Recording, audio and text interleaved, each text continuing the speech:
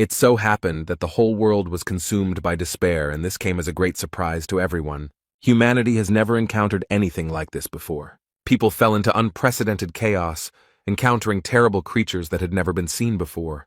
The mysterious civilization demanded that the citizens be handed over if they wanted to live, but the UN refused this demand. The US leadership stated that the monsters want to use people as food. They should not give in to them. People began to call the creatures that appeared out of nowhere the attractors of misfortune.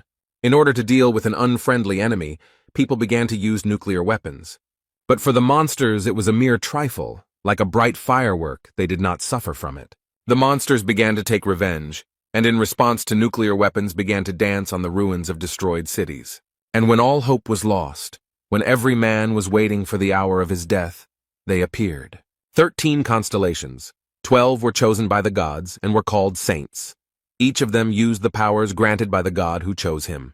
And the 13th was an awakened one. He was not chosen by any divine being. It was Li Gang. They came to the Demon Tower to defeat Red Eye, who was considered the root of all evil. Li Gang and the 12 other constellations clashed with Red Eyes because they understood that there was no other way out of the situation. The journalists were very surprised because not everyone returned from the trip to the demonic tower.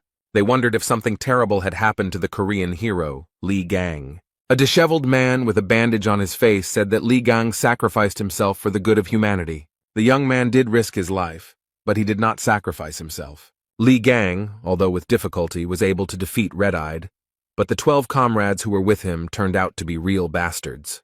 They actually ran away and left Li Gang alone, even though he was able to win. The young man was very disappointed by this action of the 12 constellations, because they all went to the Demon Tower together.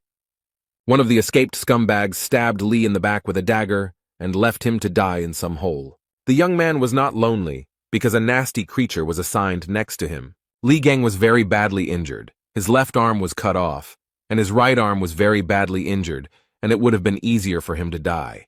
But the young man is not so easy to sink, and he will not die just like that. Li Gang knew that he would live until he found everyone who dared to betray him, and he would come for them very soon.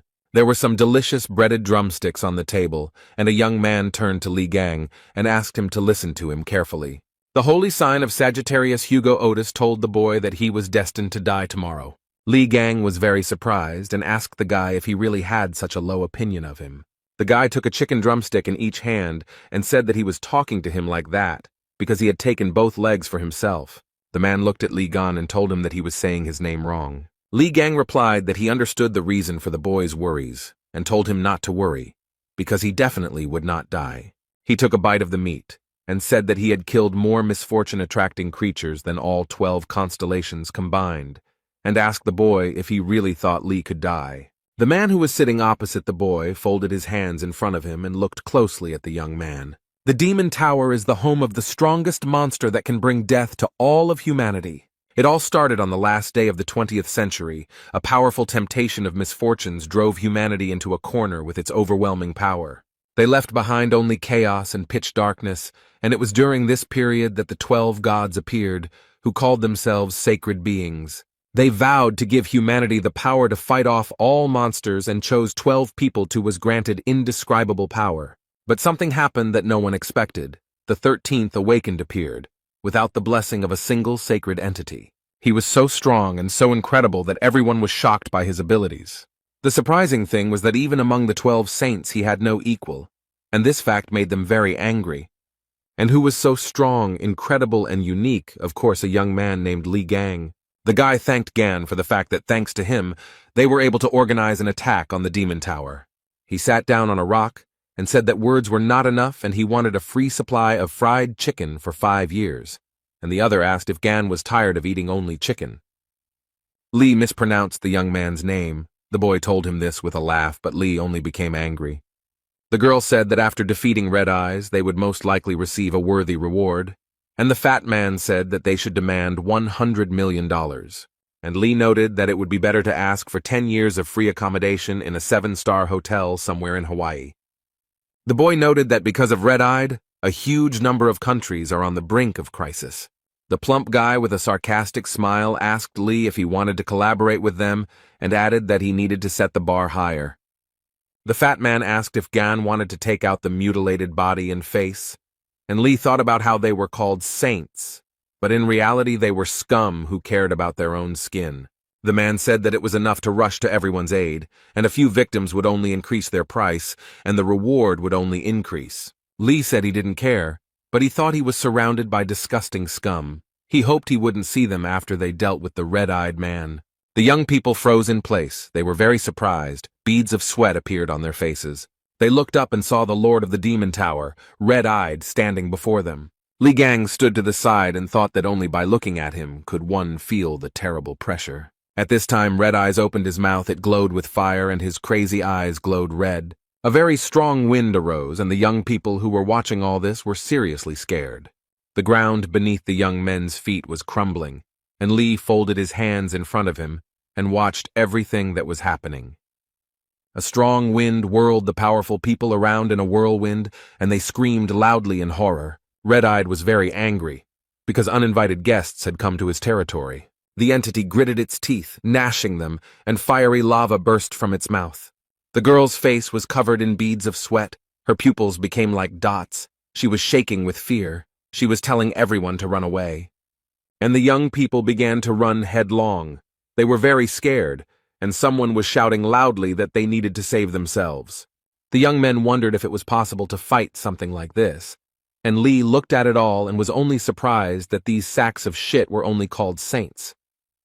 The guy squeezed the weapon in his hands and thought that all this had no meaning for him at all. The young man decided that he would be the one to kick Red Eye's ass. Li Gang did not retreat, but fulfilled the promise he made to himself. And in the end, those who were with him stabbed him in the back. He thought about how things were in the outside world and cut up the monsters that haunted him. Lee found himself in a place that was a special trap, in which more and more hordes of monsters were constantly appearing. But Li Gang could not be taken by something like that, which his traders were counting on. The guy continued to fight and promised himself that he would survive and would definitely deal with the traders. Gan promised himself that he would tear to shreds all those scumbags who dared to betray him. 20 years have passed since then. A terrible monster appeared in front of the young man, which surprised him greatly. Gan asked how he managed to get here and then noted that he was the last one. The monster screamed at the top of its lungs and began asking if there was anyone left there. Li Gang told him that the monster could scream as much as he wanted, but it was already over for him. The monster called for help, but the guy dealt with it very quickly. He stood over the monsters and sighed heavily. Li Gang had beads of sweat on his face and said that it was finally over. The guy started walking towards the exit and happily said that now he would be able to get out of here. The city was completely destroyed. There was not a single intact house. Not a single intact road. Voices could be heard. The young man was telling the other that he had chosen a less than ideal path, and the other replied that he had been told that it was safer today than usual. The boys were very surprised that they ran into high-ranking monsters that were running after them. The young man noted that they were in deep shit and said that the fortune-teller told him that today he would meet a monster with whom he should not associate himself. The monster approached the guy. He became covered in beads of sweat and began to scream very loudly. The boy fell after the blow. He lay on the ground and groaned in pain. He felt very bad. The guys were surrounded by a huge number of monsters and they felt in danger. The young man began to rise and thought that if Li Gang had been able to return from the demonic tower, then the monsters would not have dared to even show up here. And then, as if on cue, the doors of the demonic tower began to open very slowly. The young people looked at everything that was happening with horror. Beads of sweat appeared on their faces. The boys could barely stand on their feet. A strong wind was blowing in their direction, and dirt and sand were flying straight into their faces. Suddenly, a fiery tornado appeared from which smoke and sand were pouring out. It was a terrifying sight. The young people fell to the ground. They were crushed by huge boulders. The guy asked his friend what it was. He didn't have time to answer. The young man was very surprised. He told his friend that someone was coming out of the destroyed tower. Everything was in smoke, and it was very difficult to understand who was coming out of the destroyed tower. The boy stood in front of the tower, folded his hands in front of him, and said out loud that he had been hit in the back and left to rot in this hole. Lee noted that only cattle do this, but now they won't get away with it and will pay for everything. The young people watched everything that was happening, their eyes wide open in surprise, and could not understand what was happening. And this young man, who had just left the tower, dealt with the monster very easily. The guys couldn't believe their eyes. They were surprised that Li had dealt with the dog without any difficulty. But Li Gang wasn't going to stop there. He began to destroy other monsters. The young man dealt with the monsters very quickly and was very pleased with himself. And the guys who were attacked by the monsters watched everything that was happening from the side. A few seconds later, Li Gang was already near the young people and grabbed them by the hair. They screamed in fear and pain. The guys began to ask Li not to attack them. They stuttered from fear, and Gun was very surprised that he met people. He immediately thought that they were monsters. The young man looked around and noted that the work here was finished, and the guys breathed a sigh of joy that they remained alive. One guy told the second that the man came from the tower and that it was a real sensation. The second noted that it was impossible. The man was nearby when it began to collapse. The young people would have continued to quarrel for a long time, but suddenly, completely unexpectedly, it became dark as night. A huge monster suddenly appeared behind Li Gan, its eyes glowing red and saliva dripping from its mouth. The boys were very scared. They were covered in sweat and shouted that it was the leader of the pack. Li Gang, who was not afraid at all, calmly told the young men that they should run away. The leader of the pack began to scream very loudly. Fire burst from his mouth, and the boys clenched their teeth and grabbed their heads with their hands. After a few seconds, but to the guys it seemed like it lasted forever, it was all over. The guys were very happy that they were alive. They were very scared and could not come to their senses. They opened their eyes wide. Beads of sweat appeared on their faces. The young men looked ahead. The man who had just recently advised them to run away was standing there as if nothing had happened. Compared to the guys who were holding their heads, the man was, as before, absolutely calm. The young men looked ahead and thought that the stranger had protected them from the monster. The guy with a sly smile on his face told the dog that she was a lousy mongrel. And then, literally a few seconds later, he rose up to deal with the dog. The guy made a fist, beat the monster, and said that it was an obedient little dog. Li Gang didn't put in much effort, and after a while, the dog didn't pose any danger to them. The young people who were watching all this opened their mouths and eyes wide in shock. But the guy just smiled cheerfully. There wasn't a scratch on him, and he didn't look tired. He stood in front of the young people and looked very small against the backdrop of the huge monster. The guy told the boys that he had finished his work, brought his hand to his nose, and thought that it stunk. He said he tried not badly, and then he called the guys. They were very scared. The guy looked closely at the boys and began to say something unintelligible. They were very scared. Beads of sweat appeared on their faces from fear. They asked again what the man was saying. The young man laughed cheerfully and told the boys to buy him a lot of food. The guys looked at the young man. They certainly didn't expect such a turn of events. He was silent for a moment and said that he also needed clothes. The young men looked at the stranger in surprise. And the young people decided to fulfill the guy's request because he saved them, and they took him to a cafe. A few minutes later, he put an empty plate on the table with a loud bang. The young men took the bill that the waitress brought them and opened their eyes and mouths wide. The stranger ate $1,000 worth of food. The guy said the order was small because they said they didn't have much money. The guy told the boys that they themselves said that they could treat him to anything. This was the price for their lives, and ordered another portion of noodles. One of the young men approached the stranger and asked him who he was, a Templar or a bishop, and asked him what he was doing near the tower. The guy took a toothpick out of his mouth and said that he was inside the tower and then came out of it. This surprised the guys, and the stranger also wanted to ask something. The man noted that they looked like ordinary townspeople, but for some reason they emanated a magical aura. One of the guys replied that his partner was a Templar, and noted that the man was most likely also a Templar and had received the blessing of a sacred entity. The stranger took the spoon. He became angry and replied that he would not wag his tail in front of some entity. The young man wanted to add something else, but stopped mid-sentence when he saw his reflection. Beads of sweat appeared on his face in surprise, and his eyes narrowed to become like dots. He got up from the table and started shouting that he needed a mirror, and the waitress frightenedly pointed out where it was hanging. The guy took off his t-shirt, stood in front of a huge mirror, and began to look at himself carefully. He was surprised to note that his body was completely healed. The man even looked into his own mouth and noted that his old wounds were so terrible that they simply could not be healed. He looked at his left hand and finally realized that it was whole and fully functional. The guy began to carefully examine the pattern on his palm and could not understand what it was.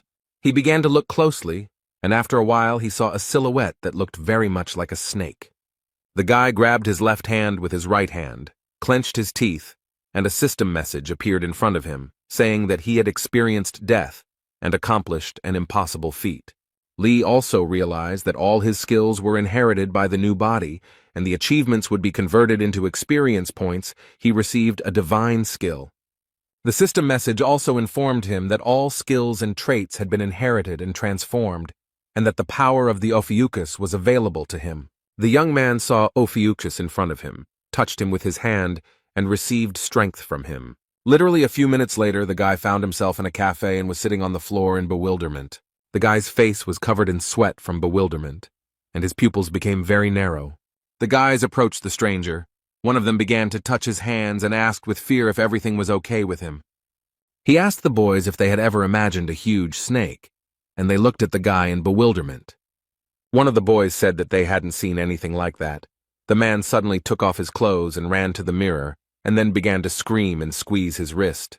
The boy said that other people don't see it, and the guys thought that the longer they look at him, the weirder he acts. The guy was very surprised, because he saw in front of him a message that he had become the owner of the constellation Ophiuchus. He stood and saw in front of him a huge number of system messages and read each one carefully. The boy folded his hands in front of him and thought about how his body had changed due to the super regeneration skill. He had never heard of other saints seeing something like this. The young man thought about the fact that he did not feel the energy of sacred beings. The guy understood that no matter what, he was happy with this turn of events, because his body had fully recovered. The man thought that now he needed to track down the traitors who had left him to die, namely the bastard who had stuck a dagger in his back. He laughed and said that his body began to tremble from such thoughts. He was glad that the traitors would come to an end, and the guys who were nearby could not understand why he was behaving like that. People gathered at the place where the demon tower was and thought that it was considered indestructible, but suddenly collapsed. This news will turn the whole world upside down. One of the journalists said that this place has a connection with the hero Li Gang, and it is possible that the destruction of the tower was the work of his followers or saints who did not like him. The second journalist replied that it was all very interesting, and then told the young man to look at the one who was pulling him. The guy noted that even high-ranking saints had a hard time dealing with this monster, so who challenged him and even destroyed the tower? One of the reporters frowned, sweating, and asked if Li Gang had returned from the bathhouse alive. The guest noted that they cannot be sure of this. They can only wait until new clues appear. The journalists gathered for a press conference, asking Mr. Yang Wei to comment on the fact of the destruction of the demon tower and the return of Li Gang alive. Yang Wei, the holy sign of Aries, stood in front of the reporters with his brows furrowed, not knowing what to answer. The man paused for a moment, picked up the microphone, and said that he would not be making any comments on this issue. Yang Wei began to leave the hall, and journalists began to ask him to wait, and what it meant that he was not commenting on anything. The man and his guards quickly retreated and got into a car. He was very angry and hit the car with all his might, although it was not at fault. Yang Wei was very angry. He frowned and said through clenched teeth that all he had heard all day was Li Gang's name. He remembered the young man and wondered if he had really been alive and in that tower for 20 years. Yang Wei thought that this was impossible, because there were thousands of deadly beasts in the tower, and they were all black class. He thought that it was a miracle that they managed to escape from there, having stolen the red-eyed man's throat. There was no way Li could have survived there. Yang Wei smoked his pipe and thought that Gan's body was on the verge of death due to that big guy's deadly attacks, and he didn't even wear armor like all saints. The man frowned again and thought that if by some miracle he had managed to survive and return, then he clenched his teeth even tighter and screamed very loudly that then everything would end. Li Gang held a mobile phone in his hand. He showed the guy a certain person and said that he should start with this bastard. There was a plane at the airport. It arrived. The doors opened and a man started getting out. The guards greeted the young man joyfully. They said that they did not think that they would be able to meet one of the saints, and this was a great honor for them. Mr. Hugo Otis, a Sagittarius, straightened the collar of his shirt and looked around. He approached the guards and asked them where the Prime Minister was, and they replied that he was waiting for them in the office and that transport was ready. Hugo Otis said that it was wonderful and began to walk, and the guards began to bow to him. The guards broke out in beads of sweat, and one told the other that Otis was majestic. The men looked at Hugo Otis and thought that this is what a truly chosen man looks like. And the car set off, the driver taking the young man to the Prime Minister.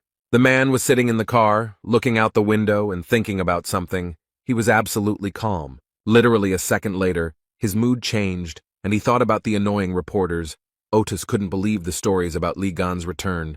The young man's mobile phone rang, but the caller's number was hidden. The man gritted his teeth and said that 20 years had passed since those events, but did not answer. He turned off the sound and turned his mobile phone face down. It was not his policy to pick up the phone when someone was calling. The young man calmed down a little and began to look out the window again. He began to think about something again.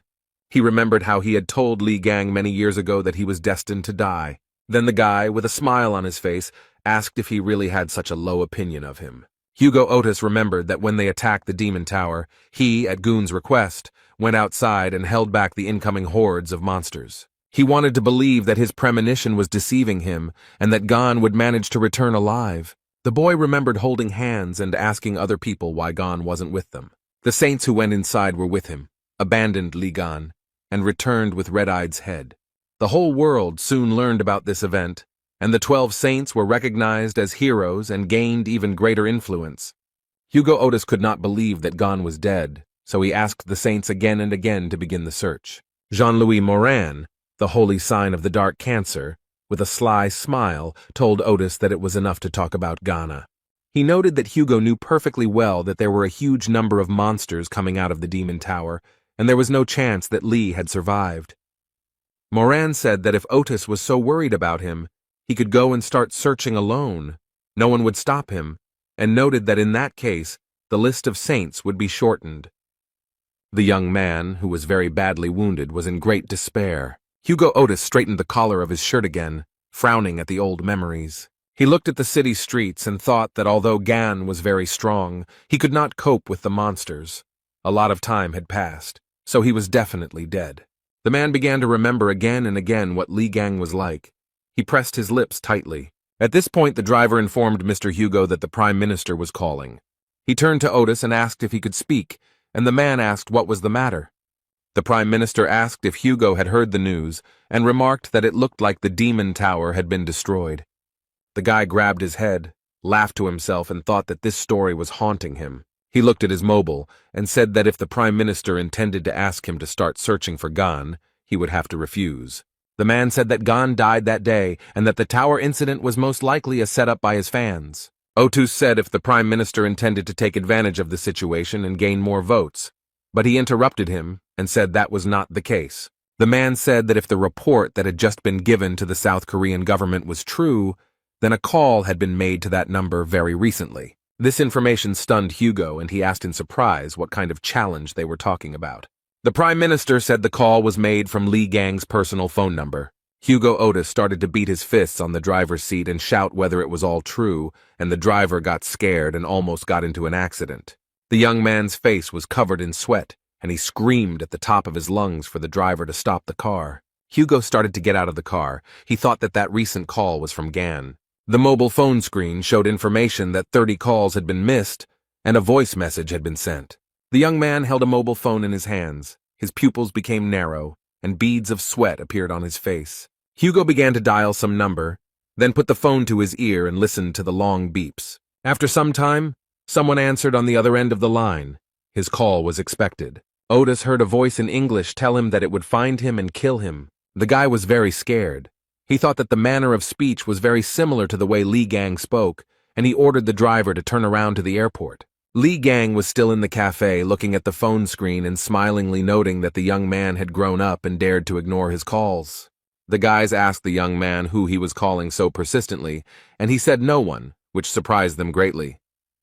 He looked at the phone screen and told one of the boys that he had previously called it a smartphone and noted that it was an amazing thing. Lee said that he entered the tower in 2005, and now it is 2025 and the world has become a much better place. The guys were surprised that the man was using a smartphone for the first time. They told him that he could connect to the internet and even follow the news. The man was happy because he could watch the news about Li Gan. The guys told the man that this was a very hot topic to discuss right now and showed him where to press. Li Gang and the kid who taught him how to use a smartphone opened their mouths in surprise. Li Gang carefully read the comments and began to squeeze the phone with all his might out of anger, and the guy begged him not to do it. Li shouted that the saints had not dealt with Red Eyes. They had fled as soon as they met the monster. After a few minutes, the guy calmed down and said that he would ignore this information because in some ways it was even sweet. The man continued to study the news and came across information that he had made a will and all the money was to go to orphanages. Li Gang looked at the screen and hoped that the money had reached its recipients. But the next news shocked him. He broke his phone out of anger, and the news said that he had given everything to the 12 saints, since they would manage everything for the good of the whole world. Li screamed that he would skin the pathetic gods alive, and the young man cried over his mobile phone because it had died. Gan sat over a plate of food and thought about what he should do in such a difficult situation. He thought that he intended to warn them of his return, but his appearance was now very different. No one would believe that he was Li Gang and would be perceived as a freak. The man was thinking about how he had to remain quiet for a while he tortured each of the saints, and the boy was crying over his broken cell phone. The young people were sitting at the table when Li Gang felt awkward. The man received a system message that he was being watched, and he thought it was an aura. The guy stood up and started walking somewhere. The guys asked him where he was going. He answered that he was going to get some air. The man left the cafe and began to look around. What he saw surprised him. He realized that there were avatars in front of him, and asked himself if it was an animal of the holy sign of the white Aries in front of him. The system message informed that the avatars had recreated the barrier in the name of the white ram, and they were demanding tribute from Li, and the man only gritted his teeth. Gan was very angry and said, even though they are sucking up to the sacred entities, who are they trying to command? The guy wanted to say something when he heard his name being called, and he began to listen to the conversation. The young men were talking about how everyone was talking about Li Gan, and the noise from all the chatter would soon kill him. The girl was telling her companion that this stupidity was being talked about everywhere because of the damn news.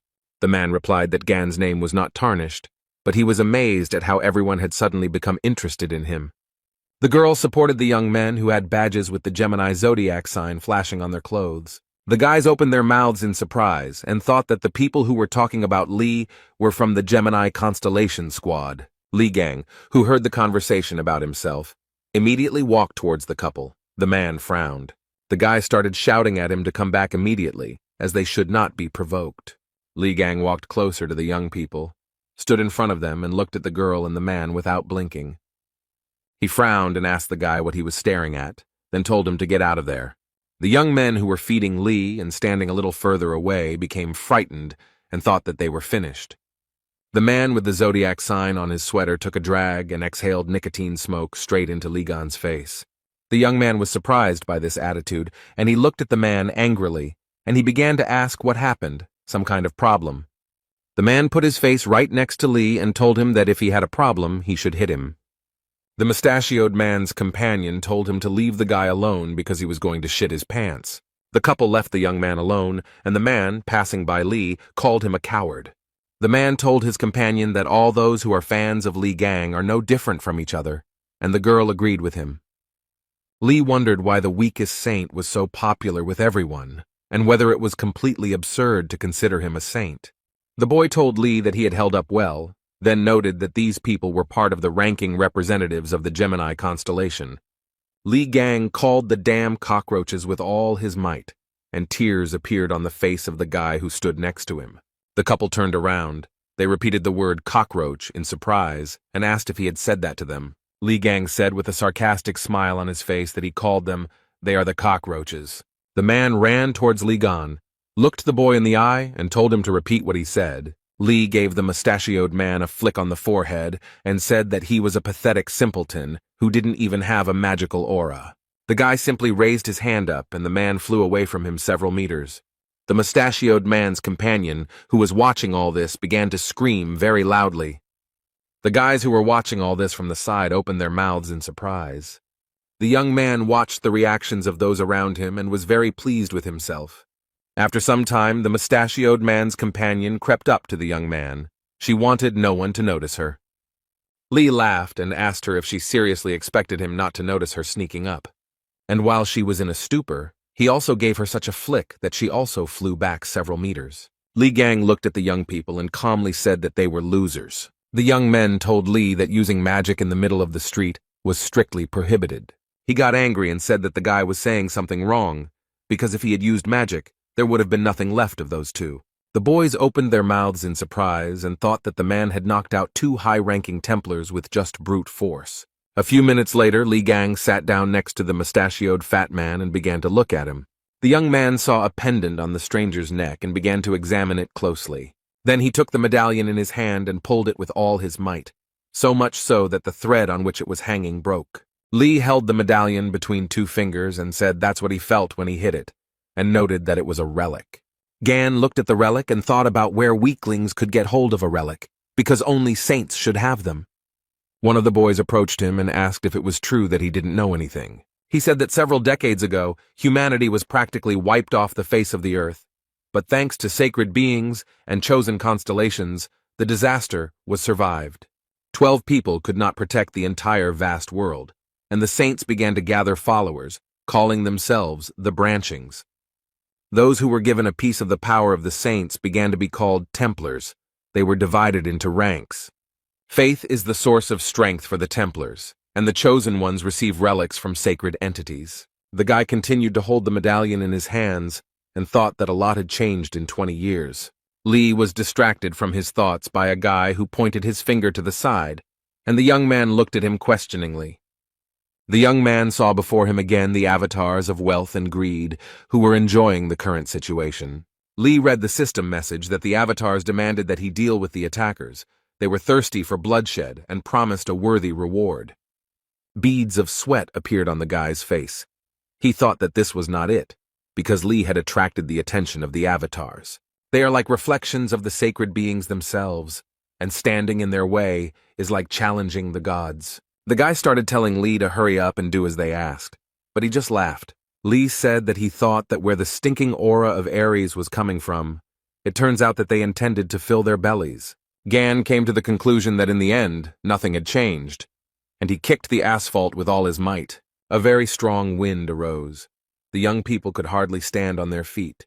They could not understand what was happening. One of the guys looked at everything that was happening with surprise, and beads of sweat appeared on his face from fear. Li put his hands on his hips and said that they were showing off despite the fact that they were worthless losers. The boys looked up and noticed that the white Aries constellation had retreated and the barrier had also disappeared.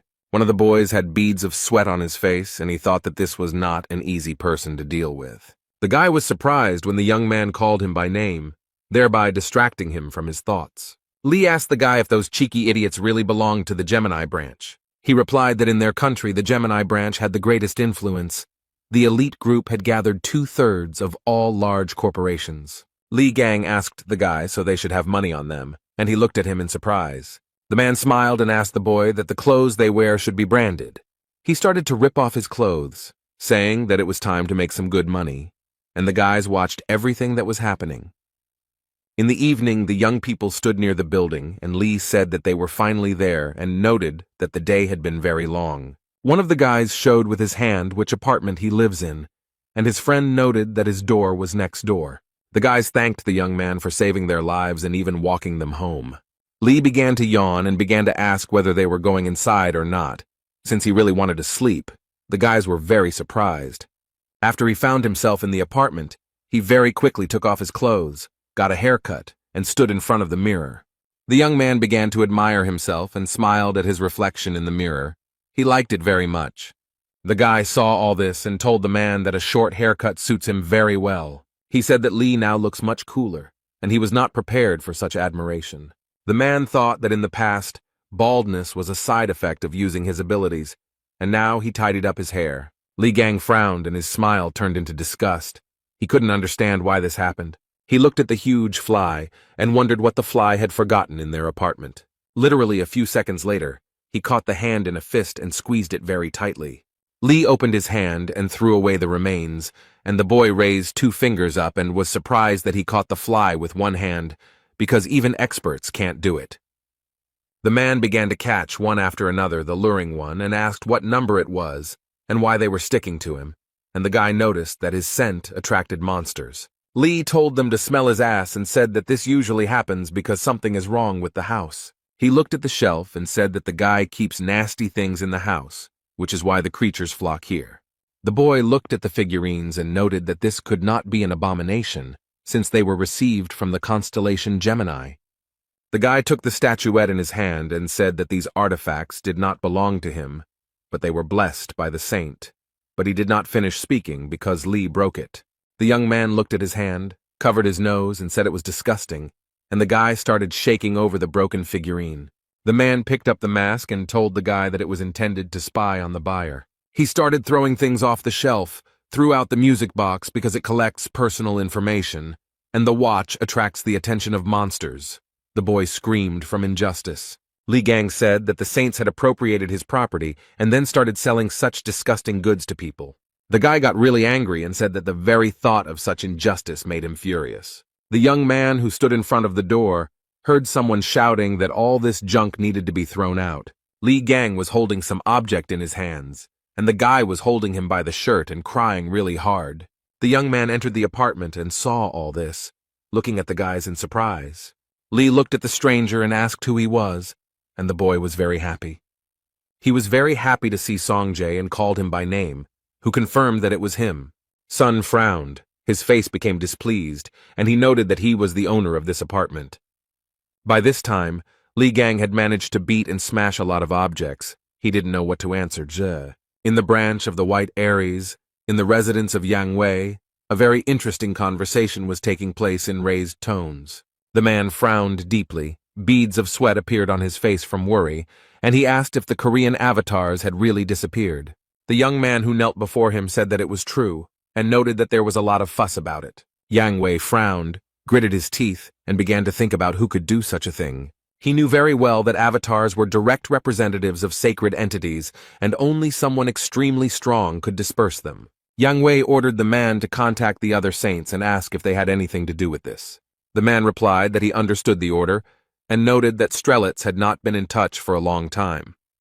Jan replied that this was no cause for concern, since he wanted to get a new position. The young man replied that Hugo immediately boarded another flight after arriving at the airport.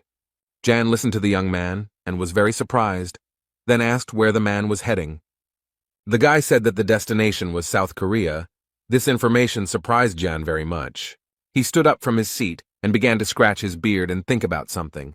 For some time he silently digested the information. Yang Wei thought that Hugo had always been on good terms with Li Gang. The man frowned and wondered if such actions could be related to the return of that bastard Gan. It was very surprising, but Yang Wei began to wonder if Li Gang had actually survived. He grabbed some statue and threw it down the steps with all his might. It almost hit the man who came to report. Jan started yelling at the guy to report clearly. He was very angry. The man began to talk about how a Templar of the Gemini branch was found in the place where all the avatars disappeared. He was unconscious. The guy told Jan that a man was lying in the middle of the street in his underwear. Witnesses said that before this, he had gotten into a fight with a very handsome young man. A candlestick with candles fell to the floor, and Wei noted that it couldn't be Li Gang, since his face was covered in scars. Yang thought that things weren't going too well, although it was entirely possible that Li had managed to survive and return. Wei thought that the avatars disappeared for some unknown reason, and the worst thing was that they failed to finish off the Spider Queen. The man clenched his fist and thought that at this rate his position could be in jeopardy. He told the man to have a plane prepared for him, and the assistant asked if Wei was going to go there personally.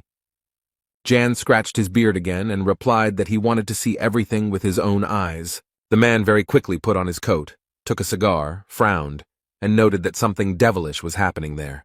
In Korea, in the Gemini Branch Hospital, a fat man was lying on a bed. Various devices were connected to his body. He also could not breathe on his own. An oxygen mask was connected. A gray-haired elderly man entered the boy's room. He frowned very deeply and clenched his teeth. He pointed his hand at the guy and began to scream furiously, asking who dared to hurt his grandson so badly. The old man started pointing his fingers at some man, who calmly asked the old man not to worry so much. The man told the old man that this was exactly why the twins had sent him here. The red-haired boy frowned and asked his youth if they really met at the Demon Tower. The guy was wondering if it was true that the man was able to kill all the draggers with his bare hands and knock out a ranked Templar, and the young man noted that everything was so. The redhead screamed that it was all a lie, and that the man had destroyed all of his relics, and Lee noted that they were all fake. The guy gritted his teeth and asked what branch the man was from, and the guy laughed and asked if he thought he needed something like that. The red-haired man closed his eyes and asked what about the god he was loyal to. Lee replied that he didn't need 12 idiots for nothing. The guy started asking Lee about his rank, and he said that he was a production worker.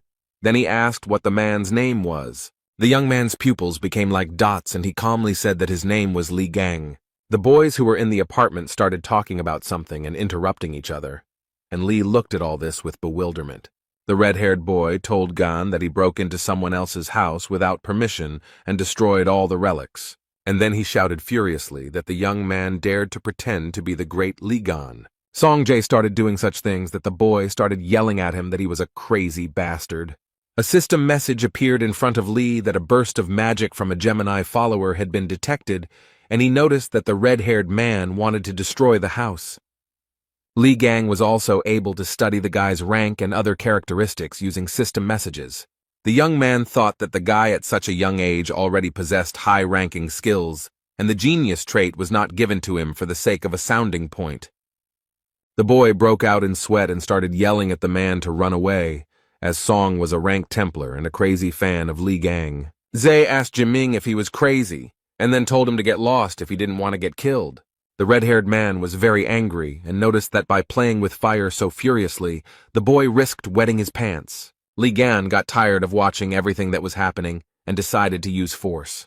Sun fell to the floor, and Gan said that at this rate the guy could not only burn down his apartment, but the whole house. The boy asked the young man if Sun had died, as he was very worried, and he replied that everything was fine. Then Li Gang added that everything was probably fine, and the guy burst into tears. He looked at Z and saw that he was shaking, foaming at the mouth, and a huge bump had appeared on his forehead. Lee began to yawn, said that he was going to bed, since he needed to come to his senses, and the guy shook Z and asked him if he was alive. Gan opened the door to the room, and what he saw shocked the young man. Everywhere in the room, on every shelf, there were figurines and statues of Li Gan. There were a lot of them. Lee asked what it was, and the guy said that Sung Jae was an ardent fan of Lee Gang. The red-haired man asked the man to be careful with the figurines, because this collection was dear to him. Gan said that they were really annoying him, and that their heads needed to be twisted off, which he started doing, and Sun started screaming like a madman. Z called the guy a psycho and asked him to stop. He replied that he was Lee Gang, and not a psycho, as Song had called him earlier. The red-haired guy was not prepared for the man to destroy his collection. Snot and tears mixed on his face. On TV, in the news, they said that yesterday, a representative of the Gemini branch was attacked. The identity of the attacker is not established, but he stole personal belongings. Hugh grabbed his head and thought that this was definitely Lee Gan's doing. He was surprised at what he was thinking, and this was the first news he had heard about him. A waitress approached the guy and asked if he was ready to order. The man told Young Wei to shut up this clown show and get out of here. He was very angry. He said with a sly smile on his face that it was all uninteresting, because Hugh had figured him out very quickly.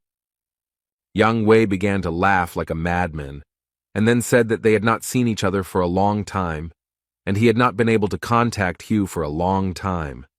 Yang told the man that upon his hasty arrival in Korea, he most likely came here because of Lee Gang, and told Hugh to tell him everything he knew. The blonde man replied that he hated Ian because he was a pervert who stole bodies from other people. The waitress froze in place. She stared at the man. Beads of sweat appeared on her face. The girl became nervous. She was very nervous and asked the man what she was doing. Hugh slammed his fist on the table, gritted his teeth, and thought that Ian was an idiot with idiotic jokes, and he needed to get to Gan faster than anyone else. The guys were in a supermarket. The boy asked Sun if it really was Lee Gang, and he replied that the stranger looked completely different. The redhead noted that Lee is a hero who saved humanity, and he would not act like a thug. The guy told Sun that he saw a man coming out of the demon tower, and that his strength was colossal. But the red-haired man was stubborn as a ram. Z said that he was confident in his words. Since his father told him so, the boy wanted to say something, but Song interrupted him. The young people went to the checkout when they heard someone shouting that there was a thief in the store. He ran so fast that he swept everything in his path. Everyone in the store was scared. The guy noted that the thief had high speed and was most likely from the Scorpio branch, and Sun noted that he was using his powers to rob the store. It turned out that the thief had stolen not only valuable goods from the store, but also wallets from visitors. He had to be stopped, since there would definitely be nothing left there. And the thief smiled sarcastically and thought that the surrounding pathetic idiots and even the Templars were not able to keep up with him. The thief realized that he had made a good profit.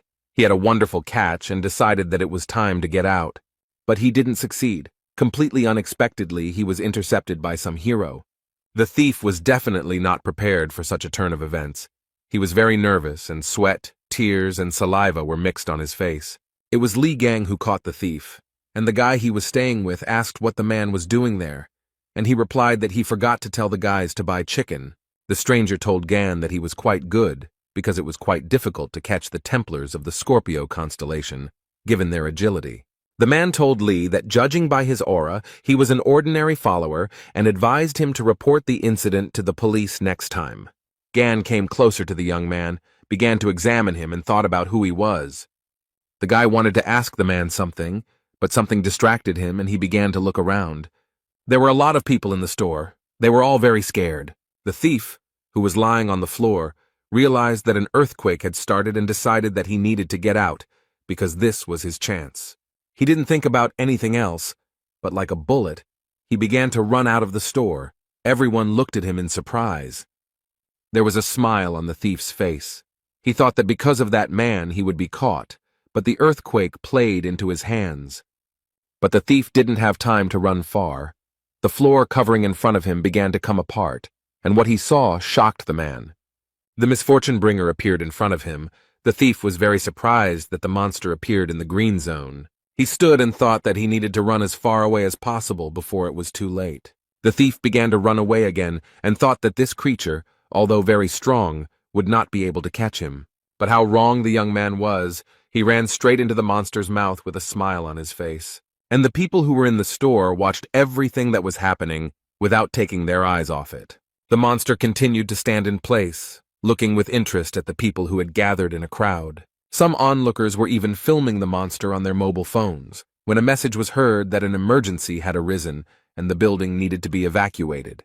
They also announced over the loudspeaker that the Spider Queen was on the territory of the hypermarket and had started attacking people. People ran in all directions, and over the loudspeaker they said that the Spider Queen had appeared on the territory. The little boy did not react to the message in any way. He was lost and crying loudly, and the monster was approaching him. Li Gang hit the monster with all his might just when it opened its mouth a few centimeters away from the child. Gan told the boy that he should be careful. The child had tears in his eyes and was shaking with horror. Li. He extended his hand to the boy and calmly asked him if the baby was scared. The child didn't say anything to the man, but just started running away very quickly. Li looked at all this with bewilderment. The guy coughed into his fist and said that most likely the boy was okay. Li Gang was surprised and asked what the hell this giant was doing here. And then he added with a smile that for the first time in a long time he would be able to have some fun. Yang Wei was driving a car and asked his driver to repeat what he had said. He replied that the misfortune bringers had appeared in the middle of a hypermarket in Pucheng City, and Wei asked the driver to tell him the name of the creature. He said that the monster's name was the Spider Queen, and this information made Jan very angry. Wei thought about how they had failed during the last raid, and he had barely managed to put the seal on it while she had managed to escape. He clenched his fist and thought about how he wouldn't be able to hold back the red-class monster on his own. After the appearance of the attractors, people began to divide locations into 6 classes according to the level of danger. The blue zone is a blessed abode. The green zone was also considered safe, and there was no need to be afraid of anyone there. But in the yellow zone, it was necessary to be on guard, as it belonged to the category of light danger. The orange zone was best avoided because it already posed a major threat to life. The red zone included locations that were simply teeming with deadly monsters. But in the black zone, life is completely impossible. There are a huge number of monsters there. The Spider Queen appeared in the hypermarket, which means that this area is now considered a red zone. The driver approached Yang Wei with a question about what to do about the situation in the hypermarket. The man thought about something for a few minutes, and then replied that they needed to seal everything. Jan clenched his fist and thought that no one should know about the incident because their failure on the last raid was to blame for everything. The man told the driver to pass on the message that those inside the supermarket could not be saved, and that the Templars needed to be sent to seal the building. Meanwhile, the number of insects in the supermarket increased. They crawled around the premises in search of food. The man tried to shield himself from the monsters with his hands, his brows furrowed in confusion. He began to use his powers, his face twisted in pain, and he began to call the insects names. A few minutes later, he used a special skill and froze the insects, rendering them immobile. Beads of sweat appeared on the young man's face, and he began to say something with a smile. But the insects were not frozen and immobilized for very long. They quickly overcame the ice freeze. The man's joy quickly turned to anger. He couldn't understand how the monsters were able to destroy his spell so quickly. A few minutes later, Li Gang appeared in front of him and told the man to step aside. The guy, with beads of sweat appearing on his face, wondered when the guy had managed to get to this place so quickly. Li began throwing the cans aside and said that the parasites were so hungry that they decided to feast on people. The young man began throwing tin cans of drink at the insects and said that it would be better for them to eat them. The monsters didn't like all this. They opened their mouths, hissed, roared, and sprayed saliva in all directions. But Li Gang didn't think for very long. He took out a knife, and with the words, "Who is the monster opening its mouth at?" dealt with the big monster. The man was very belligerent. He gritted his teeth and said that the pathetic mobs should know their place. The guys Li Gang was staying with looked at everything that was happening with surprise, their mouths wide open. And a system message appeared in front of the young man, saying that he had destroyed the bringers of misfortune. The guy was very surprised. He read a message that his experience was increased, and he received consumables. He read that he needed to collect materials, and he would be able to create new relics and skills. The guy realized that production skills had also changed. The young man held the stone in his hands and thought that moving didn't seem so difficult to him. Perhaps he would already be able to use more energy. The guy who tried to freeze the monsters looked at Li in surprise, because he easily destroyed them. Gan approached the guys, who opened their mouths in surprise. They couldn't understand when the man had managed to deal with the monsters. The blond, short-haired boy looked at Li and wondered where he came from.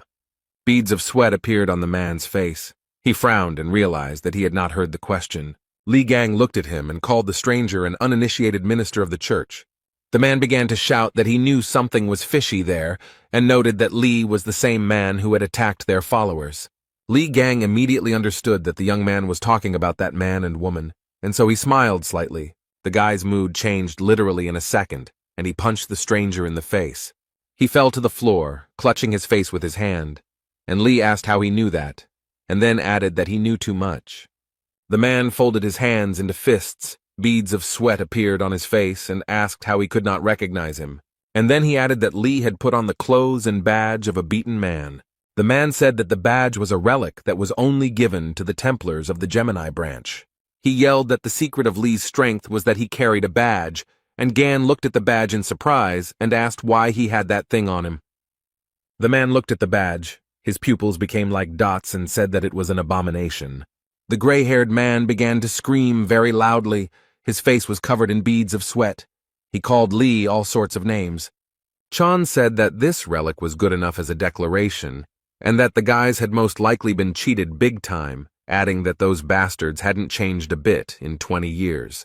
He wanted to say something else, but a monster to the side began to scream very loudly. Li Gang stood there, his face completely devoid of any emotion. He was calm. The guys were very scared. Beads of sweat appeared on their faces. They were shaking with fear. The Spider Queen was very angry. She followed the people, and they ran away from her in different directions.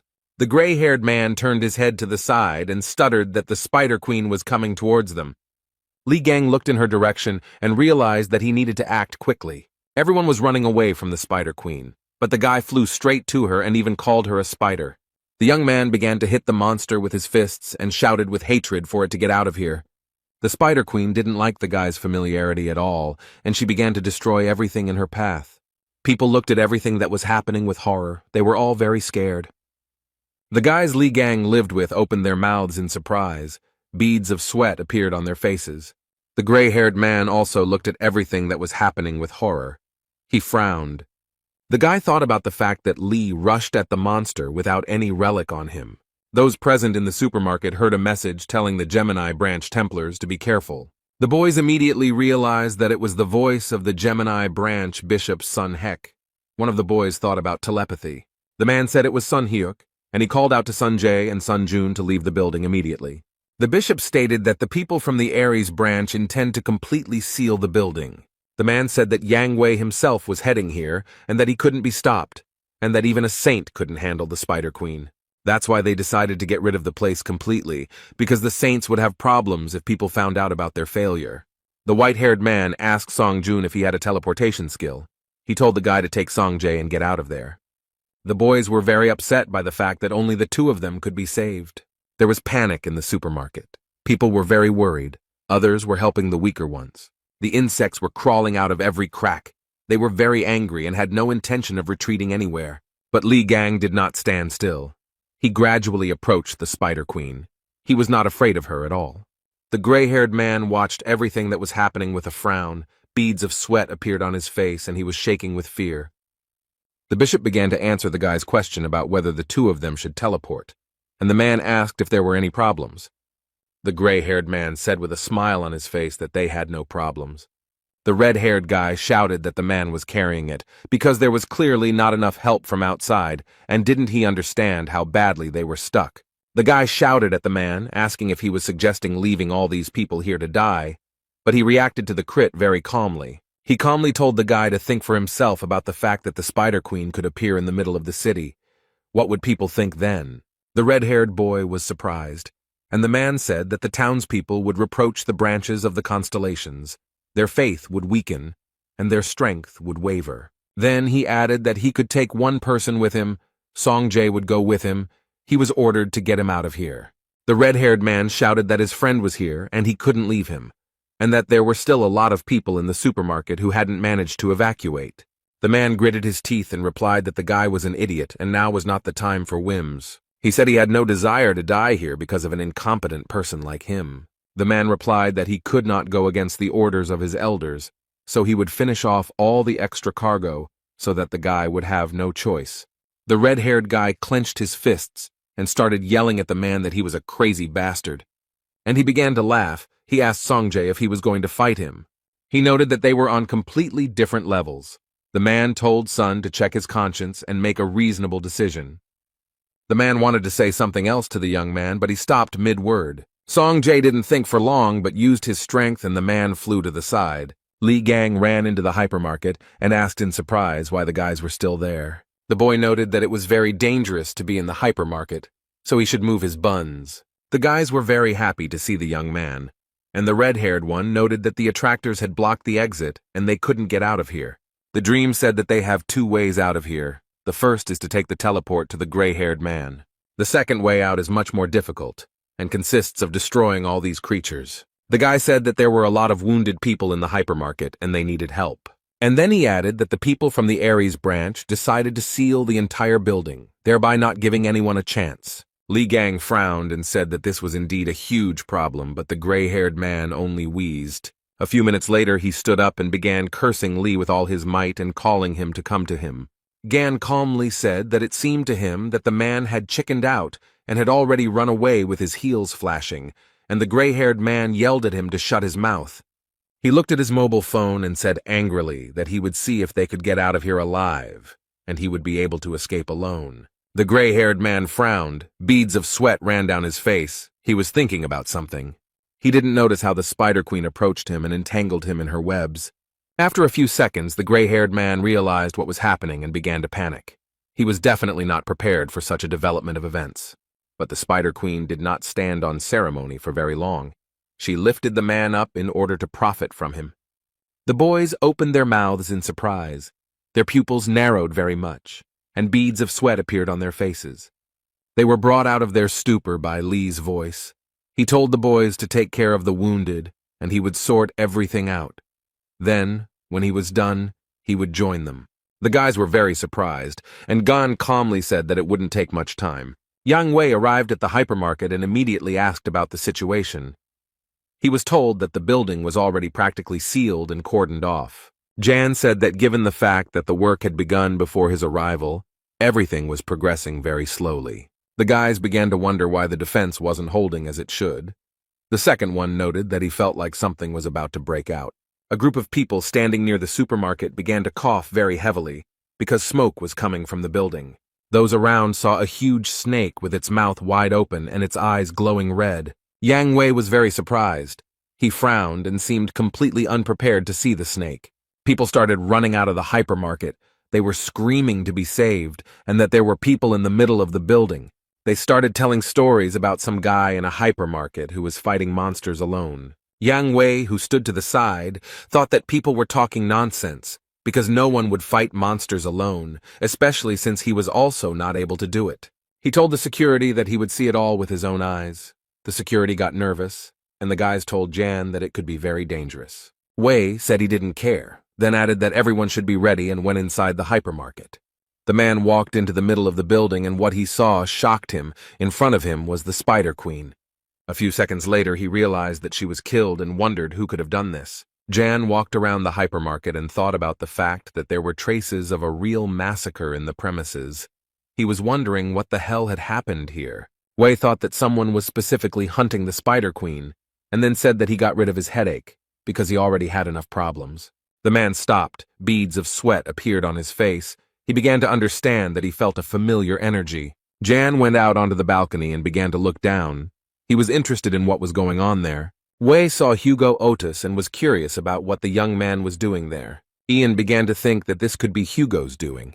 He thought that it made sense. Wei frowned deeply, clenched his teeth, and thought about how Otis missed him. Then the man was distracted by a question. Someone from behind asked Jan what was wrong, the pig, and he got really scared. Lee asked Wei if everything was okay, and then noted that they hadn't seen each other for a long time. And what happened to his expression?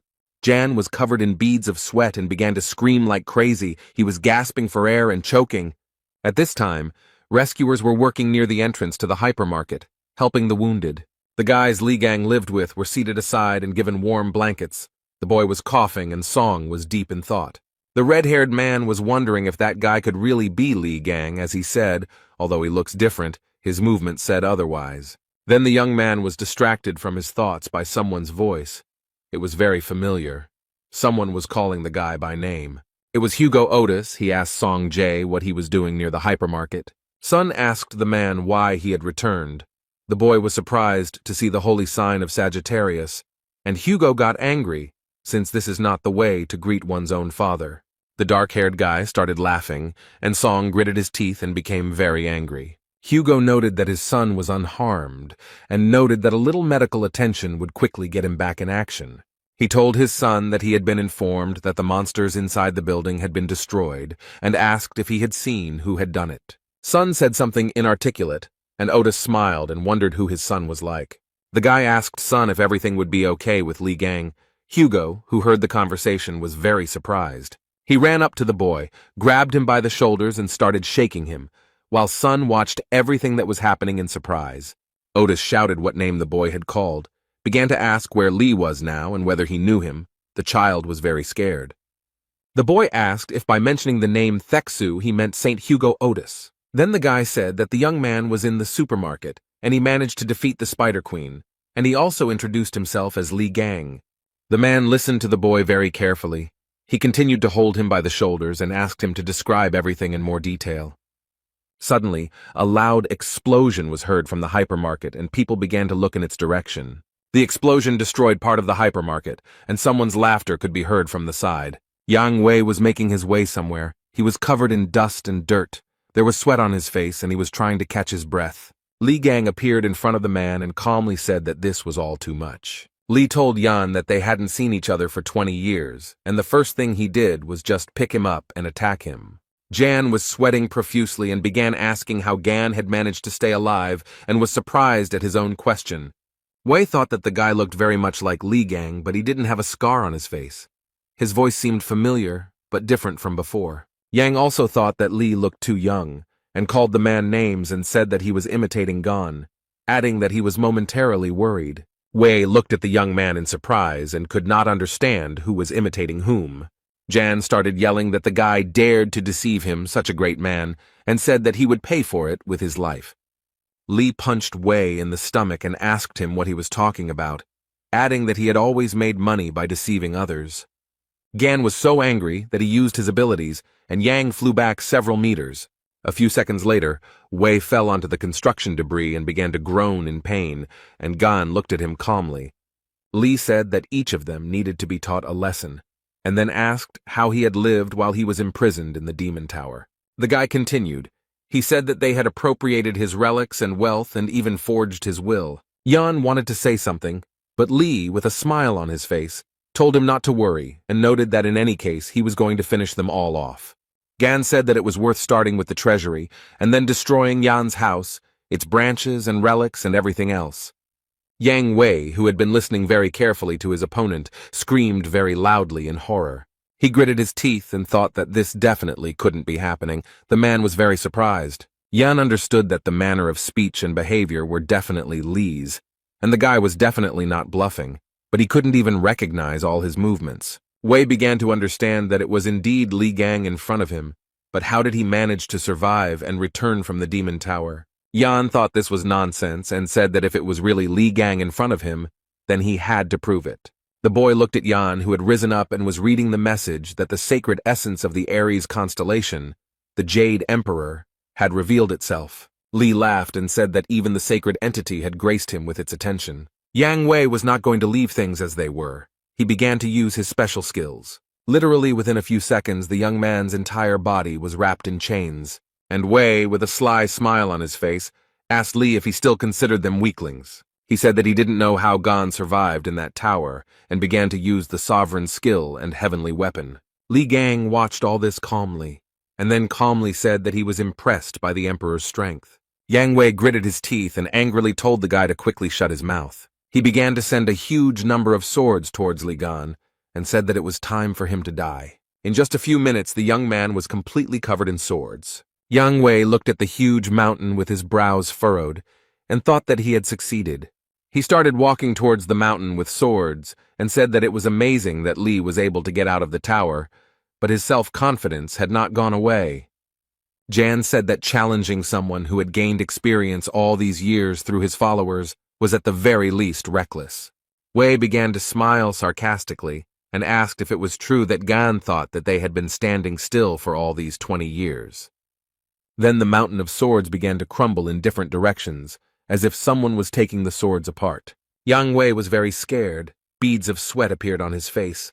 His pupils narrowed very much, and he thought that this could not be. Li finally got out of the difficult trap and punched Yan right in the face with all his might. He flew several meters and fell onto some debris from building materials. Yang was shaking with fear and thought about how Li got out of there alive and asked if it was true that it was Li Gang in front of him. The young man put his foot on Jan's stomach and noted with joy that he finally recognized him. Wei wheezed in pain, and Gan said that he came for their souls, and then added that they should prepare for the worst. Li covered his nose with his hand and told his opponent that his weapons smelled strongly of shit. Yang Wei looked at Li and thought that this level of regeneration was impossible even for the Aquarius constellation, which possessed healing skills. System messages appeared in front of Li, and he told Yan that thanks to him, he became even stronger. He leaned down in front of Wei and asked him why they didn't try out his new skill. Yan started shouting for Li to stop.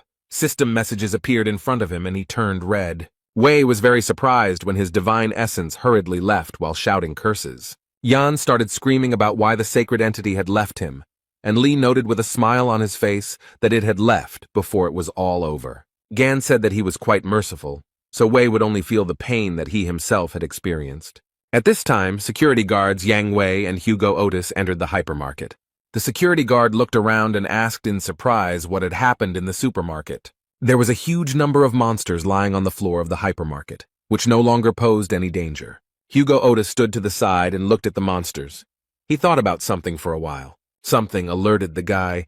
Beads of sweat appeared on his face, and he realized that the energy that was floating in the room was very familiar to him. A few minutes later, he saw someone lying in the distance and began to guess that it was Yang Wei. Hugo realized that this was Li Gang's doing, since he was always causing trouble, and the guards were saying that something was wrong here, since Yang Wei's energy was coming from below. One of the guards noted that Jan's aura was very weak, and the second began to suspect something. Hugo Otis came closer and asked the guys if they could step back a little.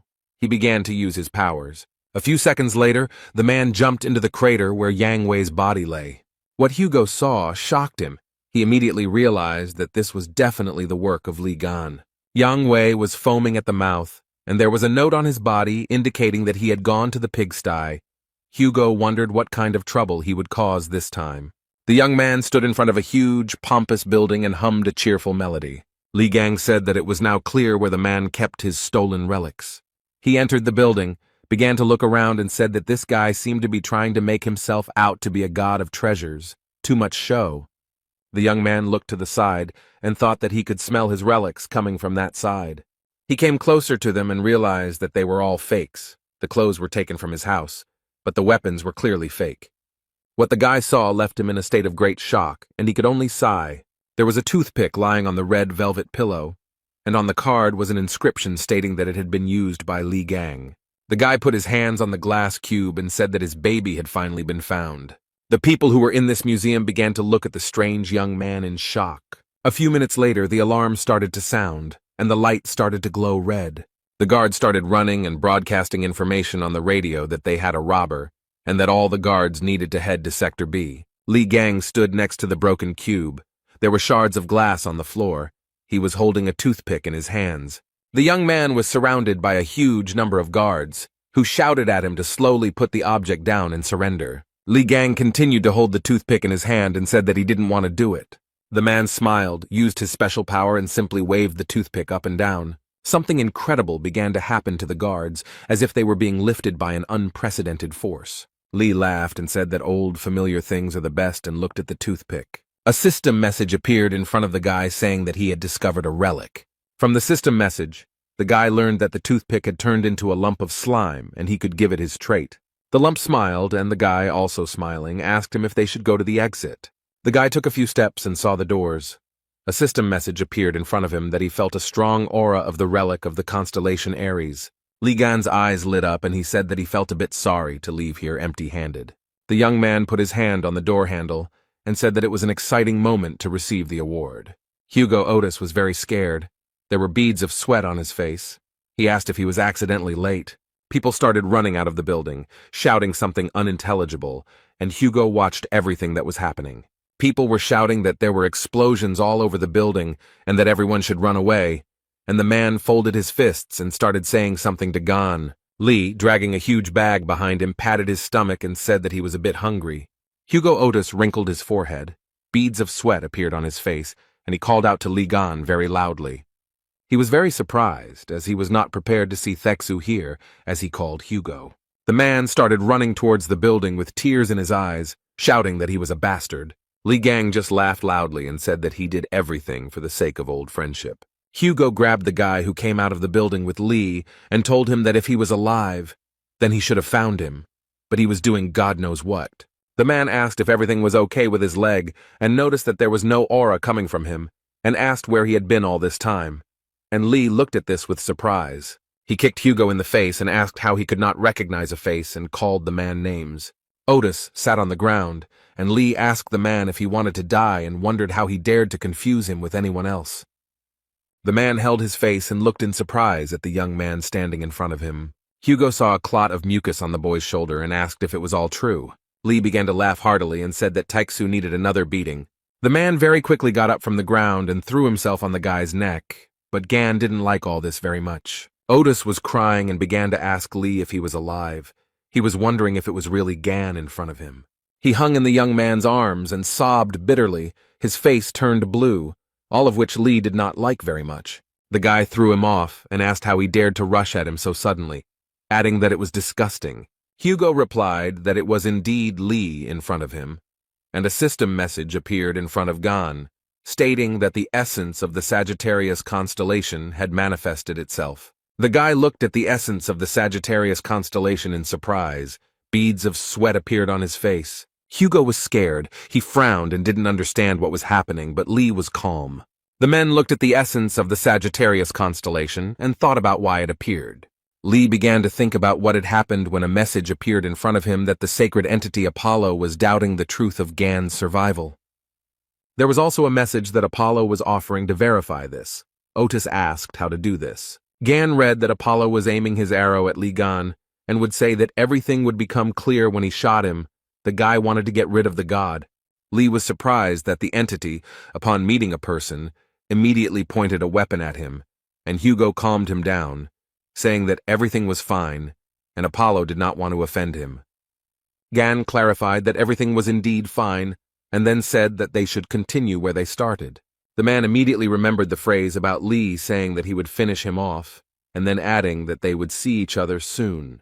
Li said that when he returned from the Demon Tower to find his house sold, his property stolen, and his relics gone, Hugo began to stutter. Gan made a fist and told the man to let him hit him just once. Without receiving an answer, Li hit Hugo, who, with a smile on his face and tears in his eyes, said that it was definitely gone in front of him, but he himself thought that he had hit him very hard.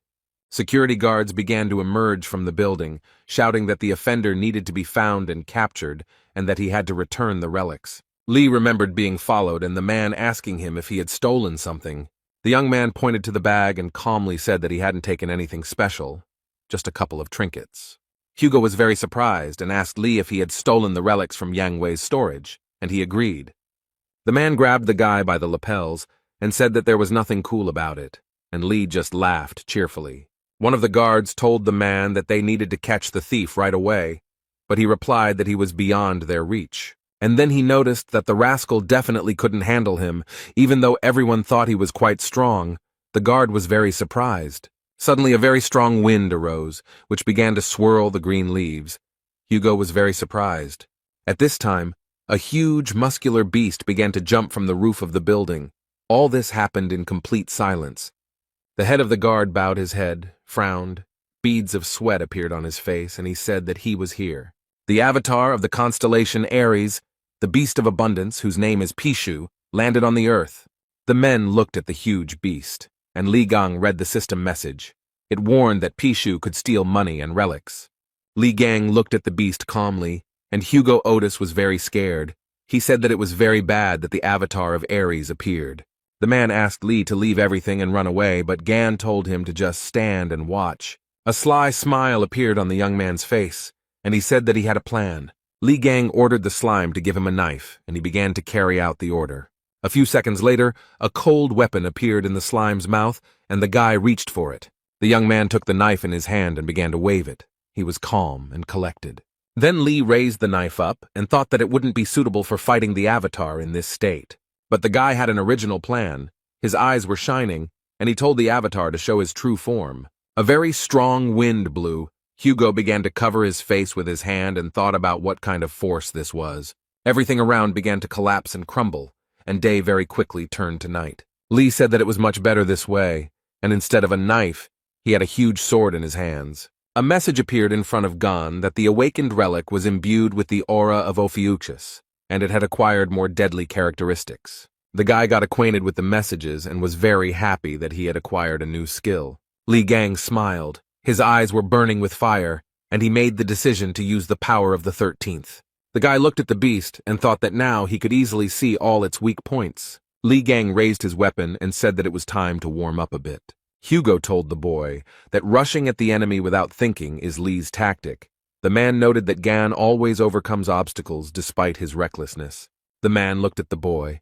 There was a smile on his face. He mentally told him that he congratulated him on his return. The beast also did not stand aside and did not cool down. He was very angry and hit the asphalt with his paw.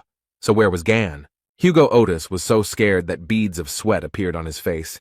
He called out loudly for Li. Aries' avatar looked at the man in surprise, and Hugo, out of nowhere, heard the guy's voice, most likely from the animal's belly. Li is under the beast, began to come out and said that there was a very strong stench there. He almost died from the smell of pork. The young man's eyes were shining with anger. There was a sly smile on his face, and he said that now it was his turn. The animal's eyes were burning with anger. It clenched its teeth very tightly, since it could not break away from the guy. Li Gang didn't wait long. He immediately got down to business. The guy wielded a huge sword like a feather, and the wounded animal screamed as if in frenzy from pain, saliva spraying from its mouth in all directions. A system message appeared in front of the young man, informing him that the beast was using its skill. The beast opened its mouth wide and screamed, and Lee read in the message that Pishu was absorbing all the valuables that came within range. Lee squeezed his sword even tighter and said that the beast should have behaved quietly, but now it would not escape punishment. Gan raised his weapon very high and read the system message that the Ophiuchus trait had been activated. Lee's eyes lit up.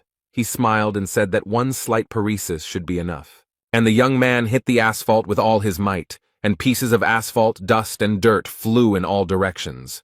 Pishu also got caught in the crossfire. He screamed like a madman, opened his mouth very wide, from which sharp, white teeth were visible. A very strong wind arose, which lifted the boulders like feathers, and the guards who were standing nearby screamed in horror. Hugo Otis also screamed very loudly. He was surprised, and from fear beads of sweat appeared on his face. Li Gang frowned. He smiled a sarcastic smile and was satisfied with the effect he wanted to achieve. Hugo brought his hand to his face to wipe away the beads of sweat, and thought that the guy really did have power. The man looked at the boy and thought about how powerful he had been in his prime. System messages appeared in front of the guy, and he read that he had defeated the Avatar, and his experience of the sacred throne had increased. The system asked if Gan wanted to have the Beast of Abundance as an avatar, a question that caught the guy off guard. He approached the beast, which was no longer dangerous, and said that he thought that only 12 saints could have avatars. The guy walked up to the beast, put his hand on its head, and used force. Pishu came to life, and a system message reported that the beast had become an avatar of the constellation Ophiuchus, and Lee only had one avatar. A few minutes later, the beast shrank in size and jumped into the arms of its new owner. Lee said it would be great to use Pisha as a keeper of his relics. Gan tossed the beast and caught it, and Hugo watched and said with surprise that Lee had appropriated an avatar from another branch. He wondered when he had acquired this skill. The system message reported that Lee can give the beast a new name. The guy was very surprised. The young man thought for a moment, and then, with a smile on his face, said that the animal would be called Pig Bank. It was getting dark. The conversation was taking place in the house, when someone very loudly called their man a traitor. Hugo shouted why he was a traitor, because he was very worried about Lee, and the guy noted that while he was in captivity, he built a family and enjoyed life.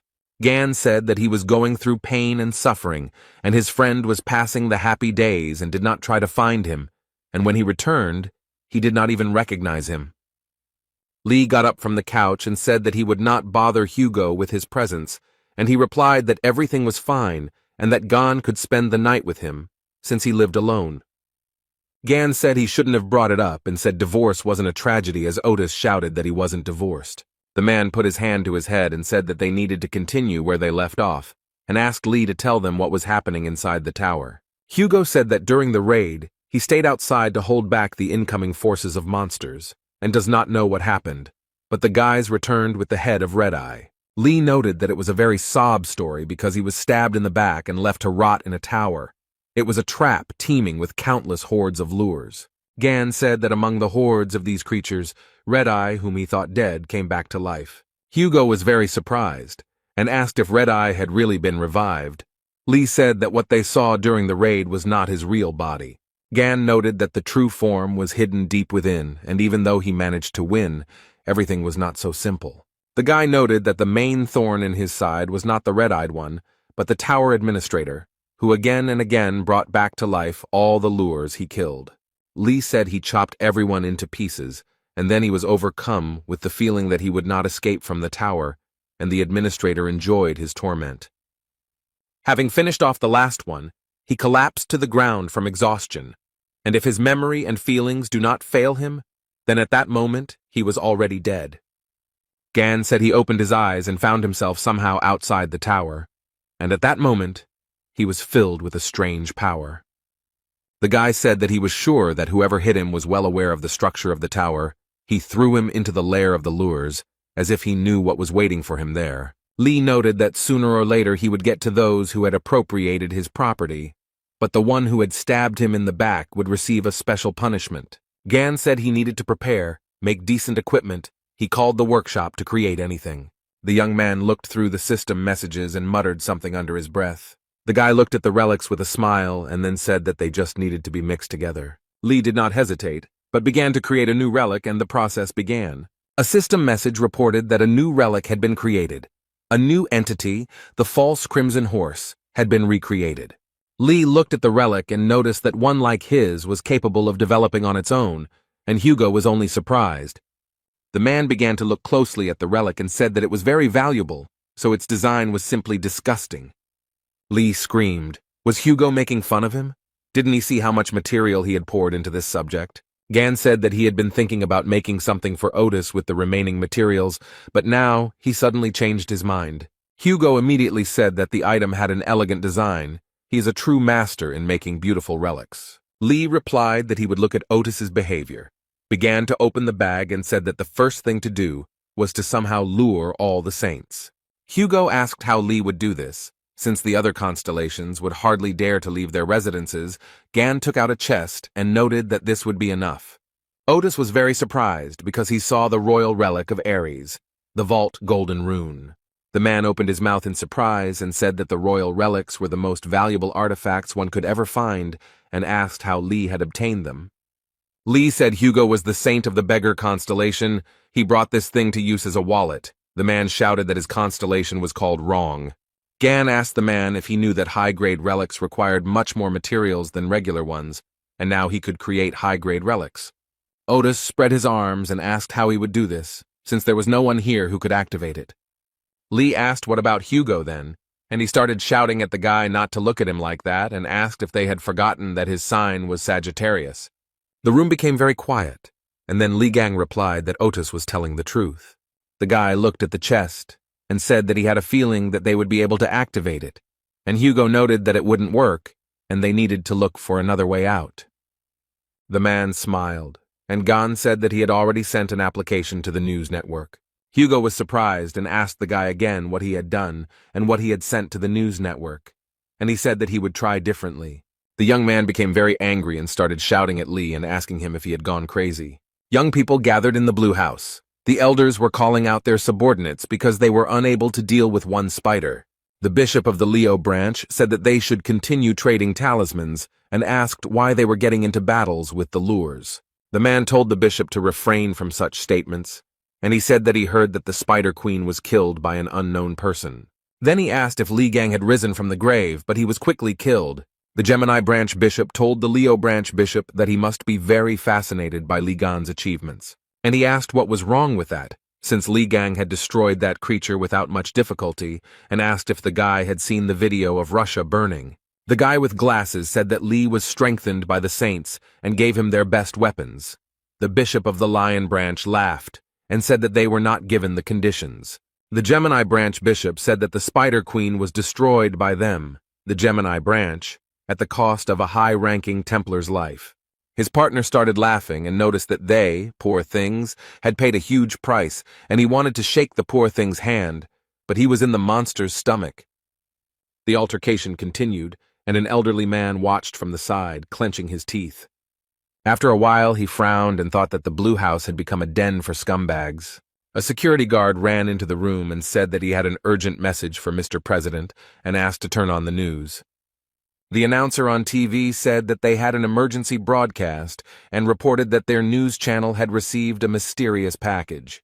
The man said that inside were photographs of the holy sign of Ares, Yang Wei, as well as a short message, and the test results confirmed that the handwriting was Li Gang's. Hugo Otis was screaming very loudly. His mouth and eyes were wide open, and beads of sweat appeared on his face. He asked Lee what he was thinking by sending something like that, and Gan said it was just an announcement, letting them know that their heads would soon be on his plate. Hugo clutched his head and said that Yang Wei's death itself was a huge problem, and Lee made it worse with his message. The guy lowered his head and calmly said that Yang Wei was not dead as everyone thought. Otis was very surprised, and Lee added that, to be more precise, it was hard to call Jan alive. Hugo didn't understand anything. He opened his eyes and mouth in surprise. Beads of sweat appeared on his face.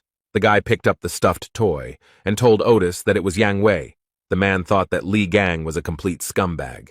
The man gritted his teeth and stuttered, asking if this toy was really Yang Wei. Li replied that thanks to recent battles, his skills had improved slightly, and he had sealed his astral body into a toy. Hugo was very surprised. He could not believe that something like this was possible. and Lee said that this was not the main thing and gave the man a dagger. Gan told Otis that this was the dagger that was stabbed into his back, the weapon that was the reason for his imprisonment. Hugo took it in his hand and thought that this was the object that almost caused Gan's death, and the dagger, judging by its shape, was far from ordinary. Otis said that if Lee was injured by him, then it was definitely not Yang Wei. The guy asked if maybe he should apologize to Yang then. Gan told Hugo that he was going to visit the shopping mall, and then asked why he needed to do so. Lee replied that the pig said that she had seen a blade with a similar shape there, and asked Otis to lend him some clothes, which he did not refuse. The young man quickly changed his clothes and told slave number 2 to protect the house, and the man asked if he had slave number 1. The guy waved his hand and said that he would be back soon and called Otis slave number 1. He got very angry and started screaming like a madman. A group of people arrived at the site where Yang Wei's estate once stood, but it was now completely destroyed. The girl said into the earpiece to Miss Sacred Aquarius that as expected. But the constellation of Aries has not been there for a long time. The aura of the sacred essence is not felt. Miss was just taking a bath, and with a smile on her face, asked where he could have disappeared to. The security girl said that he most likely took his property and intentionally disappeared somewhere, and added that everything was very bad if he made deals with other saints. Sophie Mard was wondering where the bald, fat man had run off to, and the security guard asked if Yang Wei had been kidnapped by Li Gang, since there were rumors that he had returned. Miss Saint Aquarius began to laugh very cheerfully after these words. She could not stop for a long time.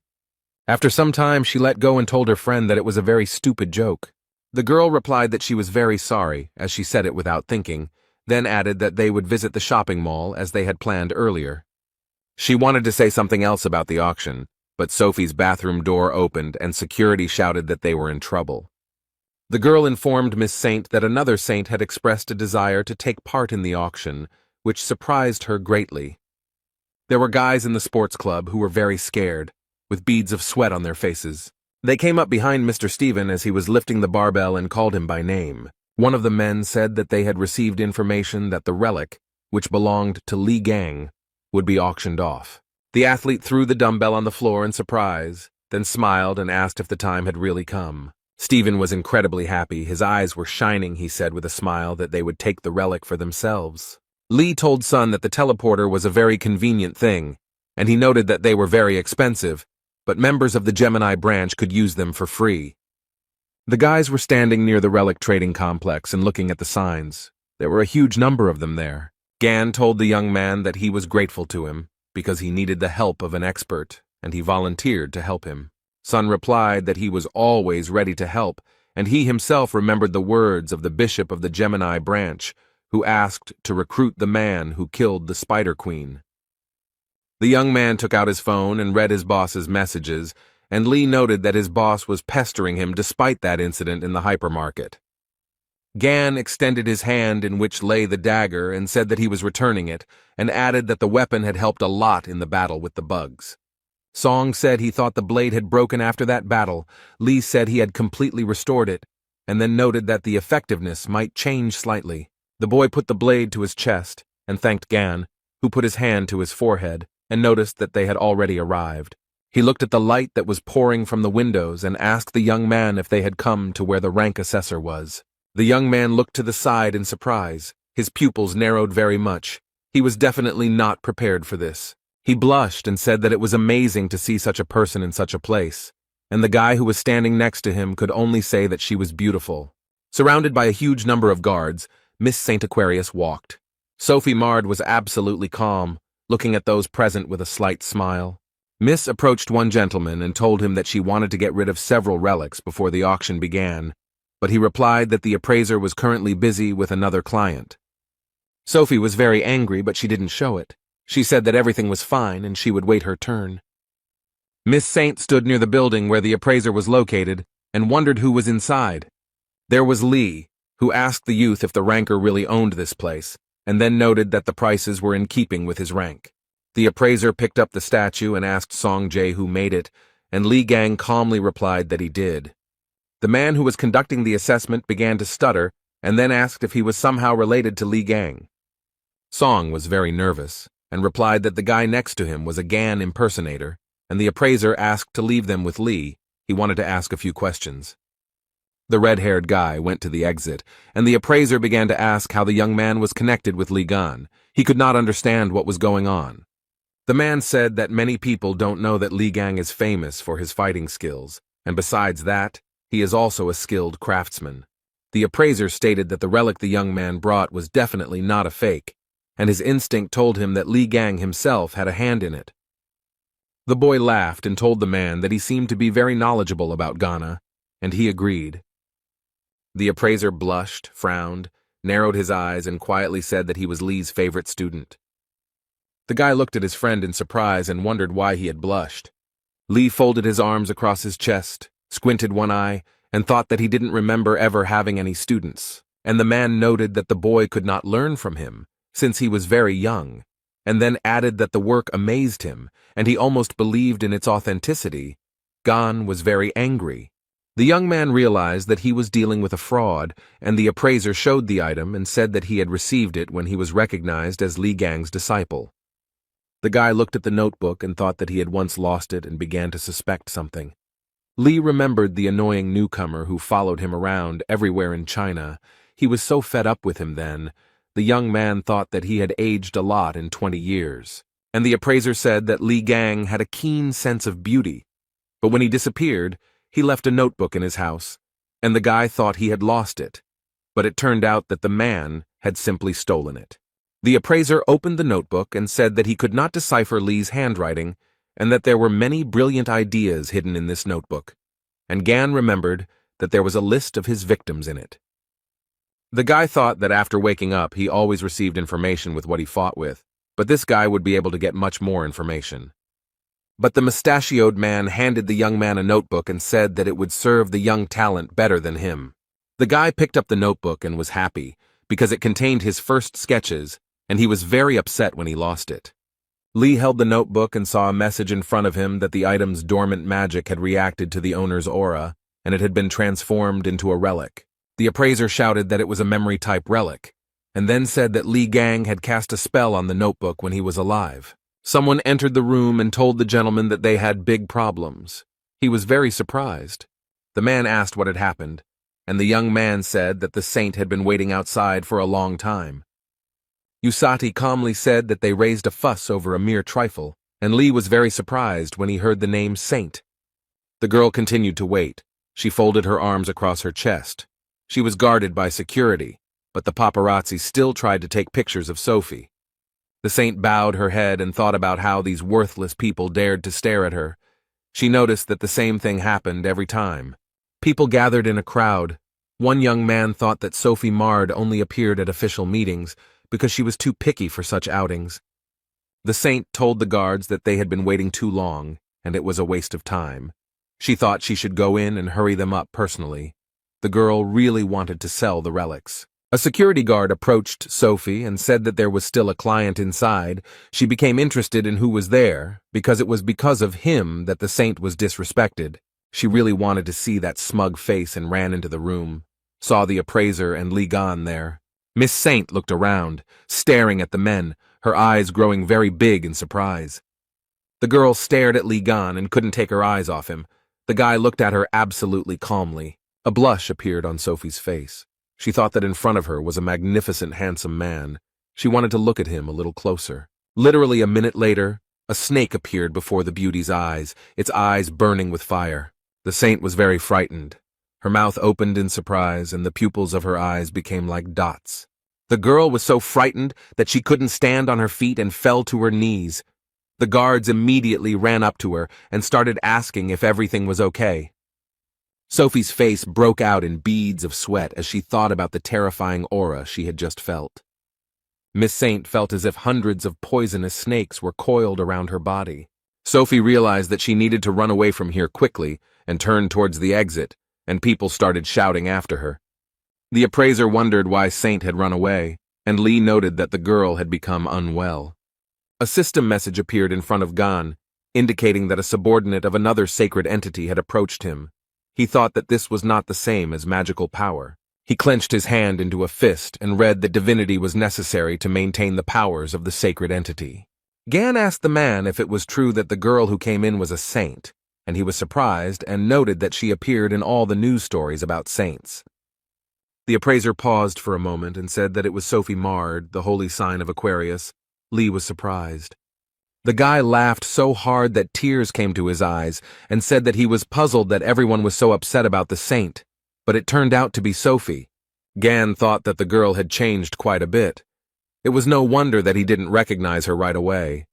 She had always been pretty, but her rotten soul wouldn't go away. The boy thought about how there were categories of things he despised, including pests, fish bones, and sewage, and Sophie was a pest. The man told Lee that he didn't understand why she was considered the saint of mercy and self-sacrifice. The girl had a nasty character, and Gan laughed. Usati said that Sophie had once provided healing assistance to Lee, so she wanted to appropriate his property and the matter passed into the hands of the government. The appraiser told the boy that he thought Sophie would call his name and noted that they probably knew Saint.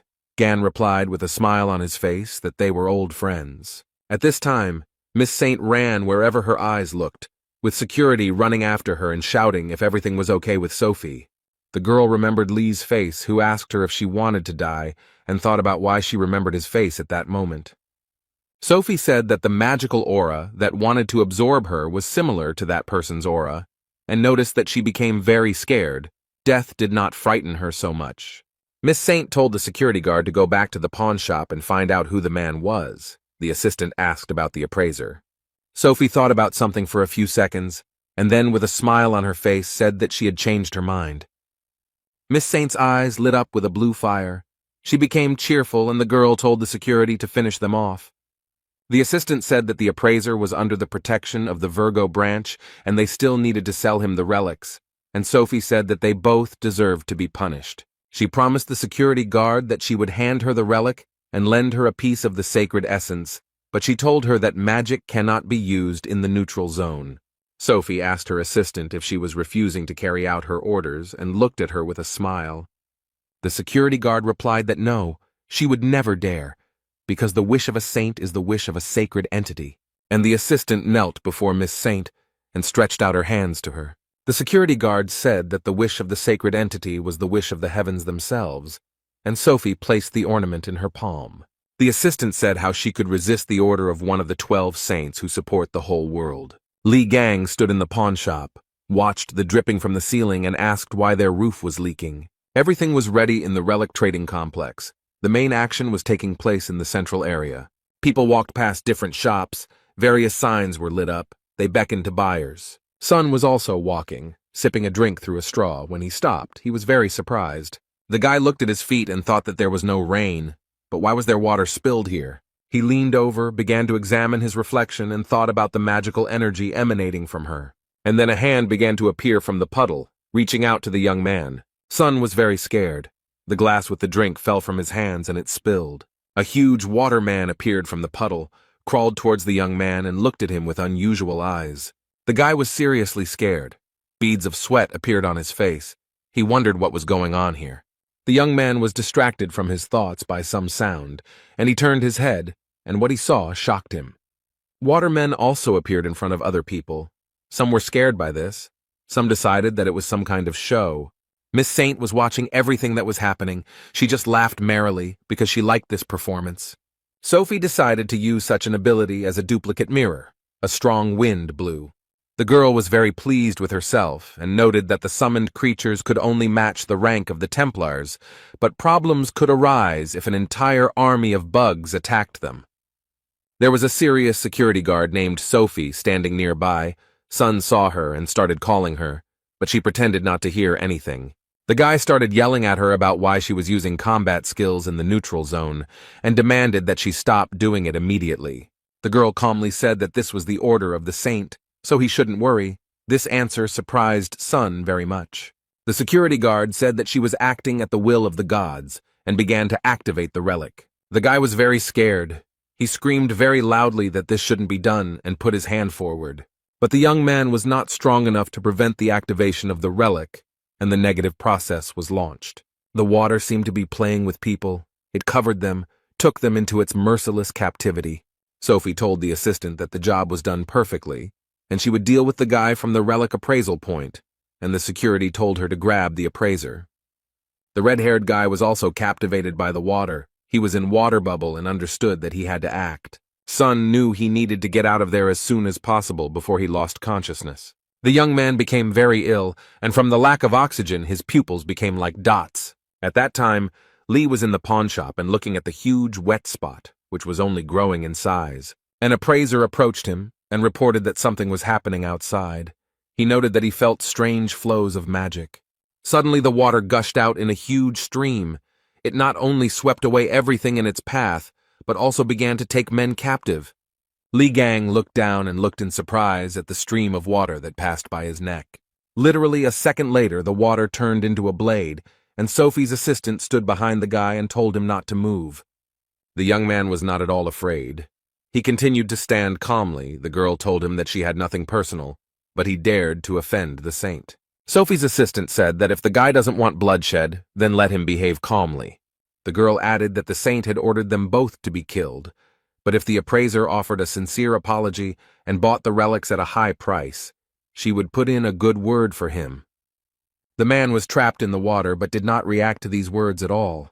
Lee said it was not allowed to brandish a knife in public places, and he noted that he had not thought about using a weapon. The appraiser was freed from the water trap. The gun fell to the floor, and Gan told the man to ask for compensation for the damage caused. Jin Man thought that the knife was a gift from the Aquarius constellation, but the guy was able to destroy it with his bare hands. The girl clenched her teeth. Her eyes burned with hatred, and she muttered that she told the young man not to resist. Miss Saint's assistant began to use her special powers. The appraiser was thrown back several meters by water sweat, and Lee stood as if nothing had happened.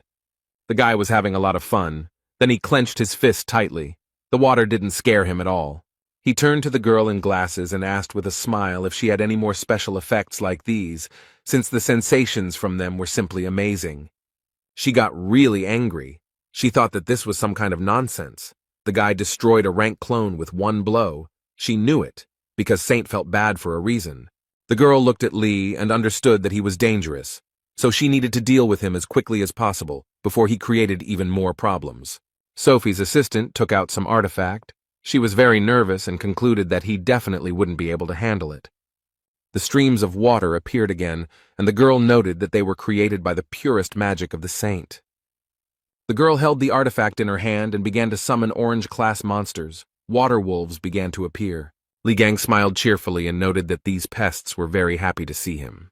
The young man took the blades that were lying on the display case and asked the appraiser a question. The guy asked G-Man and told them to take what he liked and said that he would lend these blades. The man didn't even have time to answer, let alone blink, before the young man had disappeared. Li Gang used his powers and went to meet the water wolves that were near the saint's assistant. The guy immediately began to attack the monsters. He was happy like a child and said that these daggers were very good. The water wolves' faces were distorted, and Lee said he had the feeling that they were no stronger than yard dogs. He understood that it was the weapons. The guy didn't stop. He said he was just planning to have his items evaluated, but he got something much better. A huge number of system messages appeared in front of the young man. His experience was increased, which could not but please. The girl who held the artifact in her hands thought that this couldn't be, because the guy had destroyed the saint's calls so easily. Lee felt a surge of strength and turned his head to tell his assistant Sophie that they weren't finished yet. The girl began to shake with fear. She understood that they were on different levels, and if she tried to attack, she would die immediately. So she couldn't think of anything better to do than run away. But while running away, he said that that wasn't all. Li Gang laughed at her and noted that the idiots who shouted that it was not the end were the most pathetic. G frowned. Beads of sweat appeared on his face. He understood that the person in front of him was not simple and asked the guy if everything was okay with him. Lee didn't have time to answer, as Sun flew into the room and shouted that he had been attacked by a Templar from the Aquarius branch and that he had barely escaped. Gan was glad to see the guy and told him that they had just finished here. Z stuttered and asked what had happened here. The guy began to look at the water wolves, which no longer posed a threat, and said that this was magical energy, similar to the calls of the saint. Lee said that by sending something like this to him, they were giving him resources, but Song said that they had better leave before the next attack. Then G-Man turned to the guys. He asked the guys to wait a minute. They looked at him questioningly. The appraiser thought that 20 years ago he had followed Li Gang and listened to his art, and he clearly remembered how he collected materials after every battle with monsters. The man told Li that he fought like a demon, this crazy fighting style, and timidly asked if it was Gan in front of him. The boy looked G-Man in the eyes and put his finger to his lips. The man frowned, tears flowed from his eyes, and beads of sweat appeared on his face, but he only smiled in response. Li told G that he would return for the materials and asked him to keep a close eye on them, then added that he still had some questions. The boys went to the door, and Man leaned over and said that they should definitely come again. The red-haired man began to ask Gan why the saint was so focused on him, and he replied that she was probably unhappy about something. Sun asked if Li had offended her in some way. The young man closed his eyes and replied that this was also possible. The man smiled. His eyes were burning with fire. He said that the boy would soon see something funny. The guys went to a cafe. Li ate ice cream and told Z that it was just awesome here, and offered him to eat as much as he wanted. Sun said that he was very grateful, and then quietly asked if Gan was sure he had enough money, because it could cost a pretty penny. The guy was silent. He was just remembering how the saint's assistant ran away and dropped something. He told Sun that everything was fine, because earlier he had picked up an interesting thing, and with it they had access to many privileges. Li showed it to the young man, and noted that as far as he remembered, this emblem was similar in functionality to a bank card. With it, he could also rent other people's skills. Sun looked at it in surprise, and said that he had not noticed before that it had the Aquarius emblem on it, and he himself thought that they might have problems, because it also serves as an identifier. Li was eating ice cream and told his friend to forget it and think about it after eating, while Song was wondering if he could eat it. A man with glasses walked into the cafe and told Z that he was glad to see him, and then remarked that he didn't think he liked the ice cream there. At first the boy couldn't understand who was talking to him, but he turned his head and saw Bishop Sun Hek. He smiled and asked if he could join them, but no one answered his question. The bishop placed his hand on Jae's shoulder, and Li looked at him and thought that this was the same boss who was bothering Sonu. Sun sat down at the table and said that he was glad to meet them, and introduced himself, and then turned to Gan and asked if Z had told him that he was unfriendly. Hek replied that the young man had told him that he had met a truly amazing person who had been able to defeat the Spider Queen, while Yang Wei had failed miserably. Li Gang continued to eat his ice cream, looked at the man, and then asked him what he had to do with all this. The bishop said one of his main tasks is to recruit promising awakened people. The young man was very surprised, and then asked Sun what he could offer him. He laughed and said that one of the 8 relics of Li Gang himself would be auctioned off, and suggested that they continue the conversation and enjoy the auction process. The guy was surprised, and thought that they were playing a prank on his relics. Sun knows how to intrigue. The boy replied that it all sounded quite interesting, and then asked how far the auction house was from here, and Song told him to wipe the ice cream off his face first. The bishop smiled and replied that the auction would be held nearby and noted that there would be very rare relics there. The man said that the premises were located 16,000 feet above the ground and housed the largest auction house. In the floating city of Drachma, there was a large auction house of Drachma. It was very tall. Miss Saint was sitting in one of the chairs in the room, hugging herself with her arms and shaking violently. She didn't look very well. The girl was very upset. She was thinking about something. A man sitting nearby and holding a glass of drink in his hands noticed her. He was very angry and told Sophie to get lost if she planned to continue shaking in the corner. The saint looked at the speaker and thought that he was the same stupid and ill-mannered bore, but now she had to control herself. Sophie looked at the huge, muscular man and thought that he was very strong. He was able to surpass Li Gan. There was no place safer than next to him. Stephen Marker said that Li Gang's relic would definitely be his, and the saint would not even dare to lay claim to it. The man went to the exit, and Sophie asked where he was going. He replied that it was none of his business, let her sit and not move.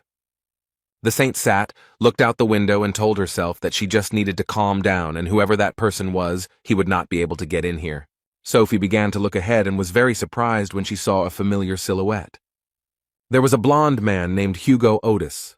The girl didn't expect to see him here. The saint smiled and thought that the desired guest had appeared just in time.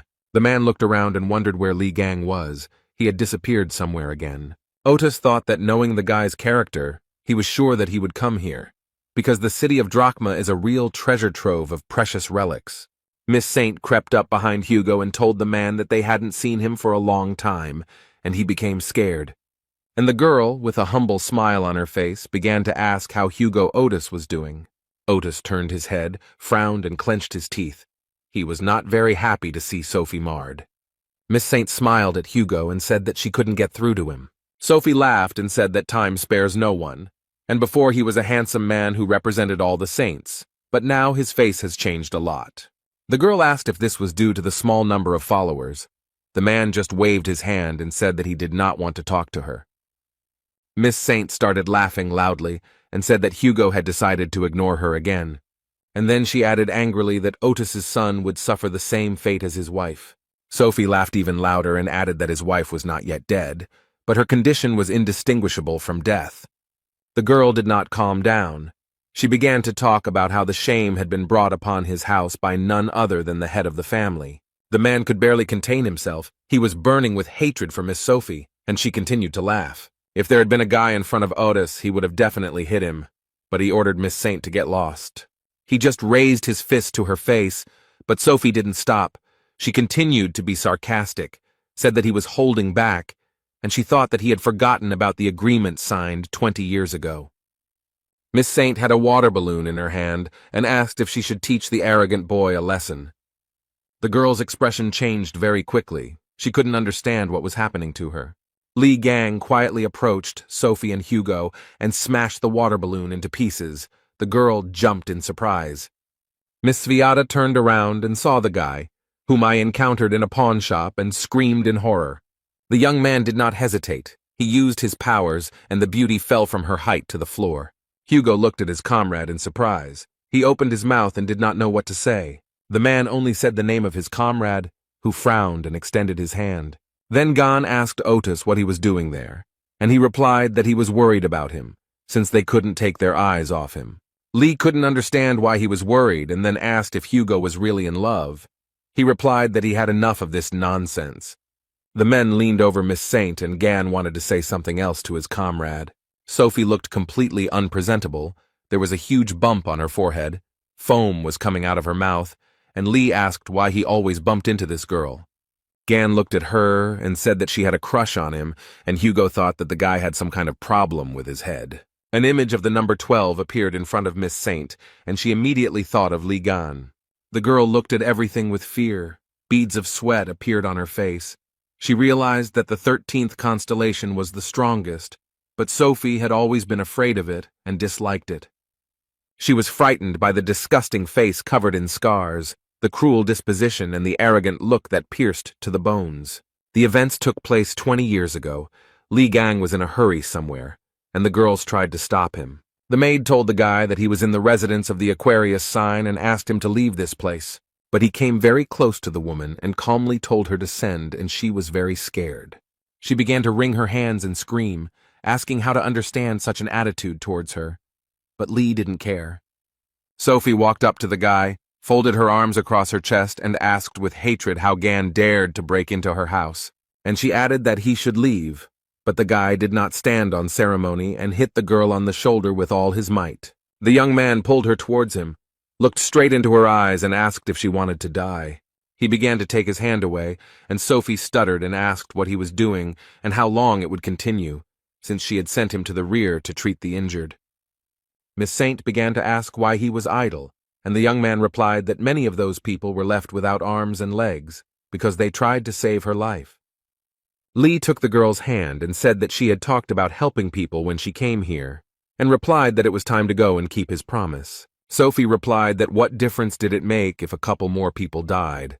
On the contrary, they should be happy that they had the chance to save her, because she is a saint. Lee continued to pull the beauty by the hand, and she said that due to constant stress, she had developed problems with her facial skin, and she was not going to go there for the sake of stupid choirs. The young man stopped, turned his head, looked at the girl, and then asked what she said. Sophie thought about Lee's smell of sweat and told him to get lost, because she had to put on makeup before she had an interview. Miss Saint began to pull her hand out of the guy's hand and screamed at him to let her go. She rubbed her wrist and asked why he had squeezed it so hard and thought about how Gan's hand was so dirty. The guy couldn't control himself after all these words and hit the girl in the face with all his might. Even outside the palace, Lee could be heard screaming. If the girl weren't a parasite, she might be reachable, but he wouldn't get anywhere until he beat all the rot out of her. Gan had forced the girl to treat the wounded and she had hated him, and now the guy was standing over her and asking if she had been sleeping for too long. When Miss Saint came to, she was seated on a chair and tied up so that she would not kick. Lee sat down opposite Sophie and looked at her without taking his eyes off her. She stared at the young man. After a few minutes, the girl screamed loudly to be untied immediately and began to ask how they dared to treat the saint like that. Lee calmly said that Sophie hadn't changed a bit in 20 years and asked how she managed it, and Otis noted that he was also wondering the same thing. Miss Saint cursed silently and thought that they wouldn't get away with this just like that, because she was no longer the weak girl she used to be. She began to use force and thought that it would not be difficult for her to melt the rope that was on her hands. The girl narrowed her eyes and thought that men would not be able to keep her with something like that, unless she managed to meet Stephen Marker. The flow of thoughts was interrupted by a juicy flick that Sophie gave Lee. The girl screamed in pain and surprise. Gan told Miss Saint that it was written on her face that she was up to something. The guy looked at his finger, from which smoke was coming, and asked what was going on. Sophie started laughing and happily called Lee stupid because he didn't realize that she had an acid layer on her to protect her from all outside attacks. The girl said that the acid would spread throughout his body and eat away at the guy from the inside. He started screaming for her to forgive him, and then said that she had imagined this. Sophie said that this was the absolute protection of the Aquarius constellation, and the young man showed her his middle finger, on which the wound from the acid had already disappeared. The girl's face was covered in beads of sweat. She screamed and thought about how the melted tissues were restored so instantly, because this is real cheating. And Gan called Sophie a parasite, and said that it was time to remember everything that happened between them. He noted that he heard how she lied to everyone, and for this she would receive one blow.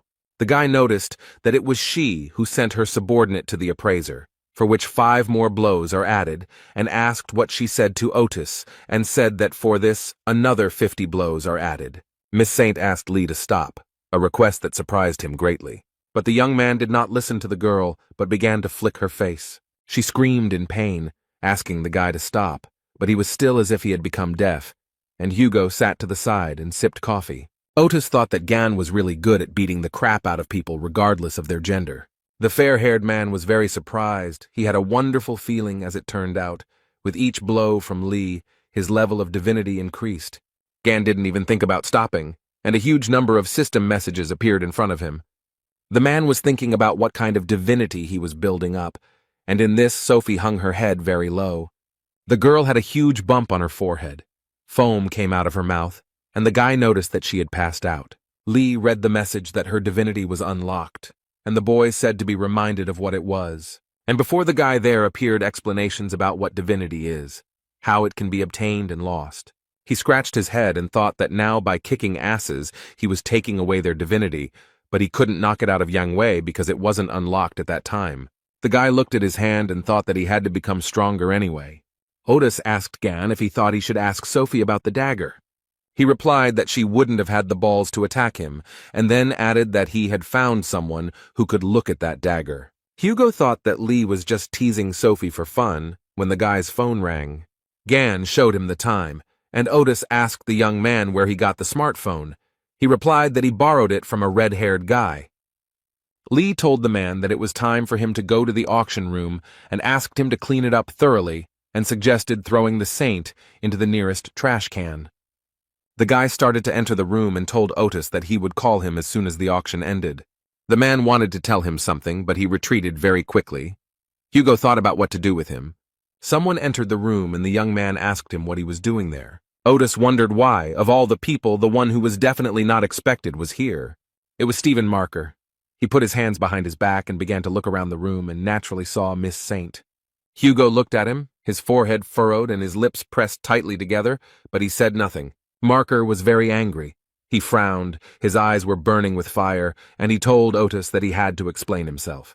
The jock started to take off his glasses and said that he and Otis had not seen each other for a very long time. Stephen frowned so much that his veins bulged, and then said that Sagittarius didn't seem very happy to see them. Hugo calmly asked Marker what he was doing there, and he replied that he and Aquarius had made a deal. Sophie had asked him to be her bodyguard. The man said he had some business in Drachma, and he agreed, and Miss Saint was still sitting unconscious, tied to the chair. Stephen said that it was his turn to ask questions, and asked why Otis was here. He replied that he also had his own business. The jock angrily asked if he was aiming for Ligon's relics, and Hugo asked in surprise if his relic would really be auctioned off. Marker smiled and asked if Sagittarius didn't know that, and then added that he was the most pathetic creature and still couldn't afford her. Hugo replied to Leo that he was always going around picking up old relics of Ghana. He added that Stephen had tried to ignore Lee for a long time, but his inferiority complex grew and he had sunk to the point of collecting all the relics. Otis asked Marker with a smile if he thought he could become as strong as him this way. The jock got very angry. His anger caused a loud explosion and stones flew in all directions. Hugo thought that Stephen had definitely gone crazy. As soon as Gan was mentioned, he couldn't control himself. Marker grabbed Otis's arm with all his might and told him to stop talking nonsense about that weakling and stop saying his name. And then he added that he had long ago become much stronger than him. Leo's eyes burned with hatred.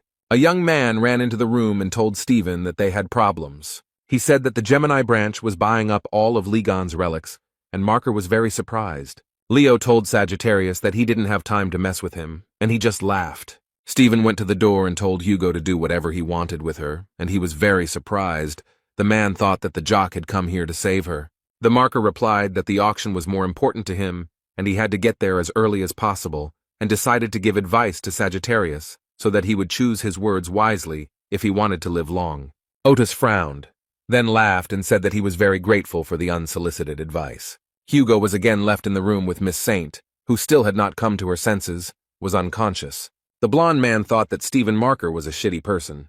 Then he looked at the hand that he was squeezing with all his might, and thought about the fact that Lev didn't even consider him a weakling. And at this time, in the Drachma auction house, in the VIP room, an auction was taking place that many were so eagerly awaiting. The presenter happily said that once again the Gemini branch is taking another lot. The woman said that the first stage of the auction had come to an end, and after a short break the second stage would begin. Li Gang was incredibly happy. He said with pleasure that he received another lot. Bishop Gemini began to congratulate the guy, and noted that he could buy whatever he wanted. The young man told the man that he was too kind because he invited him to the VIP room, and now he buys everything he asks for. The bishop remarked that it was the least he could do for him, and Sun asked if he was sure, since they had already spent an indecently large sum. The man smiled and said that everything was fine and asked Sun to pay for the alcohol, as he had forgotten his card, and he would send the money later. Z agreed, and thought to himself that he had already forked out a lot of money today, but he couldn't object since his boss had asked for help. Lee told them not to worry about the alcohol. He showed the card and noted that he had already paid the bill. The bishop thought that the guy had his black card. He had no idea when he had time. The young man told him that he looked quite drunk, so he paid in advance, and noted that he could not get his subordinate to pay for everything. Bishop Gemini said with a laugh that he was just about to pay with his card, but he thought that the guy was quite young, but already damn rude. The man in glasses understood perfectly well that in front of him was a genius who had managed to defeat the Spider Queen, and if he recruited him, then alcohol was just a pitiful price. He told the guy that they had relaxed a bit, and it was time to get to the main topic. The bishop said he had high hopes for the future, and told Lee that he had every chance of gaining rank, but that was not all he could do to earn the favor of their saint. And Gan thought that the fog that covers the mind control is practically invisible to anyone. The effect is not strong, but it makes you believe that idiot. The man with glasses said that the boy could become a cardinal, but that was not the end. The bishop noted that the most important thing that awaits the young man is, of course, wealth and fame. The man added that the guy will also receive the respect of the great leader of Gemini. All this can easily become his. The bishop did not stop talking. He extended his hand to Lee and told him to take it in order to be reborn as a follower of the constellation Gemini. The young man listened very attentively to the man in glasses without interrupting, and then began to laugh. Lee noted that he had been laughing too much lately, and then noted that that was exactly what Bishop Gemini wanted from him. And then they added that they wanted him to become another lackey of his worthless god. The man could not understand why the man was angry, because he had always behaved with him as expected, and he decided that he needed to change the subject and said that there was a misunderstanding. Someone outside the door said that he had brought them the relic he had won, and the bishop thought that this was very opportune.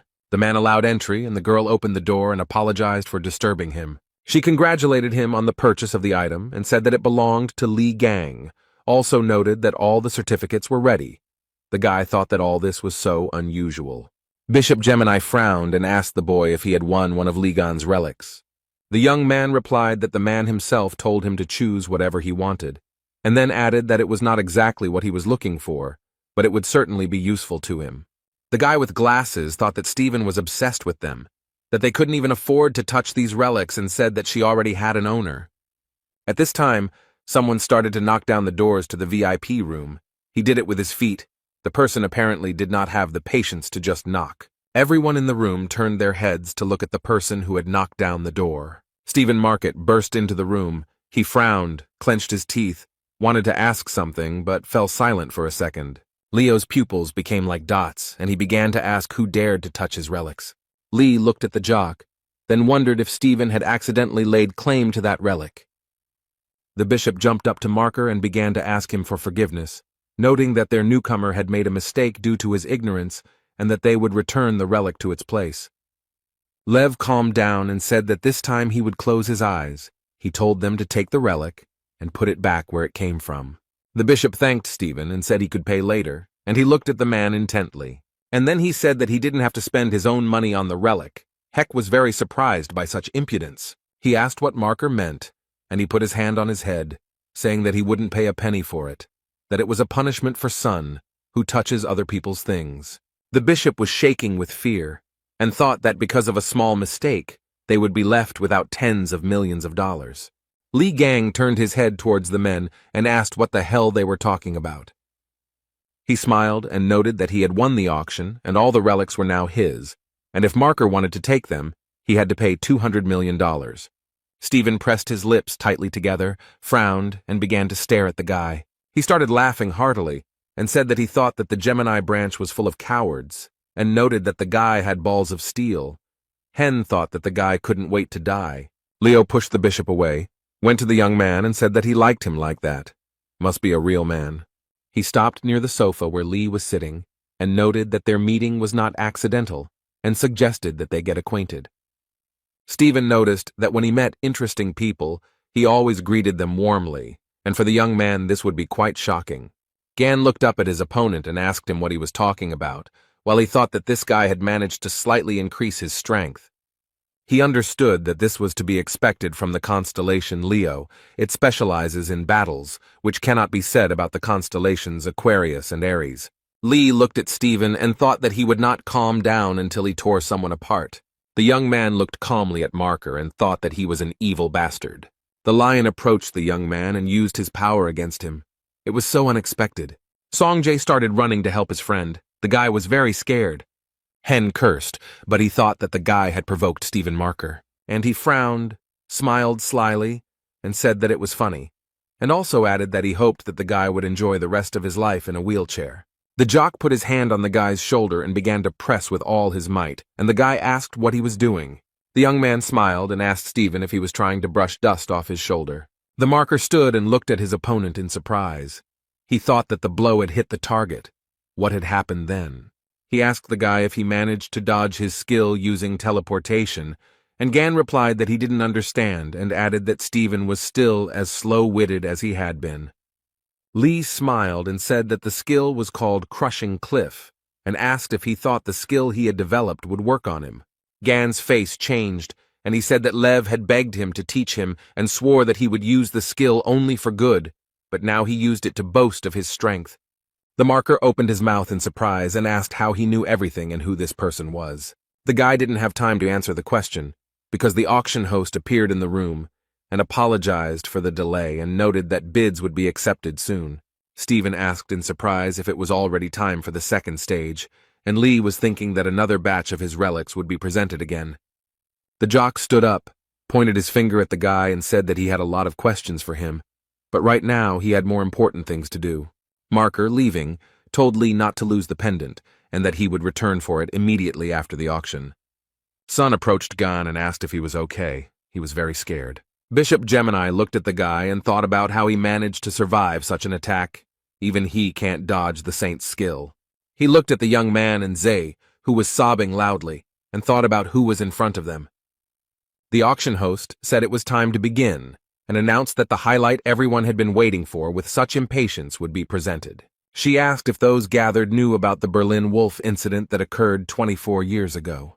The phenomenon of the attracting misfortune appeared on the territory of Germany. It was a real hell, in which not only weapons but also armor melted. The 12 saints could not find a solution. The raids ended in failure.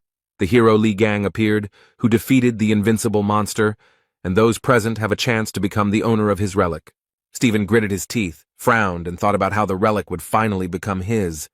He had dreamed of this weapon for a very long time. The events took place 20 years ago. Journalists were in a helicopter above the island where the Berlin Wolf appeared. The press reported that 4 days had passed since the arrival of Li Gang, the 13th awakened. No one had come out since then, and the situation was unknown. Several saints tried to go inside to find out what was happening, but it was not an easy task. The man told one of the saints that they were all at their limit, and he looked at the man in surprise. He clasped his hands and thought about how Li Gang was able to get so far, how he could fight that creature. They couldn't get so close to it. The man thought about why he should even feel jealous towards a guy who wasn't even chosen by the gods. What was the difference between him and him? He still couldn't figure out what he was missing. When a guy came up to him and told him that Li Gang had appeared at the exit, the man furrowed his brow. His pupils became like dots, and he thought that this couldn't be. The journalists began to actively spread the news that Li Gang had returned alive. They insisted that the 13th awakened. One had managed to defeat the monster that was considered invincible. The guy returned from the raid as a winner. All eyes were on him. The men stood aside and talked about how Li Gang had once again taken all the credit, and Lev began to laugh and said that he finally understood. The subordinate could not understand what was happening, and Stephen told him to tell everyone that they were coming back. The boy asked if the gentleman would take his weapon, but he replied that he no longer needed it and allowed him to keep it. Other men began to approach Li Gang, all admiring his strength and endurance. Marker was no exception. He looked at the young man's weapon and thought that it was precisely this that he missed so much. The auction host took the cape in her hand and said that today, one of Li Gang's legendary relics was being presented. Those present opened their mouths, and the woman said that this weapon was used to defeat the mighty Berlin Wolf, and it would be auctioned off.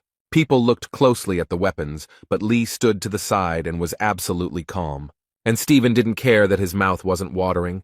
He was incredibly happy and thought about how he had been looking for it for so long, and finally he had the chance to take possession of it. There was a huge bone under the glass, and Marker thought that this relic would make him truly the strongest. At this time, a huge monster woke up, and he insisted that he felt the relic of Ligana and its force.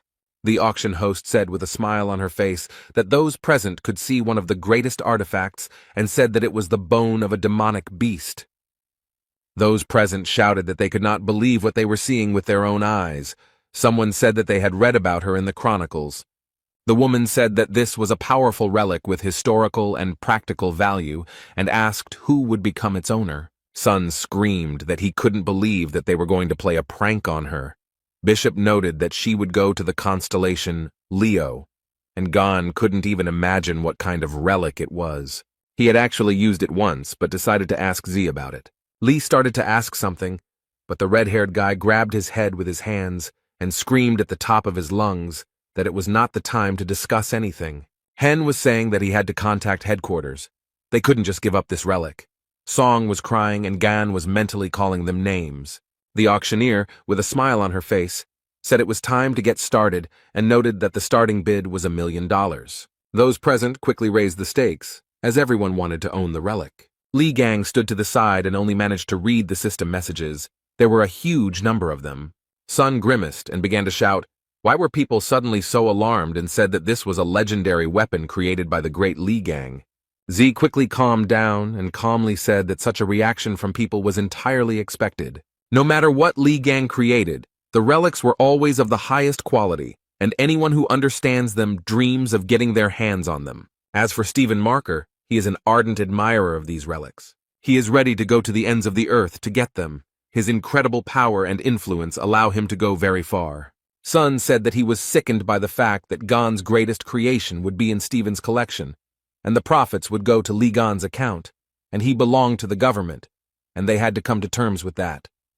The man thought about the fact that the money would be transferred to his account regardless of who buys the relic, and the guy began to watch how quickly the stakes were raised. He was interested in how far they could go. Stephen Marker got tired of this mouse fight and shouted that he was betting $1 billion.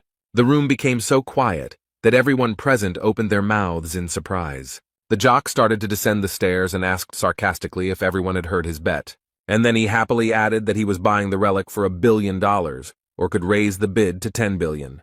The auctioneer was taken aback and began to stutter, as she had no idea that the bid would be so high. The people who were in the hall were in complete shock. They could not believe that Lev was ready to buy the relic for a whole $1 billion. The host started the countdown. Sun started shouting for the bishop to do something, but he understood perfectly well that they had no chance. And Li Gang calmly watched everything that was happening. It seemed like nothing at all upset him. The presenter banged the gavel and loudly announced that the final bet was $1 billion. The cleaners were passing by the room where the auction was being held. One told the other that something had been sold for $1 billion. The second replied that he was very interested in who this crazy person was. The man sighed heavily and noted that workers like them should not even dream of such sums, and said that he wanted something to change. Their wish came true very quickly. The guy saw a huge monster outside the window. One of the guys immediately said that he was taking his words back. The host of the event began to congratulate Stephen Marker, and said that the holy sign of Leo was becoming a new owner. There was a huge number of people in the hall who were happy about Stephen's latest victory. How the room began to collapse right in front of Leo, it was all very unexpected. Marker did not let go of the relic. He raised his head, looked up, and thought about what was happening. The people who came to the auction realized that it was a sign of misfortune, and the monster claimed that he had found a relic. The misfortune bringer stood before Stephen Marker and told him to give him the relic. The monster's eyes were burning with fire, and he opened his mouth wide, from which saliva sprayed in all directions. Stephen continued to hold tightly in his hands the relic that was now rightfully his, and the monster came closer and closer. The man frowned, clenched his teeth, his eyes burned with hatred. He was not going to part with what he had dreamed of for so long. But the monster was not going to lag behind. He followed the man and destroyed everything in his path. The lion began to laugh cheerfully and said that he had never been so happy to see the one who was attracting him before. The man was very happy. He thought that this was a great chance to try out his new toy. Those around him tried to somehow stop Stephen, calling him by name, but he paid absolutely no attention to anything. Sun looked out the window and shouted loudly that the magic tower in the teleportation zone was destroyed. People were very scared. Someone was shouting that if the tower fell down, the island would not withstand it. The elderly man began to shout that it was necessary to stop the tower with all possible force in order to prevent a tragedy. A huge number of men, who were armed to the teeth, began to shout that they would help. They began to talk about the need to combine all their forces in one blow, because this is really very important. Everyone acted together. Some held weapons in their hands, and some used magical powers. Someone from the crowd said that the tower weighed a lot, and they would not be able to destroy it. This was beyond their power. Someone from the crowd shouted for people to run away as the tower began to fall. A very strong wind arose. Such was the fury of Apollo. Dirt, dust, and embers flew in all directions. The man said that everything burned very quickly, in the blink of an eye, and they answered that it was all because of the enormous force. People saw Hugo Otis, who was squirming in the clouds. Despite everything that was happening, he was absolutely calm. The man thought that Leo still hadn't learned to control his powers and that people almost died, but they began to thank him for saving them. Otis looked around and realized that only one skeleton remained of the monster, and he began to get even closer to it. The monster's eyes glowed red, and despite the fact that he had no skin, he looked terrifying. The guess struck Hugo. He clenched his teeth, frowned, and began to understand that the monster was not alone, but there were two of them. A black, viscous substance began to flow out of the monster's mouth. Although it looked like a skeleton from the outside, it was still dangerous. A black, viscous substance flowed in a stream towards the people who were on the street. They could not understand what was happening. It hit all parts of the body, and people looked at everything that was happening with horror. The substance got on the face, hands, it was impossible to get rid of it. Here and there, cries for help were heard. Hugh Otis was very angry. The man was cursing someone with all his might. He was tense, as he was thinking about how to deal with the monster. But he didn't even think of giving up. He opened his mouth wide, from which drool flew in all directions. A little more, and the mouth with sharp teeth would take and swallow Otis, but he only frowned and clenched his teeth. Li Gang came to the aid of the young man. He hit the monster in the side with all his might, and he screamed in pain. The boy fought with the monster and started screaming for Hugo to stop clicking his beak and called him a fool. Otis thanked Gan for sleeping with him and said that he owed him a favor, and the guy was very angry. He asked if his comrade was a combat-type constellation. He began to ask Otis why he was weaker than him, the owner of the craftsman class, and then added that it was scary to leave his comrade unattended. Hugo replied that he had given it his all, and Lee asked if that was why he had almost become dinner for the attractor, and the guys began insulting each other. They would have continued arguing, calling each other names and quarreling for a long time, but they were distracted by a very loud scream. It was Stephen Marker running, holding the artifact in his hands and screaming very loudly. The jock's face was distorted, the veins on his forehead were bulging, and he started screaming about why they were testing a new weapon on him. The boys looked at the monster, whose mouth was drooling in all directions. Lee calmly replied that he had forgotten that there were monsters here. He wanted to say something else. What the guys saw left them in great shock. They looked at everything that was happening in surprise. There were 2 monsters below. Marker was flying towards them and screaming like a madman that no one was allowed to spoil his reunion with the bone of the demonic beast. Gan furrowed his brow and calmly asked why Stephen was wearing his underwear inside out, a question that caught Hugo off guard. And Marker became as if possessed. He screamed like crazy for everyone to quickly get out of his way. He used his sovereign skill and went to fight the monsters, while not letting go of the demonic beast bone. The jock stood with his feet on the ground, laughed and told those pulling him to sit still and not move. Stephen leaned on the bone and said that the monsters were inside a destructive lightning storm. The Marker was extremely happy.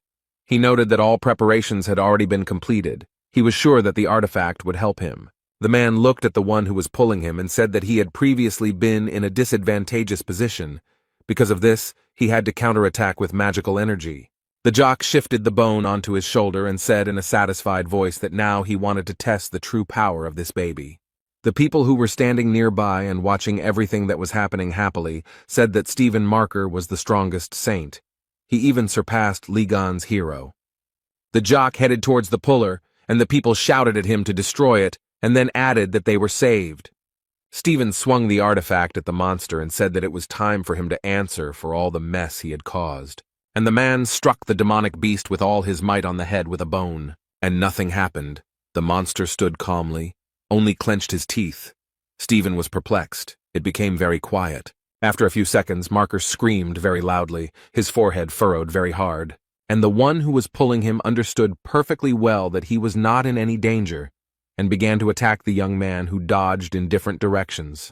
The monster realized that the guy with the bone in his hands was not an opponent for him, and began to attack him. The jock wheezed in pain. After a strong blow, he fell down and thought about what happened, why Ligon's weapon didn't work, because there were direct hits on the entraining one. The guys started talking about whether they would be able to get out. The second one noted that they would not, since a sovereign skill was used, and it would take a long time to dispel it. Lee swore that once he got out of here, Stephen would regret being born, and Otis noted that only a moron would throw away such skills. Gan looked at his comrade and said that they needed to deal with their friends first, and pointed at the monsters. Nearby stood people who had fallen under the influence of the monster. They were screaming in pain. The young man said that judging by the location of the victims, the monster most likely intended to use them as a human shield. The blonde man noted that this meant that they wouldn't be able to just attack him. The guys looked at each other, and Lee said that they had one choice left. Otis did not understand which one, and began to clarify whether his comrade had any decision. Gan yawned and said that he would just kick the monster's ass and went towards him. Hugo started running after him and asked him to wait. The young man shouted for Lee to look away because a monster was running towards him. but the guy saw it without warning. He put his hands forward and stopped the monster. The young man, with a smile on his face, pressed the monster's head with all his might, so that he only wheezed in pain, but tried to fight back. The one who attracted, together with the people he infected, watched everything that was happening. Everyone was interested in what would happen to Gan. Lee smiled, and the man went limp in his arms. The guy told him that everything was very simple. Hugo began to ask if he was alive. Gan replied that he simply lost consciousness, and that he did it with the help of his power. Otis lowered his eyes and said that he definitely couldn't eat something like that. The guy laughed and said that from the very beginning he understood that he would do everything alone, since Hugo was of no use. And then he was very offended. The fair-haired man really wanted his comrade to cheer him up a little, but he lowered his eyes and quietly told him to forget everything. Then Otis asked if his comrade was going to rush forward and said he would cover him. Lee was glad and noticed that there was still some of his old fire left in him, and they began their first joint work in such a long time. Gan suggested not to delay and deal with the monster in one go. But first, Lee had to deal with the people the monster had infected and who were fiercely guarding it. The monster watched everything very carefully and began to growl because he did not like all of this. And after a while, it started running towards the guy and spewing out all its viscous, jelly-like poison. The young man continued to run forward, and with a smile on his face said that the monster was only trying in vain. The guy began to guess that the monster was targeting the townspeople who were behind him. People began to feel unwell. Some fell straight to the ground, holding their heads with their hands. And behind him was Hugo, who held a fire bow with fire arrows in his hands and covered Gan. The guy felt his friend's support, and with a smile on his face told him that he was a good boy. Lee was already very close to the monster and told him to stop wasting his time and just give up. But the monster was not so accommodating. It twisted its mouth from which poison continued to ooze. Gan understood perfectly well that the monster would not give up, so he was ready to fight. He clenched his hand into a fist. He hit the monster with all his might and shouted very loudly for it to die quickly. Each subsequent blow was stronger than the previous one, and after some time the monster simply crumbled.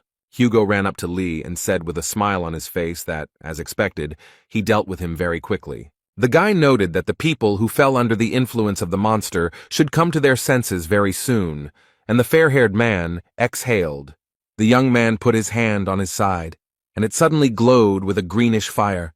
The man who was standing nearby was very surprised by this. Gan began to examine his hand and thought about what it all meant, and on his palm he could see the silhouette of Ophiuchus. The young people looked up and saw a huge number of system messages. Lee looked at them very carefully. He was interested in the fighting instinct. He thought about the fact that this skill requires a certain charge of divine energy. The guy continued reading system messages and thought that it was high time to test the new skill. It was unclear how Stephen Marker appeared out of nowhere, still holding the bone of the demonic beast in his hands. He wondered why things had turned out this way, and remembered standing in front of the monster. The jock wondered why the artifact wasn't working, whether he was unable to reveal its true power, or whether he was simply too weak. Stephen walked up to the monster and began waving the recently acquired artifact in front of its nose. The people who were watching all this were shouting that the gentleman was losing, and someone started laughing cheerfully. One of the guys pointed his finger up. Everyone began to look where he pointed. There was Li Gang, who began to use the skills he had recently acquired. Marker raised his head up and couldn't understand how this was all possible because his sovereign skill was broken. The monster realized that there was danger in front of him and told himself that first of all, he needed to kill them. Gan looked at him from under his forehead, frowned. His pupils became like dots and he told the monster to shut up. A few minutes later, the monster's huge body lay on the ground, wheezing in pain and humiliation. He asked Lee how it could be that a person had such enormous power. With the last of his strength, the monster said that it was most likely not a human being in front of him. Gan leaned over the dragon and asked him what the hell he was muttering under his breath. The guy used his special power. A strong wind blew, which lifted huge stones up like fluff. Marker watched all this from the side and thought that he simply did not believe his eyes. He gritted his teeth, frowned. Beads of sweat appeared on his face and thought that there was only one person in the world who could possess such power. The man began to guess that it was Li Gang, who stood opposite him and smiled sweetly at Marker. The guy smiled and said that he was very glad to meet the lousy lion cub again, and added that he had a lot of fun while he was gone. Stephen stood opposite. He was shaking with fear and said through his teeth that this was all nonsense. The muscle man shouted very loudly that the guy standing in front of him could not be Li Gang. The guy grabbed the bone of the demonic animal and asked if Marker liked his toy, and he growled like a tiger in response. The young man squeezed the bone with all his might and it shattered into small pieces in all directions. Li gave Stephen a sardonic smile and said he had done it by accident, then said the piece of bone was too brittle. Marker looked at what was left of the relic and began to scream like a madman. Gan told the jock that he had wasted so much time and effort, and now it was his turn to punch him. Stephen Marker yelled at the top of his lungs for the boy to stop, but he didn't listen. The blow was so strong that Leo was thrown back several dozen meters, and Miss Saint was unconscious the whole time, foaming at the mouth. After some time, the girl woke up, but could not understand where she was and what had happened to her. Sophie noted that her head was splitting. Li Gang and Hugo Otis stood at the edge of a huge round hole. It was very deep. The guy laughed heartily, and then said that they would see the lousy lion cub again if he stayed alive, and the fair-haired man was surprised that his friend sent him down. Li noted that Marker had vitality, and asked his comrade if he had taken care of the people inside, and he assured him that everything was fine, because the people were rejoicing. Gan said that everything was fine, took out a small little toy and ordered it to act. The guy told the pig to take a good look around and collect all the useful items and explained to his friend that she was simply collecting everything she saw. Li turned to Otis and said that he came here with his friend, who asked who it was, whether it was the person from whom he borrowed a mobile phone. The guy said that the young man he came with was called Song Jae. This answer shocked Hugo. He started shaking and became covered in beads of sweat and asked again what his friend's name was. Li repeated his name again. Gan said that the guy is a Gemini Templar, but would be quite suitable for a bishop, also adding that he is smart, despite his young age, and he will be very useful. Otis grimaced, grabbed his head with his hands, and wondered when Song Jae had managed to get in touch with this walking headache. The guy looked at his mobile phone and wondered why his friend was so upset. Hugo thought that the last thing he wanted was for his son to meet this scumbag, but his two children are obsessed with Li Gang, so his family is doomed. The boy told Otis that Sun was with the bishop, who had teleportation powers, and said that they would call them here, but he suggested that they wait and just leave. Li was surprised, and the man said that the twins despised him. Why bother with them? And the guy began to remember that that guy always irritated him with his shouts. Hugo said what had to be proven, and then added that that boy hated him, and mentally asked for forgiveness from Sun. Gan was upset, and noted that he cared about the guy, but he should have been prepared for something like this, and Otis told his friend not to worry too much about some kids. As soon as the fair-haired man heard someone calling for Dad, a bead of sweat appeared on his face. He began to turn his head and stuttered, saying that this voice seemed familiar to him. Hugo hugged Li, and behind them stood Song Jae talking to someone on the phone. The blonde man wondered what the hell his son was doing here, and he was surprised that the bell had been active all this time. Sun was very angry. He began to ask Otis about whom he called children, and he hesitated and did not know what to answer. When someone started calling Li Gan in a very drawn-out voice, the men fell silent and turned towards the sound. This slime, despite its small size, called its owner very loudly. Li walked over, picked up the lump of mucus, and began to read the system messages, while Hugo and Song opened their mouths wide. Gan began to shake the slime violently and shout that it was forbidden to put everything in its mouth, and then ordered it to spit out the poison. The guy pulled the lump of mucus in different directions, and the fair-haired man thought that the poison fell out of the remains of that bony monster, and it could be very dangerous. Song watched the whole thing, and said that this slime was just like the one from Li Gan's relics that he had read about. The guy took a few steps forward and told the young man that his skills and inexhaustible supply of magical energy were amazing. Then Z added that the only friend of the 13th awakened was his father, and then he clarified whether it was really Li Gang in front of him. During this conversation, Hugo didn't know what to do. Beads of sweat appeared on his face, and he began to make inarticulate sounds. All this time, Gan didn't pay any attention to anyone except the slime. In the United States, at the headquarters of the Leo branch, a huge number of people gathered in the conference room. Oliver, the branch bishop, said that the leader had not contacted them since yesterday, and suggested hiring the twins people to search for him. A guy approached him and asked if he thought that after that altercation they would agree to help them, and back then Oliver wanted to look cool. This person reported that there were rumors that the head did not show up because of Li Gang. The bishop replied that it was all nonsense, and if he had really returned, he would have definitely lost to their boss. He added that one should not forget that Mr. Stephen is the strongest among the saints. Oliver wanted to say something else, but his speech was interrupted by a cheerful song about Li Gan. A minute later, the conference room became very quiet, and those present began to exchange glances with each other. Chung Yuha, vice chief and cardinal of the Lion Branch, apologized for forgetting to turn off her mobile phone. Oliver put his hands to his head.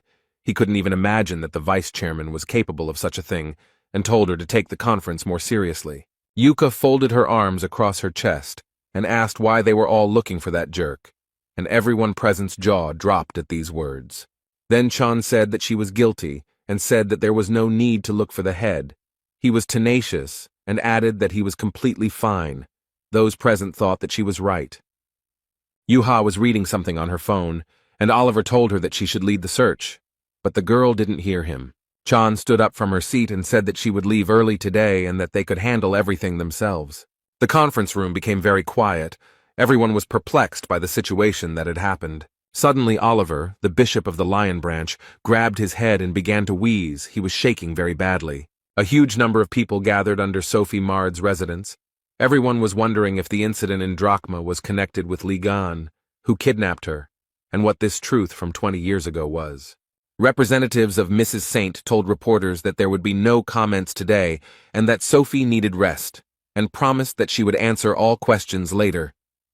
At this time, the girl watched everything that was happening from the window of her residence. She was very upset. A few minutes later, she sat up on her bed and began cursing and calling Li Gan names. She was so nervous that she started biting her nails and thinking about how dare the guy make such a big deal out of that incident. The doors opened, and Sophie came out. Her security began to push journalists and onlookers aside so that the girl could pass without being asked unnecessary questions. But then the girl's face changed. She was very scared. Someone used force against her. The people who were near Miss Saint opened their mouths in surprise. They could not understand what was happening. There was a version that it was a terrorist attack. Sophie's security was also very scared. They assumed it was a message. And indeed, a system message appeared in front of Mard asking who killed Li Gan 20 years ago. The girl clutched her head and thought about what she should do, because if she told the truth, the other saints would not leave her alone.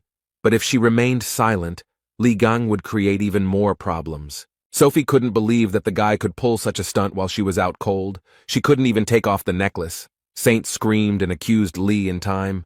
Meanwhile, the guy was sitting quietly with his artifacts and thinking about whether he should make some ramen. The TV news reported that Sophie Mard was not leaving her residence and was not giving any comments. The announcer said that of all the incidents that occurred at the Drachma auction, this one would cause the most unrest. The man, who had been listening attentively to the news, propped his head up with his hand and calmly said that this was not right. Near the house of Hugo Otis, men were shooting from a bow. The owner asked if Gan liked the new bow. He replied that it was much better than the one he had before. Otis asked what the comparison was, and Lee hit the nail on the head again, so the blond man had an interesting idea. He blindfolded the boy and told him that this was how he should shoot. The young man asked if the man was making fun of him, and then added that it was a lot of fun. Hugo started screaming and asking if he was shooting at his target on purpose, and Gan, with a smile on his face, said that it was really funny for him to bother him. Suddenly a glass of drink appeared in front of Lee with a lot of ice cubes in it. The dream said that he brought a towel and water, and the young man smiled and thanked the boy. While Lee and Zay were talking to each other with a smile, Otis watched everything that was happening with anger. He even clenched his fist. Hugo walked closer to the boys and told his son that his dad could use a drink too. Song Jae's expression changed, and he said that there was water in the refrigerator and that his father could go and get it himself. Gan read his system message and said that his stats had increased after the skirmish in Drachma, and he could afford some small investments, and Sun laughed at Otis. Lee learned that the sacred abode of Ophiuchus, the Serpent Palace, had been rebuilt, but the space was limited due to the low level of the sacred abode. The guy also read that in the sacred monastery one can live, train, and test the level of one's strength, and he can control it. The system message stated that Lee could summon a low-level pig bank avatar to the abode and strengthen its power by bringing human avatars to the abode. Song approached Gon. He noted that his uncle said that it was time for him to leave. He noted that he had things to do, and they could move out together. Lee noted that he hadn't even noticed how time had passed. Z asked if he had an appointment, and the young man answered in the affirmative. The young man smiled broadly and said that he would be meeting a lot of people today. The Gemini branch bishop asked him with a smile on his face if he would like to join them. Gan chewed chicken drumsticks, and with his mouth full replied that the guy had more than enough strength, and he said that he was swamped with work. The waitress was surprised by the guy's appetite. Hen said he was indeed busy, but hiring promising people was always a priority. He looked at Lee slyly and asked if he was going to leave them after they bought items worth $1 million with the Gemini branch money. Gan looked at the man with wide eyes and continued to eat the chicken drumsticks. The guy took a napkin and began to wipe his mouth. His expression did not change, and the bishop thought that apparently the guy had planned to do this. Gan thought that at first Hen seemed annoying to him, but everything turned out pretty well, because he dealt with pig, parasite, and lion cub. Now the next person he needs to deal with is that bitchy purple witch. And Lee said that he would join the Gemini branch. Bishop wanted to discuss the official date, but the guy noted that he had a condition. The guy took another drumstick and declared that Hen should give him his badge. The guards began to call the young man names because the emblem was given to the bishop personally by the Holy Lady, and Gan told them to stand still. And he added that the assistants should not interfere in the adults' conversation, and noted that the emblem was needed to enjoy all the privileges, but he needed to get something in his hands. And Lee asked the bishop with a smile if he was willing to make a small investment. Hen frowned and said that he needed to think about such a proposal. The man looked at the shin that Lee had pointed at him. The guards became alarmed, and the young man suggested that the bishop decide faster because he had another meeting ahead of him. Sun was sitting in a cafe, writing messages to Gan and thinking that this cafe had very tasty ice cream and that Uncle Lee should appreciate it. The guy blushed and thought that he could call Gan his uncle. Nuna would be shocked. He would be able to look at her shocked expression. Z picked up the dagger that Gan had subdued and thought that when Lee came, he would ask him to leave an autograph on it. Sun heard someone start talking about how playing with knives is very dangerous, and the dagger started falling out of the guy's hands. The blonde guy said with a smile on his face that Z might get hurt, and then added that he would confiscate the dagger for himself. The red-haired guy jumped up from his seat, looked at the guys, and asked what it meant. The boy smiled slyly, showed his badge, and said that he was Yun Shivu, a Templar of the Gemini branch. Sun asked him what he had forgotten and ordered him to give back the dagger. Yun replied that it was not customary to greet an elder like that, and noted that they also often dropped in here.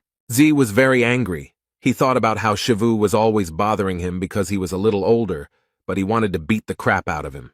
But he can't get into a conflict with him, because this bastard is the son of the holy sign of Libra, and that's why he so boldly turns up his nose. Sleep shouted very loudly to the guy, asking if he knew what it was, and ordered him to immediately return the dagger. The guy started to twist the red-haired man and shouted loudly for him to calm down. Z did not expect such an attitude at all. People who were in the cafe started talking about how they needed to be quieter in public places, while others wanted to break up the fight. Song asked Yun if he thought he could get away with all this, and Yun replied that these were very big words for someone with his face pressed to the table. Blondie was curious about why Z was so concerned about this thing, and asked if Li Gang had made it by accident. Yun mocked the boy and asked if the dagger belonged to his incapacitated mother. These words made the boy very angry. He began to call his opponent names very loudly. A system message appeared in front of Yun, who continued to hold the dagger, notifying him that the owner of the relic was in danger, and that a random skill had been activated. The blonde guy was very scared. A greenish light flashed in his face. He screamed loudly, covered his eyes with his hand, and could not understand what was happening. The guys who entered the cafe with him were very scared. They screamed in horror. The visitors were also very surprised, their mouths wide open in shock. The dagger was not simple. It attacked the blonde guy. The guy was horrified by everything that was happening. A few minutes later, he fell straight onto his back, tears streaming from his wide-open eyes. And only Song Jae was happy, because he guessed what was happening and called Uncle Lee. Gan asked Song Jae and grabbed his head while he managed to punch Yun in the nose, who was crying loudly. The boy asked his uncle with a smile how he knew he would be here, and he said that he was in the restaurant a minute ago and noticed that the one-time summoning skill had worked. Lee looked around, assessed the situation, and said that all this had not happened in vain. He looked at Yun, whose nose was bleeding, and noticed that these jerks were bullying him. Gan folded his hands and asked how they dared to offend his nephew. Someone tried to be sarcastic, and another guy said that he was scared. Lee smiled sarcastically and said that he would now show them what happens to those who bother his loved ones. The guys were very scared. And in the restaurant, a couple of minutes before the call, the bishop agreed to give Lee the emblem, but only on the condition that he join them immediately. The guy agreed. Hen smiled and thought that this was a ridiculous price for such a loot, and then he could get the emblem back. He would just add an inconspicuous clause to the contract. He handed Gan the emblem and told him to use it wisely, and he replied that he would try. The man in glasses asked the guard to hand over the contract. Lee looked at it all in surprise. The bishop said that the contract needed to be signed and raised his head, but the guy had already disappeared. Hen and the guards remained near the fried chicken drumsticks, thinking that the guy had simply disappeared. A few minutes later, the waitress came up to them, brought them the bill, and said that they owed $190. Z's two offenders were lying on the floor of the cafe, foam flowing from their mouths. They no longer posed any danger. Yun tried to ask Lee if he knew who he was, but he didn't listen to him and immediately punched him in the face. The guy started talking about his rank in the constellation, but Gan didn't listen to him. He started strangling him with a sly smile on his face. The young man tried to convey that he was the son of the holy sign of Libra, but Lee kept hitting him in the face. Yuna was shaking with fear and resentment. He thought that the man would at least let him finish speaking. The blonde guy was lying on the floor, and Gan told him to get up because they weren't finished yet, and the boy was thinking about why his magical protection was of no use. He crawled on the floor and called Lee all sorts of names, and thought that he should know his place. The bull Phalaris appeared in front of the cafe visitors. It was located behind the blonde man's back. People were very scared. Some said that he used combat magic in a public place. Others shouted that they needed to run away as quickly as possible. Yun began to laugh like a madman and shouted that the man would be punished for his arrogance. Gan stood opposite the blonde man and calmly told him that he was very noisy, and he noted that he was interested in what kind of miracle skill this was, and then added that it became clear to him that he couldn't even light coals with it. A message appeared in front of Lee that he had suppressed the enemy's magic. Yun screamed. He couldn't understand how this was possible, and then he realized that there was also a mage in front of him. The man continued to read the system messages and calmly replied that he was a craftsman. He absorbed Yun's skill and asked for permission to show him how to use the skill properly. Naturally, the young man did not wait for the guy's answer, but immediately applied the skill he had just acquired. The bull of Phalaris, the burning masculine passion, was activated, and the blonde man screamed furiously. The boy flew several meters towards the wall. He flew head over heels, so much so that his pants split at the butt. Gan approached him and said that if the guy continued to bother Song Jae, he would fry him until crispy. And he told his nephew that if the idiots continued to bother him, he should definitely contact them, and his uncle would always cover his back. A girl ran into the cafe and called Z. He only took a deep breath and smiled. The girl looked around, noticed the mess, asked what happened, and immediately asked if everything was okay with the guy. The red-haired guy told Nuna that none of this mattered now, and she looked at him in surprise. Song grabbed the girl by the hand and showed her Li Gan. The boy was very proud, and his companion looked at all this with surprise. Z noted that this man had defeated countless monsters and saved the entire world more than once. The boy continued talking about Li, adding that he was the hero from the videos they loved to watch over and over again. The hero of this conversation stood to the side, looked at the young people, and smiled reservedly. Nuna was very surprised. She couldn't believe that the one standing in front of her was Li Gang. The girl noticed that he looked much more attractive than before, and the guy looked at her questioningly. She said that 20 years ago, Li's body was covered in scars, and since he had spent so much time in the tower, she was sure that his appearance would be even more pitiful. Nuna thought that it wouldn't have affected his coolness anyway, and noted that appearance wasn't the most important thing. The girl took the medallion in her hand and said that she was sincerely glad that Mr. Li Gang was safe and sound. The dream told the beauty that she had blurted out all her thoughts, and the man began to laugh cheerfully. Gan asked if she was Yuha and remarked that he was glad to meet her. She thanked him for helping Z out. Lee laughed and suggested that they skip the formalities and said that Hugo's daughter was his niece to him. The girl's face turned pink. Tears appeared in her eyes. Sun noted that she cried and asked if she was that happy.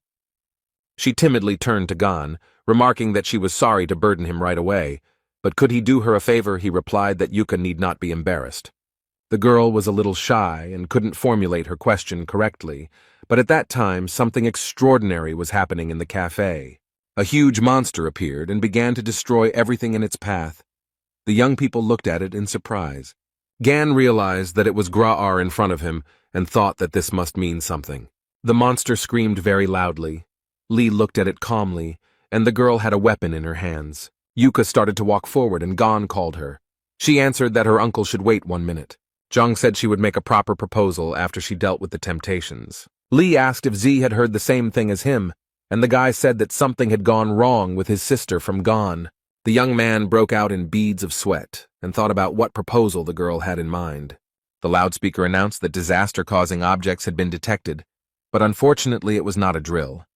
It was also announced that people should evacuate to safe places, and the monster destroyed everything in its path. Literally a minute later, chaos settled in the city, fires broke out here and there, and destruction occurred.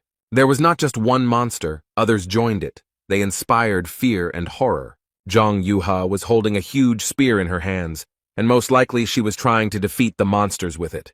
Within a few minutes, they surrounded the girl from all sides. She was so small and defenseless. Yuka began to fight the monsters, and she thought that she needed to do everything as quickly as possible. And after she deals with all the monsters, she can propose to her uncle. Chan fought the monsters, and then said that there was no end to them, and she had hoped to deal with them very quickly.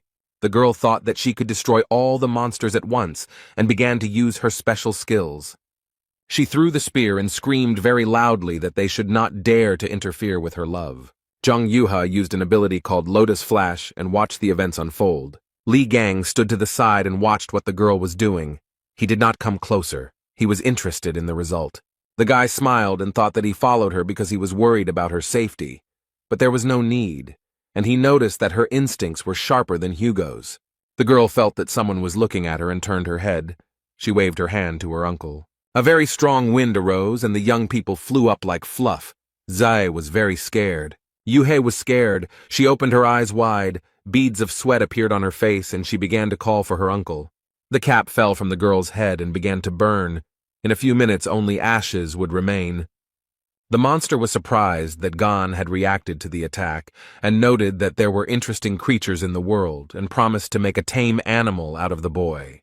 The monster sat on the dragon's back and said that at this rate they would wet their beds, and Li calmly said that he needed a furnace to create relics. The guy frowned, smiled slyly, and told the monster that it would become the first gas burner. The monster smiled and said that the young man in front of him was very funny. Zhang Yuha looked at the monster and thought that they belonged to the illusory race. Li touched the girl's head and asked what she was thinking about, whether she wanted to try to deal with everyone alone again. Gan asked the guys to leave everything to him, and then asked them to take care of the evacuation of the residents. The man smiled and noted that he trusted them with all this, because he knew how strong they were, and noted that they should also trust him.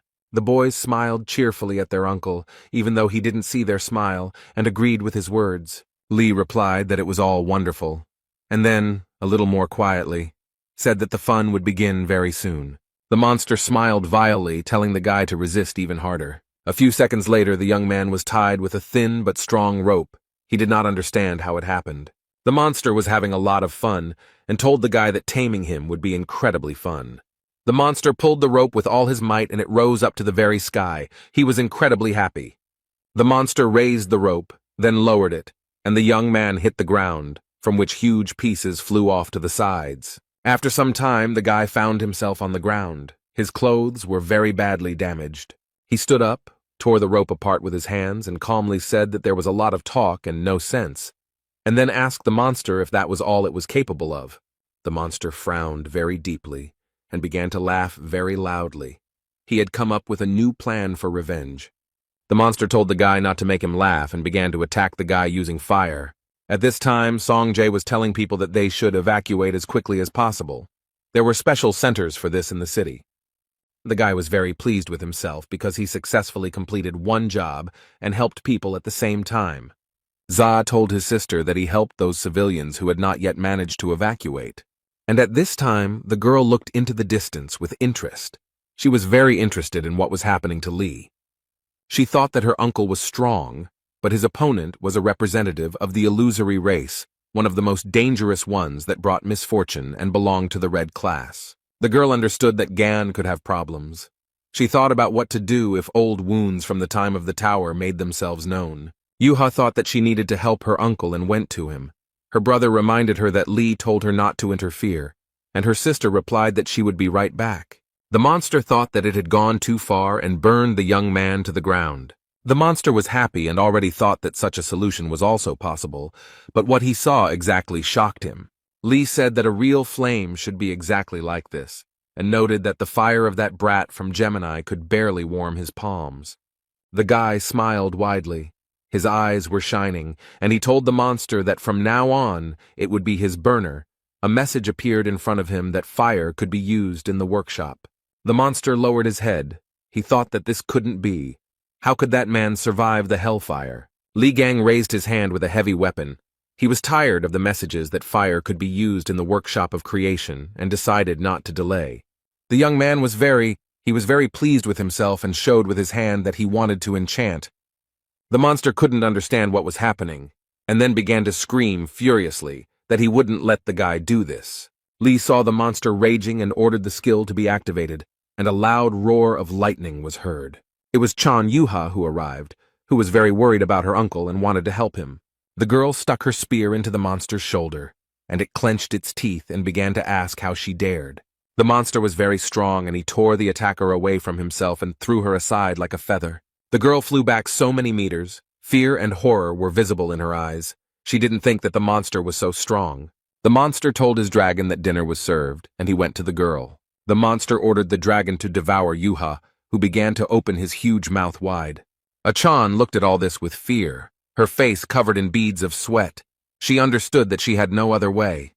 At this time, Gan ran up, grabbed the dragon, and began to ask where he was going because his opponent was him. The guy pushed him with all his might. He fell with a loud crash, and rock fragments flew in all directions.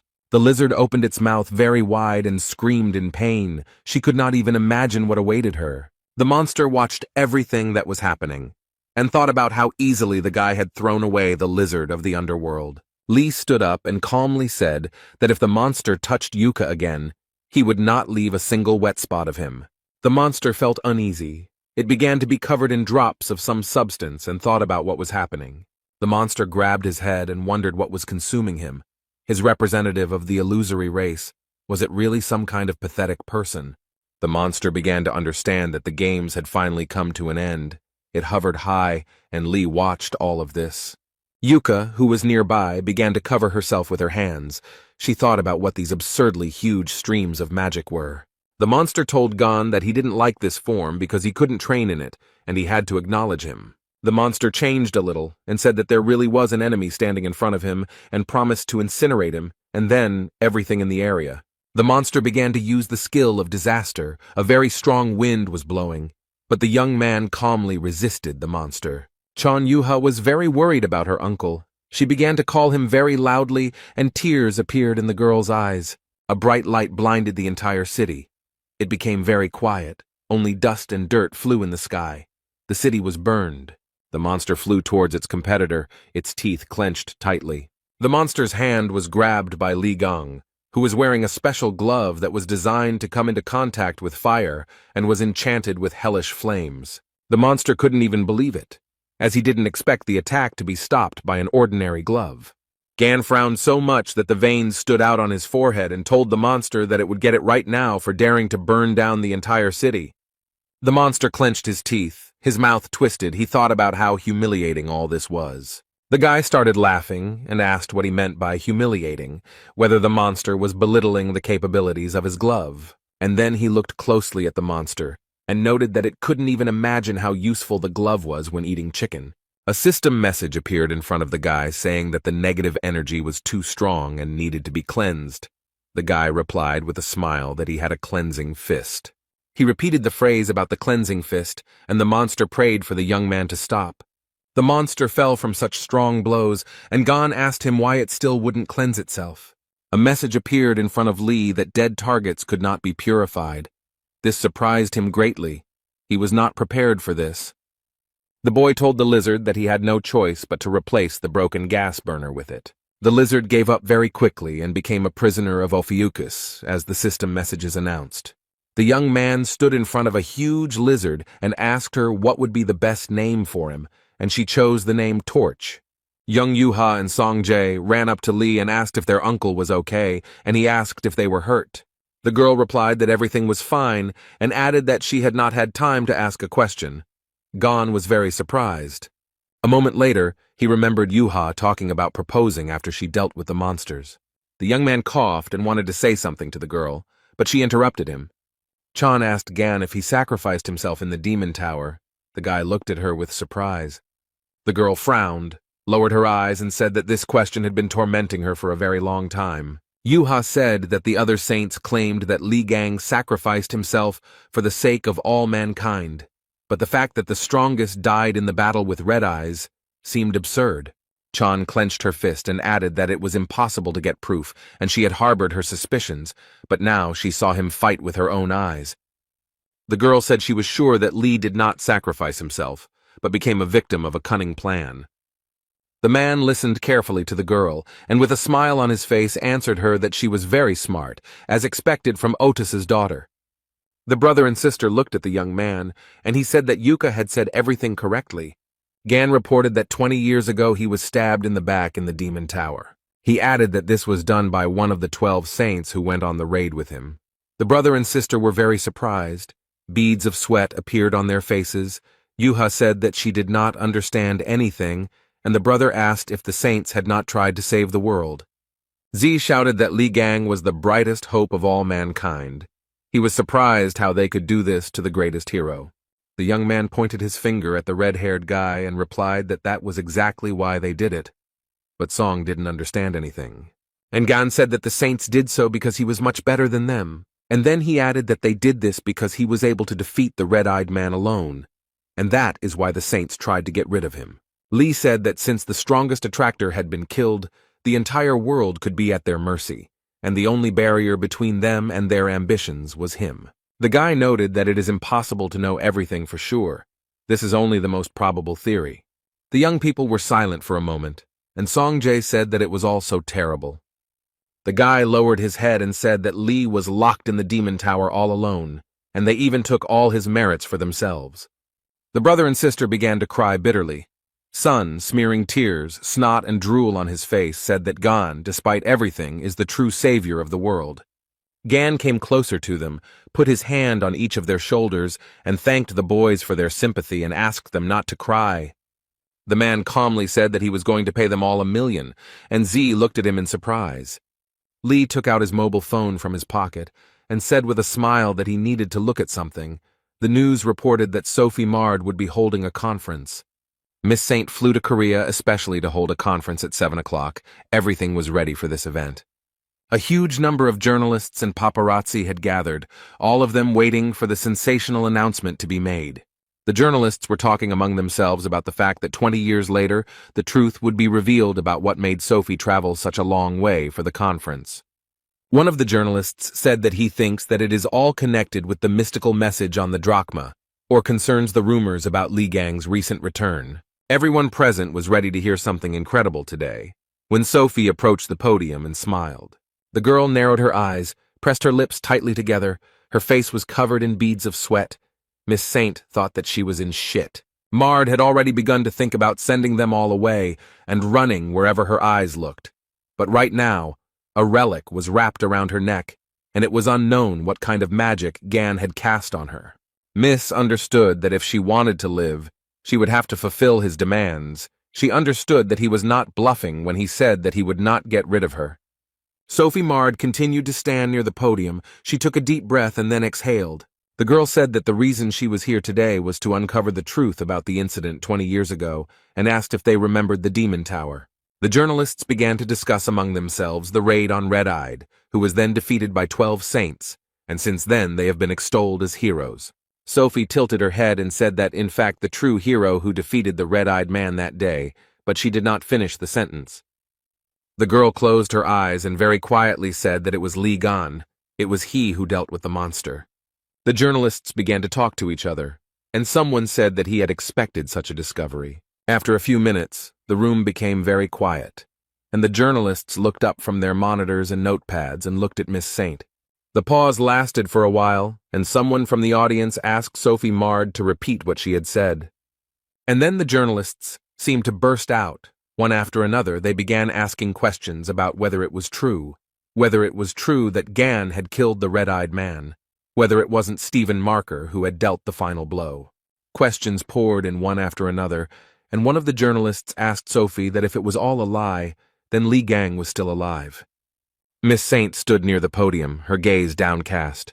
She felt extremely unwell.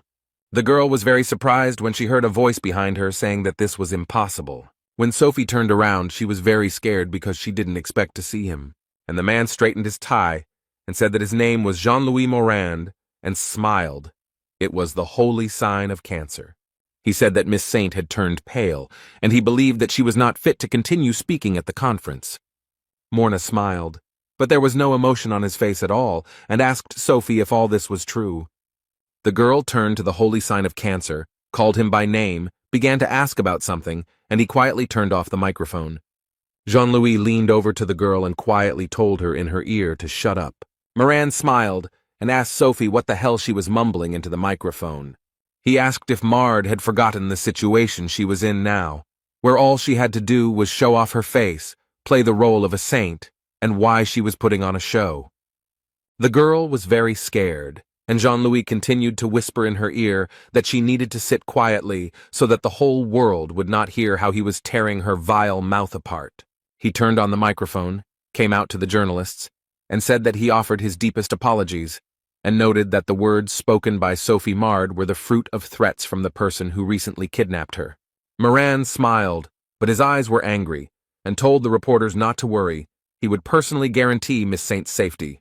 Then the man added that he was sorry, but they had to interrupt the conference immediately. The journalists were very surprised. One of them asked what about the news about Li Gan's return. Jean-Louis walked closer to the guy and stated that Li Gang had died in the Demon Tower 20 years ago and asked what other answer he needed. Moran's pupils narrowed very much, and he said that if the rumors were true, he would personally let everyone know about everything. Moran noted that there was no such news, and the journalist began to stutter and ask who, in that case, had threatened the saint. Another journalist also asked why the criminal mentioned Li Gang's name. Journalists began to tell Jean-Louis that if the conference were interrupted now, then trust in the saints would be shaken very sharply, or they had something to hide from the people. Moran was very angry. He thought that reporters were pathetic insects who did not know their place. But before he could do anything, he heard someone telling him to look at his face. Otherwise, he was going to despise everyone. What Jean-Louis saw shocked him. He was definitely not prepared for such a turn of events. The impact was so strong that the remains of the chairs flew in all directions, and the hall became very quiet. Miss Saint put her hands to her head, tears streaming from her eyes. She said it was him. Jean-Louis Moran gritted his teeth. He was very scared and could not understand anything. Li Gang said that he hadn't seen the sad crustacean for a long time and noticed that its wrinkled face hadn't changed at all. The boy shouted at Moran, who still couldn't come to his senses, to catch his gift. Sophie Mard watched all this from the side with her mouth wide open. She began to guess that it was a tale. Young people approached the huge lizard torch. A prisoner of Ophiuchus touched him. He had a sign that it was strictly forbidden to feed the beast. Gan stood over Moran and asked him if he was out of his mind, if he wanted to interrupt the conference in this way. The young man heard someone from the side saying that he had the tail of a lizard of the illusory race. Jean-Louis also said that he heard that someone had dealt with them and asked if it was Li by chance. Gan furrowed his brows, became angry, and said that he was tired of his tricks with the clones. Moran said the boy quickly recognized his division skill and then asked who he was. The young man was surprised, then smiled and asked who else he could be, and then replied that he was Li Gang. The room became very quiet, and all the reporters turned their gaze to the guy. They were shocked. After a few seconds of silence, the reporters began to laugh and say that Li Gang couldn't possibly look so young and good. Jean-Louis noted that the guy had good skills, but he was a little out of touch with reality. He should have chosen a more suitable role model. Li yanked the lizard's tail with all his might, and it knocked down Moran, who was really annoying the guy. The journalists watched everything that was happening, and the young man said that until you hit them, people won't start to think. Gan turned his attention to the reporters and asked them why they were hatching. He jumped into the crowd and said that they would be next, and someone started yelling that a madman had attacked them. In all this confusion, Sophie thought that she needed to escape while she still had a chance. But the escape failed. Miss Saint fell to the ground. Someone slowed her down a little. The girl screamed in surprise. Lee stood behind her, and with a sarcastic smile on his face, asked where she was going, because she still had to tell the whole truth. The girl realized that she was finished. Gan demanded that Sophie tell him about how they ran away at the sight of Red Eyes and took his property for themselves, about how she was treating his face but could not fix his pathetic soul. He pressed a point on the girl's forehead, and she closed her eyes and thought about what the guy had just told her himself. The system message distracted the guy. It said that a flash of energy from the darkest star had been detected. Everyone in the room was very scared. They grabbed their heads and beads of sweat appeared on their faces. Sophie got scared and started to speak incoherently, and Li Gang couldn't understand what was going on. The girl screamed like a madwoman. She said that it was not about him, but about that devilry. Li looked at Jean-Louis and thought that the energy of the constellation was emanating from him. He gritted his teeth and muttered that this was all incredible. He would never have thought that it was really gone in front of him. He said that none of this matters, but he doesn't know how he managed to return alive from the demon tower. Moran then added that Ghana should throw a little welcome party to celebrate his return. Otis placed a pot of ramen on the table. This was supposed to be his dinner since no one was home. The man sat down on the sofa, took the remote control, and began to look for something interesting to watch on TV. He was eating ramen and listening to the report coming from the St. Sophie Mard conference venue. The reporter noticed that it was chaos right now. The journalist reported that a man who pretended to be Li Gan had burst into the hall, and that the audience could watch him in a fierce fight with the holy sign of Cancer. The reporter then added that it was a very entertaining show, and that Li was seen on screen grappling with Jean-Louis. Hugo was so surprised that the ramen fell out of his mouth, because the man opened not only his eyes wide, but also his mouth. As the fight continued, some of the journalists began to run away, and Li told his opponent that his pathetic attacks would not work on him. A few minutes later, Moran used his skill and looked at Gan with a smirk.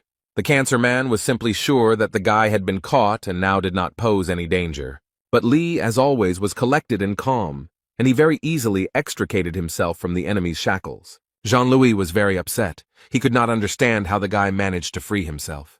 The young man had his sword. With its help, he very easily got rid of all obstacles. The journalists who remained in the hall and watched everything that was happening began to clap their hands. Li Gang was very pleased with himself. He smiled happily, and his eyes glowed with a green fire. But the battle was not over yet, so the guy crouched down to attack the enemy again. Gan picked up speed and began to approach the enemy very quickly, who looked at everything with surprise. Moran said with anger in his voice that it looked like Li had been doing nothing but acrobatics for the last 20 years. Jean-Louis started doing his tricks. The guy watched him and asked with a sarcastic smile if he had any more tricks left. The young man did not wait for an answer, but attacked his opponent with lightning speed, then wrinkled his forehead and clenched his teeth. Li looked to the side questioningly. He began to guess something, and this made him angry. The guy shouted very loudly that Jean-Louis had spent the last 20 years doing nothing but learning how to create clones. The man laughed and replied that he would take these words as a compliment, and Gan began to listen. Sophie Mard fell to the floor, holding her head with one hand. A strong wind was blowing, and she was screaming very loudly. Something incredible began to happen in the room. All the objects that were lying on the tables began to circle in the air. The people who were in the hall felt very bad. Blood was flowing from their mouths. Li told Jean-Louis that he was a crazy bastard. He asked if he was out of his mind, and then asked how he was going to clean up the mess. The young man's opponent most likely hadn't thought about it at all, but calmly replied that he would figure it out somehow. The man said he simply decided that he had to deal with Gan as quickly as possible while he still had the chance. The guy turned to Moran and, enunciating each word, asked if it was he, the bastard who had stuck a dagger in his back. Jean-Louis and his clones began to laugh wildly. He replied that Li was trying so hard to find the culprit. The man said, with a smile on his face, that it was not right for a hero to dwell on such petty grievances, because people were more likely to take him for a street thug than a saint.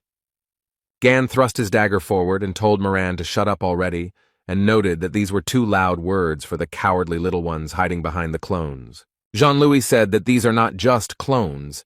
He recreated them from the life energy of the reporters. They cannot be cut up. Otherwise, all their life energy will be lost. The man noted that in such a situation, things could turn out rather sadly. Lee noted that these nasty tricks matched his mug. Moran laughed and noted that these were the young man's last words and said that now he would die. And Jean-Louis, along with a huge number of clones, surrounded the guy. Just a little more and everything will be over. But the clones began to look at each other. They were very scared. They saw the lizard's tail, which shocked them greatly, since the clones had no idea where it came from. Lee waved his hand and calmly said that this was a new skill he had learned in Drachma. The guy said, "Get hit," and hit the man with all his might. He gritted his teeth and watched all this with fear. Jean-Louis screamed loudly as Gan used the take-hit skill instead of me. The young man said that in front of him was not just a clone, but a part of Moran, and as soon as he finished him off, dealing with the rest would not be difficult. The man screamed very loudly. Where did the guy find out about all this? His face twisted in horror. Lee calmly said that he had said that Jean-Louis was a bloody, rotten piece of crap, and added that one would have to be a real idiot not to realize how much he stank. The guy had a huge pink stone in his hand, and shouting jackpot, he raised it up. Moran was surprised to hear that even the twins were unable to find the core, and asked how he had managed to get it. System messages appeared before Lee that a fragment of the cancer core was in his possession, meaning he could absorb the power of cancer. Sophie continued to hide under the podium as before. She listened attentively to what was happening near her. After a while, the conference room became very quiet. Only smoke and dirt rose up. The journalists began to come to their senses. The girl asked what it was, and the guy noted that he thought he was finished. He asked what happened. Gan stood over Jean-Louis, who asked the boy what he had gone through in that tower, and said that he felt as if the power of God himself was pressing on him. Lee replied that the man was talking too much, and said that he would definitely put the core he had taken from Rak to good use. Moran smiled and said he thought he should back off for now, then noted he had an ace up his sleeve. Jean-Louis began to dissolve, but still smiled and told the guy that he would be his worst headache. Gan said that Moran had an ace up his sleeve, and then added that it was to be expected that he would not simply back down. Lee's phone rang. It was Otis. He was shouting what the hell Lee had done there, and then he ordered him to quickly return home. Hugo yelled that he was watching the news, and told the guy that he had just dealt with a high-class clone of Jean-Louis, which meant they had their guns pointed at him. Gan, who listened to his comrade, opened his mouth in surprise and could not understand what was happening. In the starry sky above the planet Earth, either a satellite or another space device was flying. It was getting closer and closer to the Earth and was making characteristic sounds. After some time, the warhead detached from the weapon and began to fly at enormous speed. It broke up into many pieces, and it seemed that a little more and they would destroy the Earth. It was the Mormoth missile, a special weapon created by the Capricorn and Gemini branches after Li Gang disappeared, designed to eliminate incredibly powerful attractors. The rocket was created in case humanity was unable to cope with the monsters. This is a kind of trump card that destroys not only the attractor, but also a huge area around the point of impact. Gan told Otis that he couldn't believe they had put something like that together and that it sounded too grandiose. Hugo said Jean-Louis had it set up so that the missile would fire automatically when his biometric signals disappeared. Lee said that it looked like the high-ranking clone was almost equal to Moran's original body, and Otis shouted that it was not the time to be daydreaming. They needed to get out of there quickly. Gan said that he didn't think that running away would be the best solution, and if his words were to be believed, that thing could level several cities to the ground, and his comrade asked if there really was no solution. The guy thought about it, asked his friend again, and looked at Sophie, who looked at him questioningly. The young man laughed and happily told Otis that there was still something they could do. Miss Saint stared at Lee. Her brows furrowed and beads of sweat appeared on her dirty face. At this time, the rocket was getting closer and closer to the sleeping city. People were sleeping peacefully in their apartments. Loudspeakers installed on the streets of the city announced that a Mormoth missile was flying straight in their direction. People should immediately hide in shelters, and this was not a drill. People started running for cover. They were talking about why the anti-drag weapon was sent to the center of Seoul. Someone wanted to rent teleportation skills. Sung Jae and Young Yuha heard here and there about people saying they didn't want to die. Here the sky became very bright, and a bluish-greenish glow could be seen at the very top. Everyone who had run for cover raised their heads and began to look carefully, and the brother and sister immediately realized that it was Uncle Gan. He wasn't climbing up alone. He had Miss Saint in his arms, her face twisted in horror, and Lee was smiling broadly. Sophie screamed very loudly. Tears flowed from her eyes. She asked the guy what he was planning. A message appeared in front of Gan that, by the will of the Gemini bishop, the teleport and levitation skills were activated, and they teleported to the location of the Mormouth rocket. All this was possible thanks to the badge that Lee took from the Bishop of Gemini and held in his teeth. Gan and Sophia were getting closer and closer to the location of the Mormouth rocket, and the girl was screaming like crazy. The guy with a smile on his face said that he knew perfectly well that Miss Saint could burn through anything and ordered her to melt this rocket, but she could not figure out how to do it. Lee said that if she couldn't handle it, neither they nor the city's inhabitants would survive a collision with such a colossus, and Sophie had been idle for 20 years, and now it was time to serve everyone. Miss Saint screamed and cried, begging Gan not to throw her into the rocket and calling the guy all sorts of names. The young man naturally did not listen to the girl and told her to fulfill her destiny, but she flew, cried, and swore. Sophie held her hand out in front of her, closed her eyes, and asked the sacred essence of Aquarius to manifest itself, but it was shocked by what was happening. And the sacred essence gave its subordinate all kinds of enhancements so that she would not die. Miss Saint continued to scream like a madwoman, tears streaming down her eyes.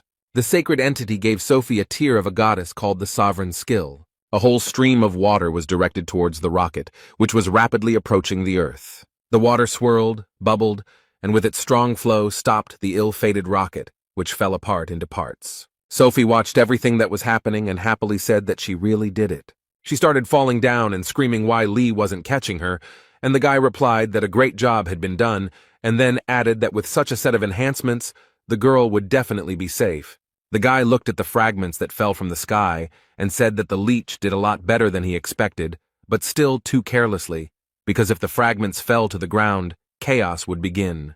People went out into the street and started talking about the rocket exploding, but now shrapnel was flying at them and they didn't know what to do. Gan looked up and wondered if this thing was created by the twins. The guy smiled and said that he would most likely be able to convey a grand greeting to the Purple Witch. The young man began to call his friend Hugo Otis, who was very surprised. The man asked if Gan had managed to figure out the rocket, and he replied that he didn't have time and asked to borrow the absolute coordination skill. Otis's pupils narrowed very much. He thought that Lee's voice was very worried. Were things really that bad? And he himself answered that he would immediately pass on the skill to Gan and began to search for something in his mobile phone. Gan looked at his phone, realized that the skill had been transferred, and thanked his comrade with a smile, calling him the first slave. The guy read the message which informed him that Sagittarius had passed on the absolute coordination skill, and that it could be used 238 times. Lee said that this would definitely be enough for him. The young man activated various skills. He was very pleased with himself. A smile appeared on his face. When all the preparatory work was done, Gan said that it was time to send our witch a package. A huge, shining star appeared in the sky, and people looked at it in surprise. Some were happy, some were surprised, but it became clear that the rocket and all the fragments had disappeared, and the city residents realized that they were saved. Sun turned to his sister and said that it was Gan, and then added that they were now safe. Bishop Gemini looked up at the sky and thought about how it was possible Lee made the entire warhead just disappear.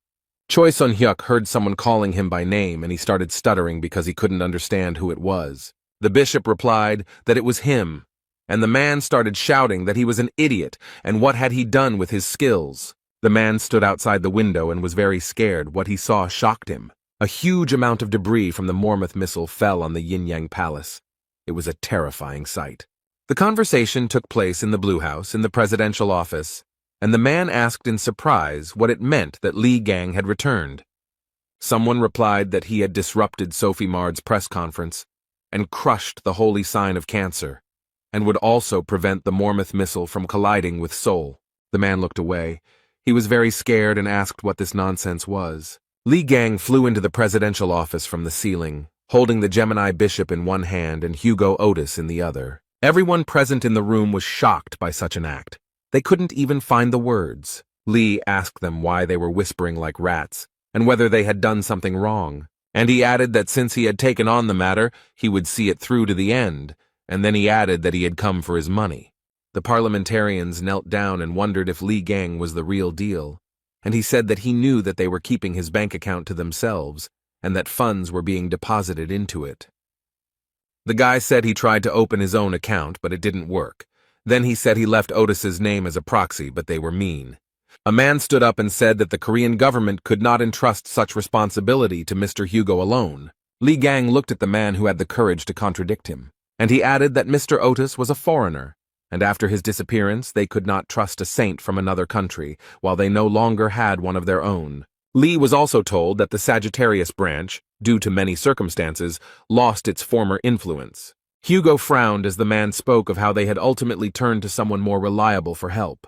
Gan became very angry. He punched the speaker in the face and shouted that he knew that out of all the possible candidates, the Purple Witch was chosen. The guy was very angry. He said he was trying to control himself, but they decided to make such a lame excuse.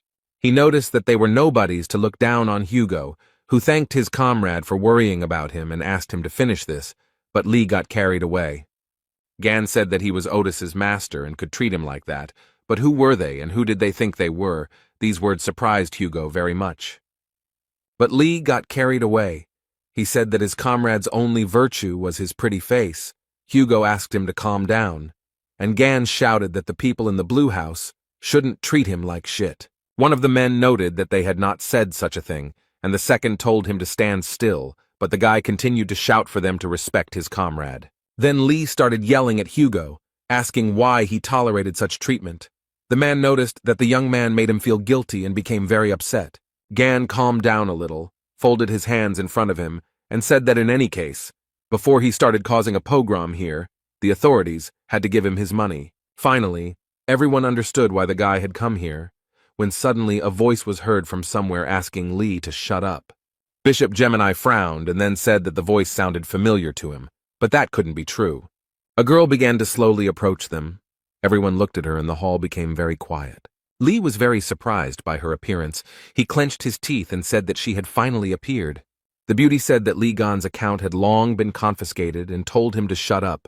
It was Heiji, the holy sign of Gemini. The girl wrinkled her brow and said that she was going to use the money from Li's account to restore her yin-yang palace. And then she added that he was a bastard who launched fragments from a Mormouth rocket at them. Heiji screamed that her palace was in ruins, and then asked the boy if he realized how bad the damage was.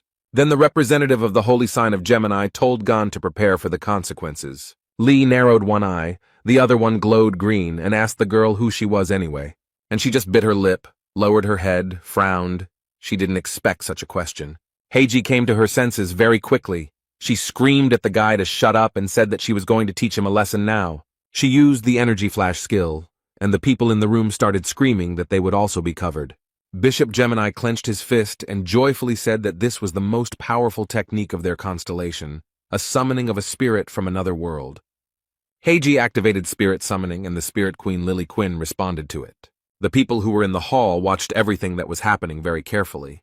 Haim happily said that here she was, the queen of spirits, whose power was almost equal to that of the sacred entities, and noted that she would look at what she could counter Li with. The young man flew up to the girl, unexpectedly grabbed her by the chest, threw her back with all his might, and in addition wished her a successful flight. She flew with such force that she broke through the roof of the blue house.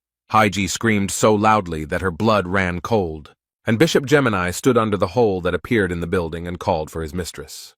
Before Li, a system message appeared stating that the magical energy of the Gemini constellation was dissipating, and that the spirit queen Lily Quinn wished to return home. The young man put his hand to her head and thought about something. It became very quiet. Then he grabbed her by the braid and asked where she was going, and the queen began to scream for the guy to let her go. Li asked her if she thought she could get away so easily, if she thought he was an idiot, and she begged him to spare her. But then something out of the ordinary happened. Gan frowned in surprise. Through a hole in the ceiling, Heiji flew into the room, Bishop Gemini asked her if everything was okay with her. System messages appeared that the owner had lost consciousness and magical control had been broken, and the transformation skill rented from Aquarius was dissipating. Lee asked if anyone around him had seen it, and then noted that he had said that he was seeing her for the first time. Did she really hope to defeat him with the Queen's help? Spirits. Gan addressed the people gathered in the president's office and said that the purple witch would not help them. Then the guy smiled broadly and asked whether they would give him his money back or not. After some time, Li Gang and his comrade Hugo Otis came out of the Blue House. Gan was very happy. He said that everything was fine because they had received the money, which meant they could go and eat something tasty. He was surprised that they had given him a lot of documents, and his comrade noted that something was wrong here. Hugo asked why the real Haji didn't show up, since she was the type to launch a meteor into the middle of the city if she got mad. Lee smiled widely and noted that she hadn't even shown up after he destroyed her palace, which could only mean one thing. Otis looked at him in surprise, and the guy said that this hysterical woman would never be able to calm her anger, and added that he had an idea where she might be, and offered to visit her. The young people were in Songjae's apartment, and Lee offered them a little snack while they worked. The guy handed the red-haired youth a burger and asked him if he wanted to eat it. The young man looked at the ruddy bun for a very long time. The pause did not last long. Jay laughed and said he would take something else, and Gon asked what Yuha and Jiming wanted.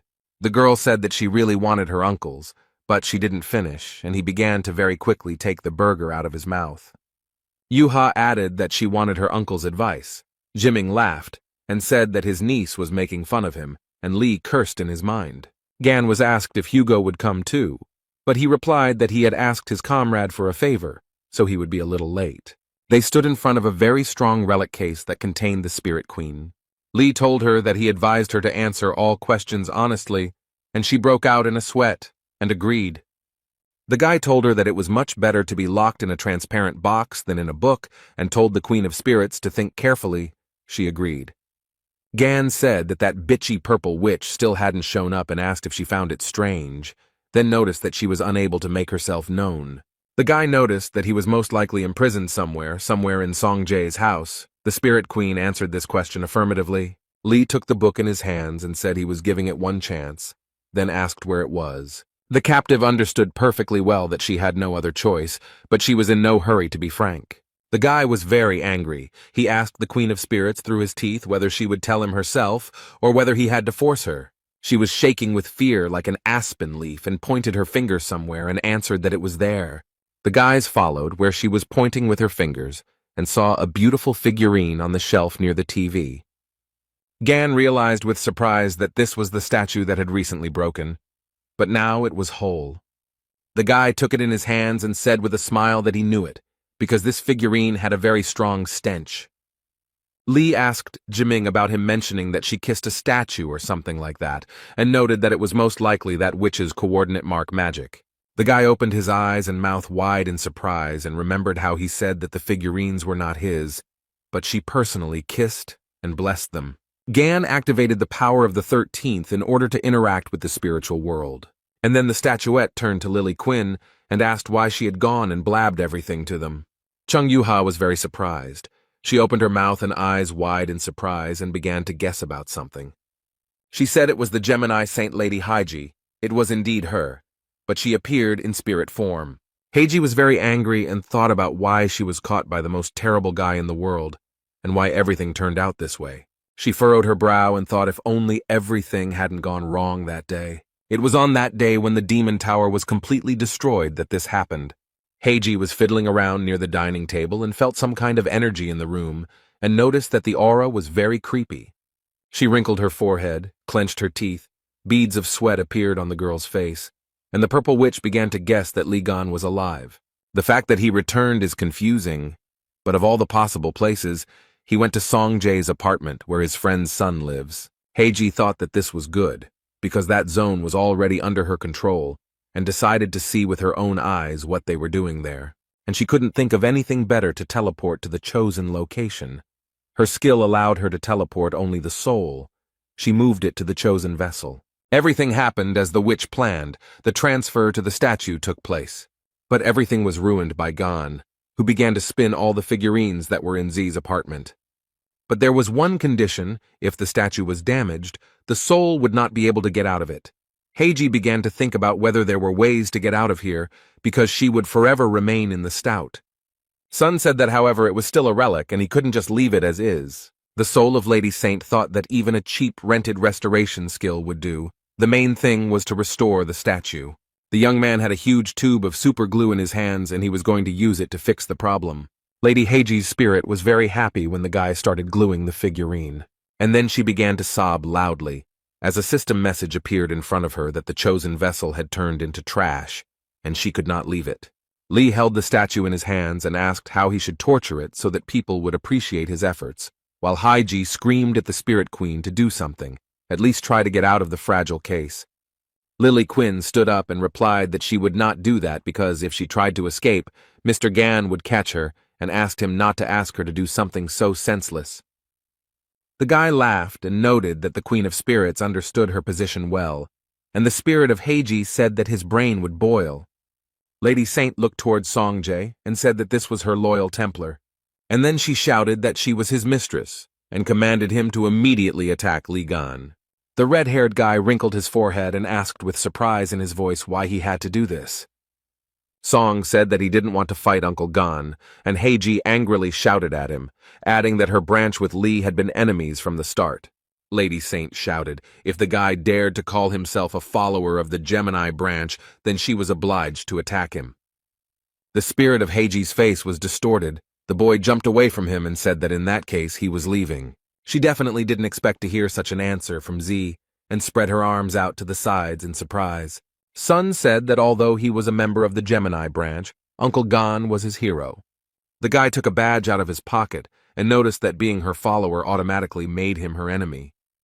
The young man threw the badge straight at the Lady Saint and said that he had decided to leave. The badge fell to the floor with a clang, and the room began to shake as if during an earthquake. Heiji began to shout that this was not the holy retribution of the sacred essence. So Jay's faith had switched to the constellation Ophiuchus. The sacred essence of the Gemini branch was furious and sent down punishment. The magical energy struck the guy. Young Yuha and Jimin, who were watching all this, were shocked and screamed loudly. Z became so ill that he could not control himself. He began to fall, and his sister ran to help him. Heiji wouldn't leave the guy alone. She screamed at him to beg for forgiveness and immediately attack Li Gan, as he was a cruel and dishonest person and shouldn't be trusted. The young man was tired of hearing all this from the sacred entity, and despite the fact that he felt very bad, he said with all his might that she should shut up. And he himself remembered what happened in the hypermarket and noted that they are ready to abandon people to their death if it is in their interests. The guy noted that Uncle Gan is not like that at all. He always comes to the aid of those who are in trouble. Sun added that they are all hypocritical scum and can only throw around false phrases about wanting to save the world. And his hero, the young man noted, is completely different. He always helps out and doesn't let you down. Z remembered how in the cafe, Gan told him to speak up if the guys bothered him again, and added that his uncle would always cover his back. Sun lay on the floor, punched it with his fist, and shouted that they were fucking bastards who had no right to look at Uncle Gan. From above, the sacred essence of the Gemini constellation Freya has revealed herself, increasing Songjae's punishment to the highest degree. Li Gang watched everything that was happening and felt sorry for the guy, so he decided to use the skill. It wasn't simple. It was called the Deep Cutter. Heiji was very scared when she heard about it. Meanwhile, there were many people in the Yin-Yang Palace, and they began to clear away the rubble. The man shouted that the fire was getting out of control and asked to bring everyone who knew water magic. The man with the beard was very surprised, as he was unable to gather magical energy. He frowned, looked at his hands, which did not obey him. A girl started running towards him. She asked what was wrong. She was very scared and talked about Bishop Ken not being able to use magic, and then added that they had stopped feeling it altogether. The man with the beard was shocked and started shouting whether they had contacted the Templars from other regions. Bishop Hen reported that they were unable to use telepathy or teleportation, and noted that the portal was completely dissipating. He was asked about the Templars, who were supposed to be hunting monsters now, and was told that it was impossible to contact them because telepathy did not work. Someone said that Gemini's magical energy suddenly completely dissipated. The young people in Jay's apartment were very surprised. Yuha said that the magical energy of the sacred essence had disappeared. Lee told the red-haired guy that everything was okay now and noted that because of him, he almost got into big trouble. He thanked the young man for trusting him until the very end, and he noted that he truly appreciated it. Sun smiled at the man, and tears of gratitude appeared in his eyes. He wanted to tell him something. But Haiji's spirit began to scream furiously, and she began to ask what Li Gang had done to her.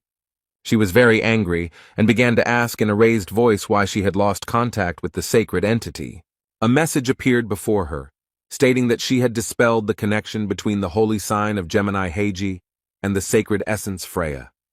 Sacred entities expend a great deal of resources and also take great risks when they personally enter our world. That is why they send their energy to their subjects, to the saints, so as not to take risks, and the saints, in turn, pass on their powers to the followers of the branch because it is very convenient. The sacred essence can be compared to a huge, powerful electrical station. The saint in this chain is a substation or transmitter of energy, and the Templars are various switches, sockets, and forks, so the disappearance of the energy of the sacred entity immediately affected all of its followers. Lee asked Haiji what it was like to be an ordinary person and threw the statuette on the floor. But the witch did not understand what the young man was talking about and looked at him in surprise. Gan smiled slyly and said that it was that stinking Cancer's favorite skill, to sever connections with the help of the deep cutter. The Cancer constellation's sovereign skill can cut through anything, and when mixed with Lee's power, the result is very interesting. The boy smiled and told the witch that he had managed to cut the bonds between her and her pathetic little god.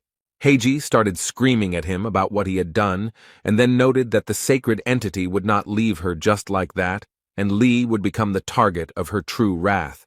And he said that he didn't care, and he wasn't against it. He raised his finger and said that he would very much like those little gods to show themselves to him in person. Heiji looked at the young man with fear, but he was completely calm. A strong wind blew, crows began to circle and caw loudly, thunder rumbled and lightning flashed. The people who watched everything that was happening were very scared. The sacred entity was angry that its ties with the holy sign and the Templars were severed, and was ready to take all the risks and personally invade this world. Everything was spinning in a whirlwind. People were scared, but only Li Gang smiled a malicious smile and noted that this was an impressive appearance. And the sacred essence of the Freya twins appeared before the young man. The guy read in the system message that crazy streams of sacred essence magic had been detected. The young man looked calmly at Freya. He was not afraid of her and decided to use an item from his inventory. The sacred essence's face changed very quickly. She was very surprised. A fragment of the Cancer core appeared in the guy's hands, which absorbs the energy of the sacred essence. Li Gang held it in his hands, and the sacred essence of the twins was struck by the presence of a fragment of another essence. The guy held out his hand with the core in front of him, and said with a smile that he was very sorry because he didn't have the Heaven's Fury skill.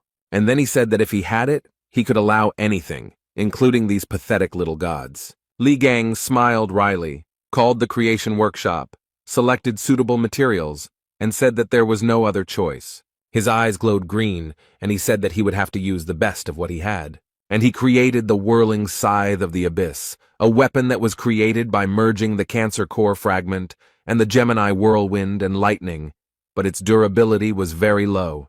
But Li Gan was fine with it, and on top of that he activated the combat instinct skill.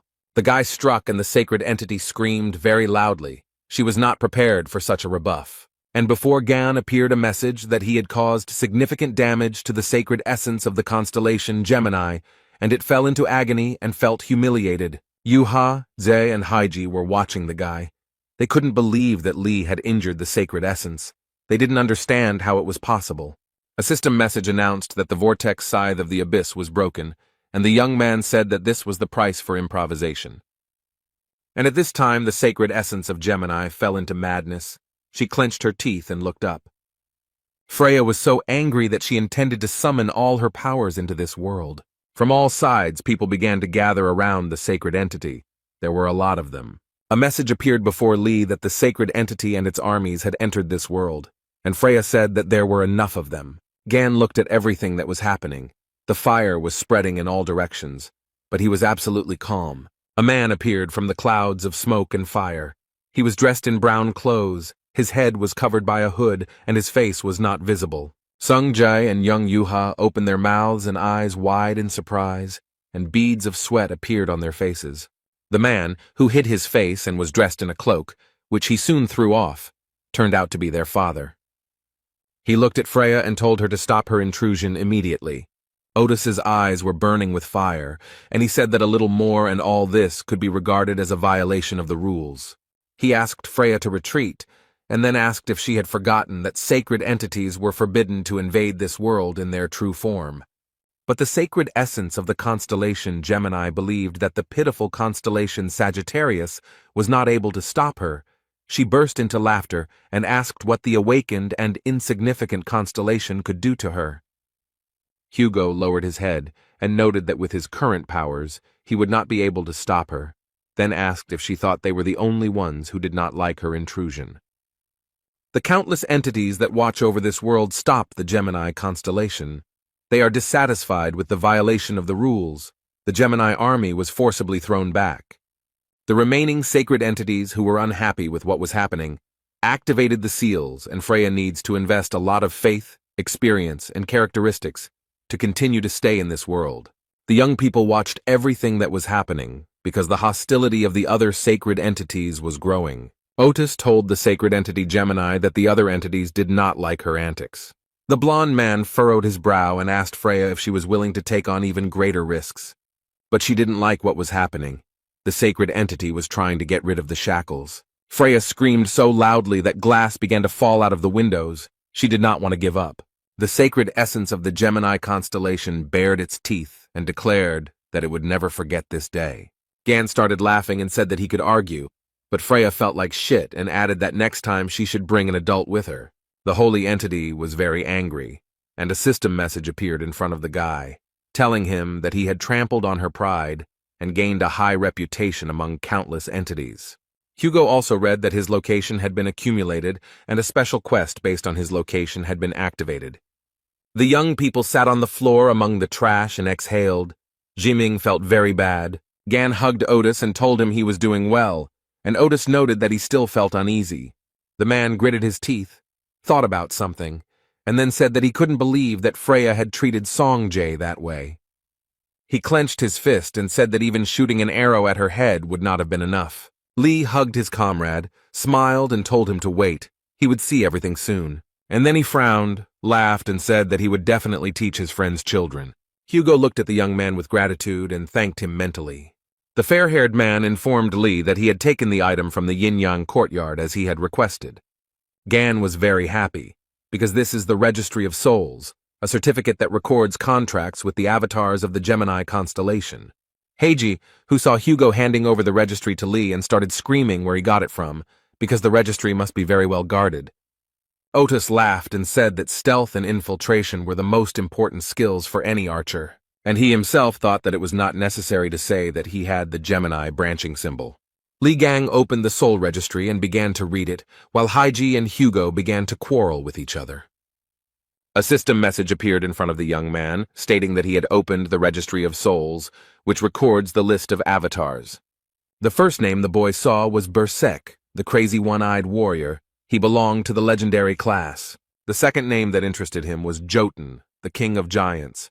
He belonged to the legendary class. Also from the Registry of Souls, the young man read about the warrior king Jarl. The light of the brightest god, he also belongs to the legendary class. A message appeared before Lee that the Gemini avatars were now under the control of Ophiuchus, and he could obtain them as slaves or as his own avatars. The patron avatar, who is imprisoned deep in the sea, under the yin-yang palace, also came under the power of Ophiuchus. Gan thought that he had a mythical class.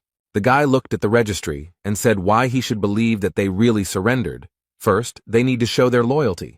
And then something incredible began to happen. Even Gan Li did not expect it and screamed in horror. Everyone who was with the guy opened their mouths in surprise. No one was prepared for such a turn of events. Heiji was flying from a great height, and everyone looked at her carefully, unable to understand what was happening. The Holy Spirit who was imprisoned in the statue was distorted with horror, and a message appeared before Lee that the avatars of the constellation Gemini presented him with the body of the saint. Li Gang and Hugo Otis came closer to him to take a closer look and realized that it was definitely a witch in front of them. The guy had a fit of hysterics. He grabbed his head. After a while, he replied that this prank counted as evidence. Thus, he accepted the loyalty of the avatars of the Gemini constellation. Gan was very pleased with the fact that the avatars of the constellation Gemini came under the power of the constellation Ophiuchus. He was asked to give names to his avatars, but the guy was too lazy to do it. So he named them Man 1, Man 2, and Man 3 in order of hierarchy. Heiji's spirit watched everything that was happening. He grabbed his head and screamed that all this was nonsense and a nightmare. Lee grabbed her by the neck and said that everyone had turned their backs on her, including her pathetic little god. He angrily advised her to answer his question honestly, and asked if it was she who had stabbed him in the demon tower. Heiji started laughing, repeated Lee's phrase, and said that she didn't understand what he was talking about. After such an answer, the young man suddenly released her, but she did not expect this and was very scared. The guy said that it was a fragment of the vortex scythe of the abyss that he had used earlier, and it was capable of frying Heiji's soul, which had shattered into pieces. The young man was very angry. He shouted like a madman for her to answer the question and not make a fool of herself. Tears began to well up in Heiji's spirit's eyes, and she began to scream that she really didn't know anything. Lee shouted so loudly that he would torture her to death in her spiritual state that the young people became afraid. Heiji began to say that she guessed that it was most likely Virgo. She explained why she thought so. Since she had not seen anything with her own eyes, she noted that it was the Virgin who was assigned the condemnation of heaven. Li Gang released Heiji's spirit from his hands again. She flew down and screamed loudly. The guy smiled. His eyes glowed with green fire, and he said that there was nothing complicated. She could have avoided the torment by telling everything at the very beginning. The young man noted that since she shared useful information, he would return her body to her. Heiji grabbed her head and thought that she was alive. She looked down and saw feet on a huge platform and was very surprised. Lily Quinn raised her hands and said that she was grateful that Gan had given her freedom, even in this form.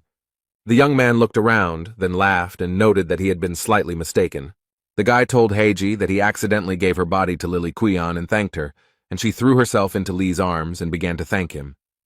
The bunny that Yang Wei was enchanted into told the girl that there was no point in trying to restore them, and she became angry that he was interfering with her. Lily approached Gan to borrow the soul registry. She was confident that she could improve all contacts. The guy agreed with her. The young man heard some sound and began to look around. He could not understand where it came from. His attention was drawn to a huge plastic box, which was where the sounds were coming from. Heiji, whose soul was enchanted into the statue, began to beg the boy to let her go. A system message appeared in front of Gan, telling him that he had a new skill available, snake contract. He could skip it once or not skip it 3 times. The boys heard someone talking about how they had become Li Gan's avatars, and they praised him in their speeches. After all, becoming avatars is truly a great honor. They talked to each other about what excites them from just one look at Li Gan. Otis said that this was the first time he had seen something like this, because usually avatars are very proud. How then the avatars started pointing their fingers at Hugo and talking about how a human servant dares to interfere when Mr. Li Gang is standing in front of him. Otis's face twisted. He opened his mouth wide in surprise and couldn't believe his ears. While Hugo was freaking out, Lee folded his arms and told the avatars that they had messed up a bit. The guy smiled, raised his finger up and said that this was not a servant, but his slave. Otis fell off his feet from such words. The avatars said how dare a pathetic slave open his mouth in front of their master, and they, along with Gon, laughed. Lee said that enough was enough about Otis. He would tell a little about himself. And he asked the avatars why they had turned away from the constellation Gemini in his favor. They reported that they could no longer stand the fiery nature of the holy branch of Gemini. Gan was surprised, and the avatars said that they were very surprised when he finished off the holy essence, and the guy noted that he encourages honesty. One of the avatars said that not only they, but also other avatars, including their commander, want to serve Li Gan. He added that the captain was trapped deep under the sea and therefore could not be present. Avatar reported that at the moment the attractors have already taken half the planet from humanity. He noted that at first glance it may seem that the power of the two sides is approximately equal, but in fact they are no longer able to regain their lost territories. Gan listened to the story, and thought that if the Avatar was trapped under the sea near the Yin-Yang Palace, then it must be the Pacific Ocean. The guy thought about the fact that it was located close to the territory of the attractors, and he would have to visit there. At this time, the avatars were saying something to the young man, but he did not hear, as he was thinking about how to save their captain. And they began to bow to him and say that since from now on he was their patron, they would swear allegiance to him. The young man smiled broadly at them and said that he relied on them and called them brothers. Songjae and young Yuha watched what was happening. The boy said that he expected nothing less from his uncle. And then he added that avatars of such a high class are afraid of Gan, and that's cool. The sister agreed with him. Yuha told Zae that she was very glad that she had finally decided to propose to her uncle. This conversation was heard by Li Gang, who opened his mouth in surprise, and Hugo Otis, who did not immediately understand everything and thought about it. He came closer to his friend and asked what had happened and what his daughter was talking about. Otis's eyes narrowed very much. They became like a dot, and the man began asking again and again what proposal he was talking about. The bunny that contained Yang Wei's soul shouted that Hugo was Gan's father-in-law, and then remarked that it was an interesting family tree. There was silence, and suddenly, unexpectedly, a toy, but not a simple, soft toy, began to burn. The hair began to scream as if he was being cut, and he caught fire because Hugo Otis shot him with an arrow. Beads of sweat appeared on Gan's face, and he began to tell his comrade that it would be better to lower the bow, but he refused to do so. The blond man started shouting that his daughter never said she loved him even on Father's Day.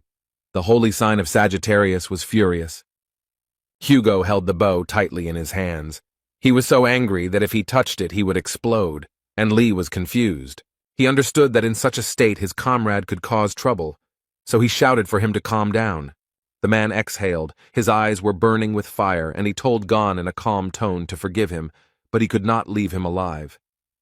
Without waiting for any answer, the holy sign of Sagittarius began to use such a skill as stealth. Lee said through gritted teeth that it looked like Hugo was seriously angry. He used the skill God's gaze to detect his comrade's magical energy.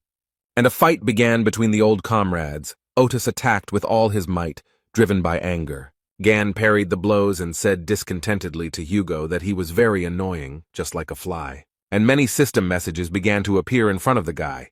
They informed him that Lee had shaken the honor of Sagittarius, his disposition had increased, and he had received the experience of the divine throne. But Otis had no intention of retreating. He was going to use such a sovereign skill as the Ring of the Sun God. The guy, when he realized this, cursed and noted that this was, at the very least, too much. Hugo drew his bow, and system messages appeared in front of him, telling him that a sacred entity was speaking to him and reminding him that he was at home and had to pay off a loan. Lee realized who Otis reminded him of.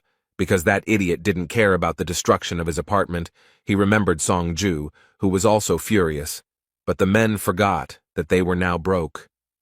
Gan knew that Hugo needed to be stopped immediately, and the children also told their dad that he needed to calm down. Jung Yuha said that he shouldn't attack because he won't be able to defeat Uncle Lee.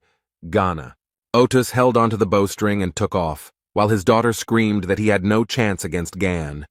Lee jumped out from above onto the bow. Thus, he wanted to stop his comrade. Hugo opened his eyes and there was a huge bump on his head, which had already been covered with a bandage.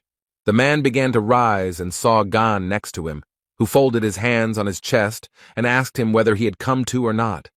The guy asked why he was so angry about a stupid, childish phrase. Did he look like a person who could seduce the children of a close friend? And added that he almost burned down the house. And then he added that Otis's children are embarrassed to express their thoughts in front of him, but they have very deep feelings for him, and even now they brought snacks to cheer him up. The brother and sister smiled. Yuha noted that Dad was awake, and Son noticed that they brought strawberry cake and his favorite coffee. The children handed the food to their father, and he looked at it, and tears appeared in his eyes. He became emotional, and a few seconds later, he rushed to the children to hug them, the fair-haired man sobbing loudly. Song approached Lee and said that he had sent the video of the battle to reporters as he had requested, and his uncle praised him for the work he had done. The boy said that his uncle stroked his head and now he will not wash his hair. Hugo heard these words, turned and looked intently at the guys. Z also brought the cake to his uncle and told him to try it.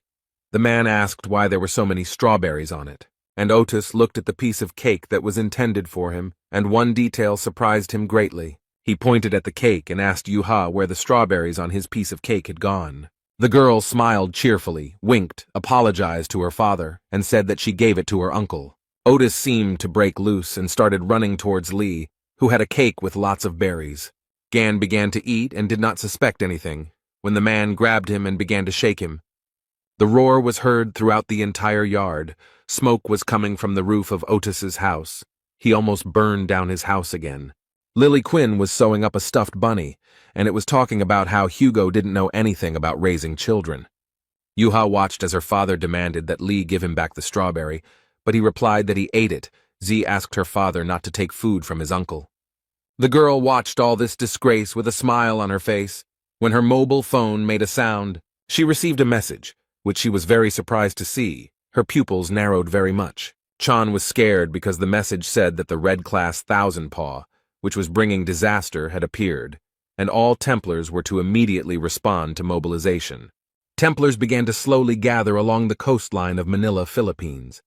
They armed themselves and began to talk about how they would have to fight the Red Class's attraction if they had a chance to defeat it. One of the men started shouting for people not to give in to fear, because hard times are another opportunity to prove themselves. He added that their boss had not yet shown up, so they had to defeat the Red Class Thousand-Pawed one themselves. The guy suggested showing how much the Leo branched out, and humanity would have another opportunity to make a leap towards a bright future. The men supported the speaker and began to shout. Yuka covered one ear and thought that she wants to go home because she misses her uncle. Everyone who gathered near the tent donned gas masks and helmets and were in a determined mood. There was an old man in the tent. He said that these uncouth barbarians made a noise for no reason, so they were most likely trying to suppress fear. He said that he didn't care about any of this. What was much more important was that the package had to be received. Near Otis's destroyed house stood a girl with a large suitcase. She rang the bell. The door opened and Hugo came out with a construction helmet on his head. He was glad to see the guest. It was his assistant, Yoon Yerin, who said that they hadn't seen the chief for a long time. The girl asked what happened to his house, because even the roof was gone. The man hid his face and told her that it was better not to ask, just to accept it as a fact. They entered the house, the TV was on, and the news was broadcast. Yoon asked if the eyes were watching the news about the Thousand Paw. Hugo said that he was watching and noted that Yuha also headed there. The man saw a box in the assistant's hands and asked what it was. The girl replied that it was lying by the door and asked if they were expecting a parcel. Yoon threw the box, and Hugo called out to Lee Gang so loudly that his construction helmet flew off his head. The tool broke, and the guy got a system message saying that due to the poor quality of the tool, the materials were destroyed. Lee stood over the table with a hammer in his hands and said that there had been another failure, and not the first time.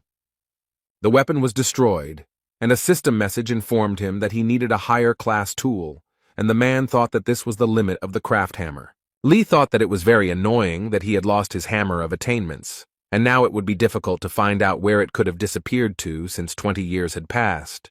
The guy looked at the slime and thought that it was hard to make relics larger than average size with it, but before the battle with the maiden, one way or another, he needed to prepare better. A system message informed Gan that a follower of another constellation had infiltrated the domain of the great Ophiuchus and the pitiful Sagittarius. The box that Yoon brought into the house was opened, and a voice was heard from inside asking if it was Sagittarius Hugo Otis. The strange creature told the fair-haired man that they had not seen each other for a long time and said that his name was Sergeyevich. Otis frowned. He realized that it was Capricorn and told him that it was a ridiculous joke, and noted that such nastiness was more in the spirit of Yang Wei. Lee came out of the workshop with a huge hammer and said that he was curious about who had gotten in and recognized the old man.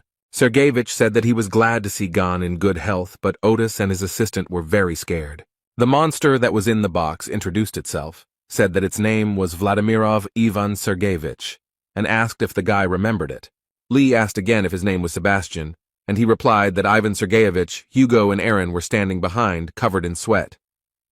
Vladimirov Ivan Sergeyevich is a holy sign of Capricorn and specializes in crafting relics. After the disappearance of the strongest awakened, he had a hand in all combat relics. Capricorn was about to tell Lee Gan the reasons why he was actually looking for him. The guy started to take it out of the box, and he said that he would like to apologize for what happened earlier. Gan pulled Capricorn out of the box, threw him aside, and he continued to talk about how he wanted to build a new, mutually beneficial relationship. Hugo approached Gon and asked him if perhaps he should have listened to Sergeyevich first, and he replied that his friend should stop talking nonsense. Capricorn lay beaten in the middle of the room. Lee said that he would not want to share even a tiny detail with him, and he would never believe that he was looking for cooperation and suggested watching the news. Vladimirov Ivan Sergeyevich said that Gon still has the same bad temper, so there will definitely be a headache. A warrior entered his tent and said that it was time for them to move out, and he was surprised. The holy sign of Capricorn looked out from the tent and told those present that it was worth taking a look at what this thousand-pawed one looked like. The reporter said that they were in Manila, the capital of the Philippines, and they would be broadcasting a raid on the red-class monster, Thousand Paw. Thousand-fingered is a huge monster that was subjected to Ligang 20 years ago. It seems that it is a descendant of that terrifying attraction that appeared here, near Manila. Since this monster belongs to the red class, the forces of several branches have gathered here at once, the troops of the Lion branch, led by Vice Chief Chong Yuha and Bishop Oliver. The Pisces branch is the master of naval combat, specializing in transformation magic. The Taurus branch is the frontline troops with invincible defense. The Aquarius branch are the priests of the battlefield, who are capable of neutralizing even the nuclear threat with their magic. Capricorn branching are great experts in creating and improving all kinds of weapons. Many branches gathered in this location to eliminate the emerging threat, and the holy sign of Capricorn appeared here in person. Lee and Hugo exchanged glances, wondering what the old man was doing there. Most likely, the saint did not come there empty-handed. He wanted to show what he was capable of. Vladimirov Ivan Sergeyevich put his hand forward and began to be attracted to it, like a hammer to a magnet. The old man smiled triumphantly. He called upon the sovereign relic of Capricorn. It was the hammer of understanding. The boys' mouths dropped open in surprise, and Hugo asked Gan if it was his thing. And the warriors began to say that the holy sign of Capricorn is a great inventor. He improves relics right before the start of the battle, and the whole world knows about his incredible skill. Lee started screaming like crazy that it was his relic. The guy couldn't understand what was happening. Gan pointed his finger at the TV screen and said that Sergeyevich was an old goat, and added that he was fed up with the fact that his instrument had been stolen and that this cretin was still acting up. The guy called the old man a bastard and said that he would deal with him even before Virgo. He started running and told Hugo that they were moving out immediately to teach Capricorn a lesson. The men had not yet begun to gather when a reporter's voice came from the television saying that something had appeared, and Lee directed his gaze to the screen. The young man saw the waves swaying, and the journalist reported that it was coming out of the ocean. It was a terrible sight. The ocean was raging, and from its depths appeared a huge, terrible monster, the Thousand-Pawed. A huge number of eyes watched the appearance of the terrible monster. They were all tense and scared. Thousand Paws, a red danger-level monster, began to show its paws and gradually approach the shore. One of the warriors shouted very loudly for everyone to get ready. The second one got scared and replied, "There is no need to rush." The guy noticed that the monster was holding something on the end of its tentacle. It looked very much like a human silhouette. The man who was in the tentacle of the monster, although huge and pumped up, screamed loudly from pain and horror. The warriors who were watching all this opened their eyes and mouths wide. The man in the tentacle seemed very familiar to them. It was Stephen Marker who screamed at the monster like a madman to give him his bone. It was this bone, not the man, that Thousand Paw was holding. The warriors began to talk about the fact that Marker was fighting the monster for his artifact, because huge amounts of money had been invested in it. So the guys understood Stephen's zeal. Bishop Lavovo was very angry. He thought that Marker was still possessed by this useless bone, and shouted for the head to return to them and pull himself together. The head of the Capricorn branch approached Oliver and asked what the young man was doing, and the guy got very angry. The old man said that the Holy Lion and the Thousand-Pawed had just appeared, and asked why his people were still standing rooted to the spot, and noted that even though he was a saint, the Lion's branch should take command. Sergeyevich said that if Oliver was afraid, he would gladly take on this role. The bishop thought that the old man was a slippery type, but he himself said that he was just about to give orders. The young man walked closer to his warriors and told them to take the potion that the Capricorn branch provided. Oliver then commanded the fish branch to cast a spell to move through water, and Bishop Elvov ordered Aquarius to be given buffs to their combat skills and survivability. The tourists had to create a line of defense along the coast to keep the monster out. Then the bishop asked if everyone was ready and noted that it was time to finish off this vile monster and ordered the lions to attack him. And all the warriors of the lion branch immediately rushed to attack the monster. They ran and screamed very loudly. Oliver then ordered his charges to use a skill called brutality. The brutality skill was activated and the warriors gained insane beast power. Vice Prime Minister of the LV branch, Chong Yu-ha, reported that the LV advance force had entered the battle. The girl then ordered all the Templars to release their magical energy. They began to carry out the command, and Yu-ha began to use the single branching skill Midnight Beast Charge. Chon shouted that the Midnight Beast had worked and ordered all the warriors to move forward. And the Templars, all as one, began to advance on the terrible monster Thousand-Pawed. The monster was so huge that the warriors on it were like fleas on a dog. He could feel their movements. And Stephen Marker, screaming like a madman that the warriors were idiots and they should stand there until he took his bone back. They told him to stop talking nonsense and wait quietly, and the jock was yelling that he had almost taken her. They kept shouting at the Marker to let go of the bone, but he resisted like a ram. The Templars watched everything that was happening and thought that all the guys would die senselessly. Yu-ha overheard this conversation and said that she didn't want to go out of her way to save Stephen, but it seemed she had no other choice. The warriors began to stop her. They said that they needed to put buffs on her first, but the girl replied that there was no need for that. And without thinking twice, Chon Yu-ha went to help her warriors. The beauty was in a great hurry. Vice Prime Minister of the branch, Lvov flew to help the head, who watched everything with clenched teeth. Something out of the ordinary happened. Stephen Marker and the bone began to fly in different directions. Yu-ha landed on the ground and announced that the rescue of the lion branch leader had been successful. A few minutes later, he landed right in the water, and his relic, which he couldn't tear himself away from, fell next to him. Stephen Marker emerged from the water and began spitting out the water that had gotten into his mouth. The young man was feeling great when suddenly someone jumped right on his face. The people who stood nearby and watched everything that was happening were shocked. Chan quickly closed the distance and cut off the monster's tentacles with one swing, while Marker screamed at her to get off him. The warriors joyfully shouted that the leader of the lions was finally saved, and it was time for them to rush into battle. They ran so fast that dust flew, because they didn't want the lions to take all the glory for themselves. Someone shouted to cut off the tentacles, because they were in the way. Others commanded to aim for weak spots. Some warriors shouted that the one who was pulling had already moderated his ardor, while others insisted that they had to continue pressing. Then, something out of the ordinary and unplanned happened. The warriors began to run away. It was a tsunami that disrupted all the warriors' plans. Screams were heard from different sides. For everyone present, this was all very unexpected, but they quickly gathered and began to block the wave. The Taurus Branch Templars quickly used the impenetrable wall skill. The warriors of the Taurus Branch asked each other if this was really a volcanic eruption. But the answer to the question never came. Someone shouted for everyone to look forward. A monster appeared in front of them. The warriors couldn't understand what the hell was going on, because they had only dealt with one monster. In front of them appeared the titanic, misfortune-bringing 10,000 paws. It also belonged to the Red Hazard class. The Templars began to discuss where this monster came from. The head of the Capricorn branch stood near the tent. He looked at the monster and could not say anything clear. He recovered from the shock a little and said that since such a creature had appeared, there was no other choice. Someone asked Sergeyevich what he was holding, and he noted that it was a detonator. He had prepared Mormont missiles in advance to strike the coastline. The old man turned around to see who he was talking to, but there was no one nearby. He was very surprised. The head of the Capricorn branch began to look around.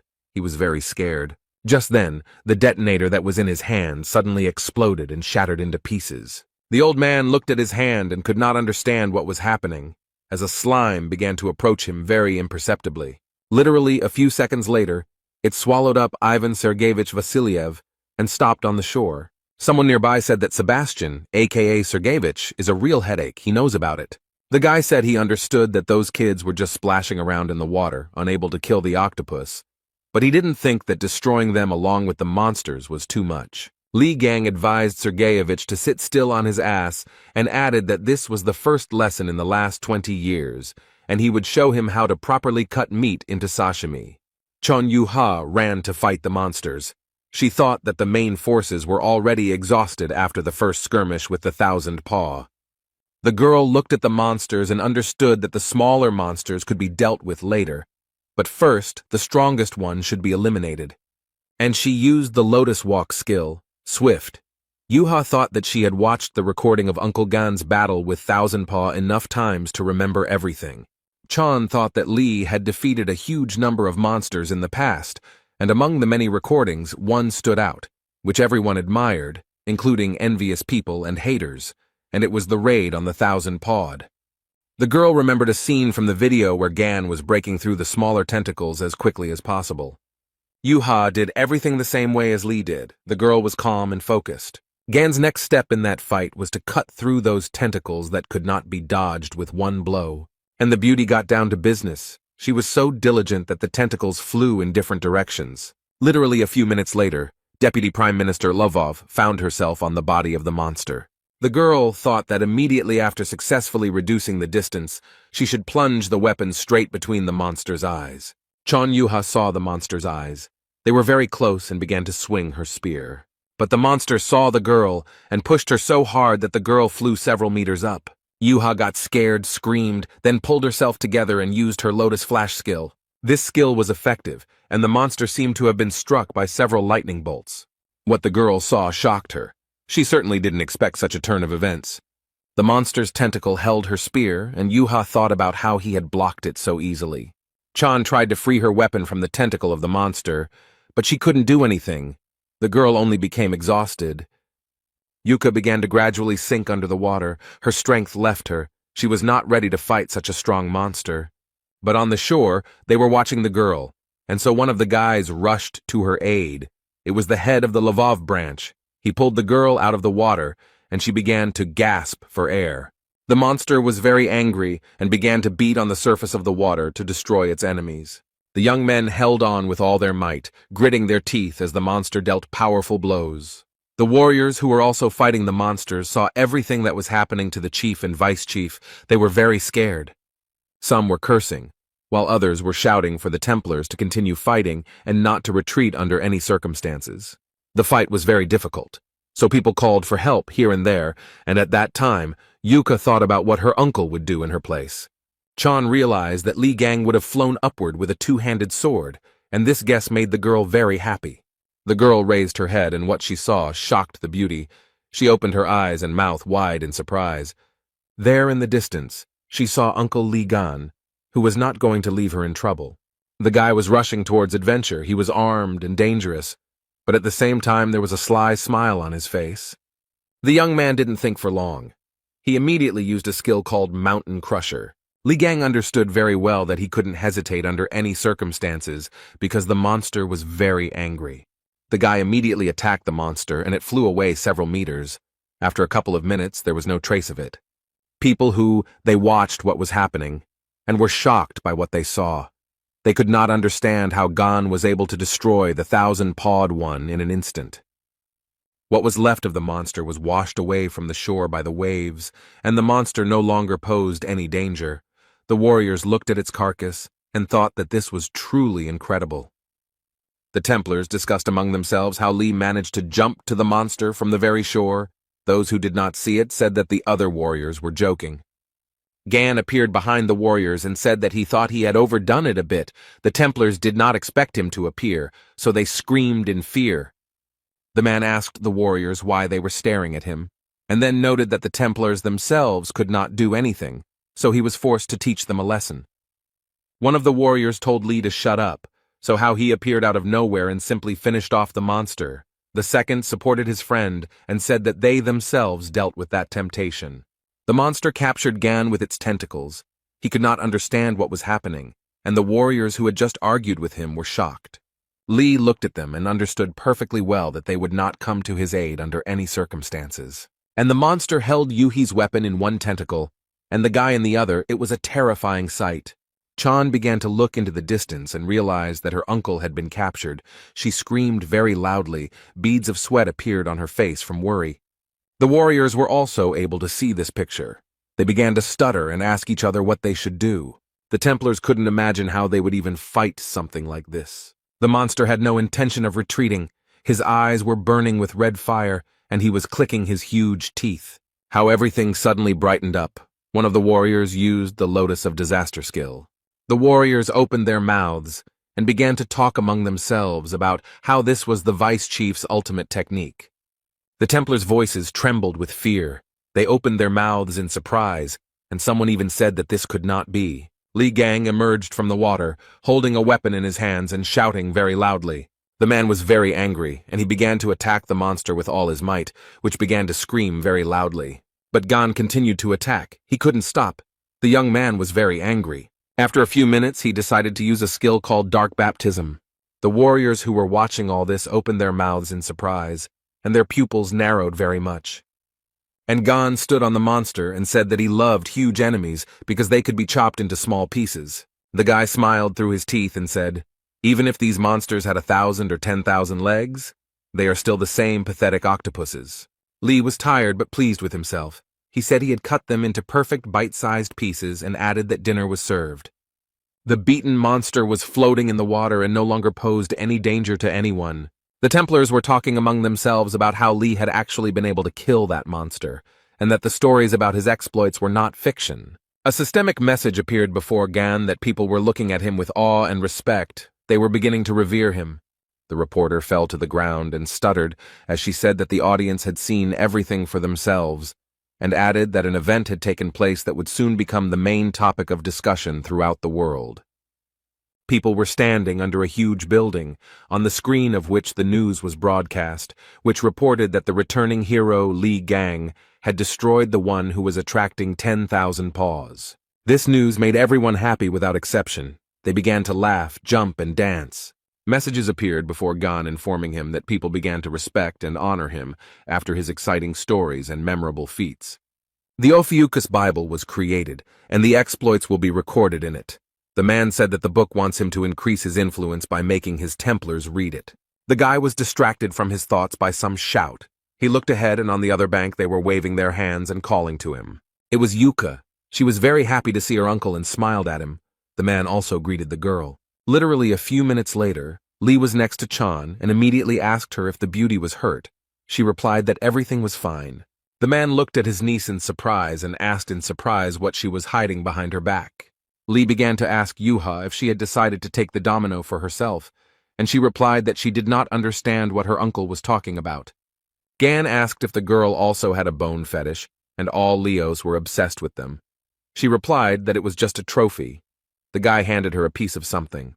He extended his hand to her and said that it was her spear, but it had broken during the battle, and then promised that he would soon make a replacement for it. The girl's jaw dropped when she realized that her uncle was forging a weapon for her. She was incredibly happy. Stephen Marker ran up to them, his eyes wide and wild, and shouted that it sounded wonderful. Li asked the jock if he was crazy. Why was he suddenly yelling so much?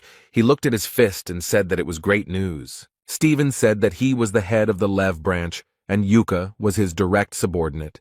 And just when Gan suggested that she forge a new weapon, the girl covered her ears with her hands. And Marker's eyes widened, and he said that this meant that Li would do something for him too, and then he said how could he not be happy about the new weapon. The head of the Lvov branch said that 20 years ago, it was Gan who was responsible for making equipment for all the saints. Marker said that Li destroyed the relic he bought, which is why he is entitled to something as compensation. These words made Gan very angry, and Stephen continued to speak. He told Yuha that he forgives her for landing on his head and even throwing away the bone. The young man could no longer control himself, so he called the head of the Lvov branch a thick-headed sack of shit. Suddenly there was a very strong explosion, after which it became very quiet, but not for long. Stephen said in surprise that it was very surprising that Li could cause explosions with his screams, and the young man replied that it was not him. The warriors began to scream after they came to their senses a little.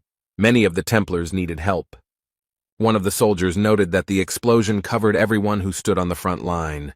The warrior looked ahead, saw a toothy monster with huge claws, and asked what was going on. The man was very scared. The wolf's eyes were glowing with a mad fire. He was grimacing, and drooling was dripping from his mouth. It is unclear for what reason the people of the Leo branch began to go crazy. It was a terrifying sight. Chan said that the Lion Strike Force suddenly attacked the Taurus branch. She couldn't understand what it was. A voice was heard saying that it was a flare from Mormoth that he had planted, but due to its small size, the explosion was not that big. The young people heard some noise to the side. They turned their heads, and what they saw shocked them greatly. Vladimirov Ivan Sergeyevich, a.k.a. Sebastian, a.k.a. the head of the Capricorn branch, was heading towards them.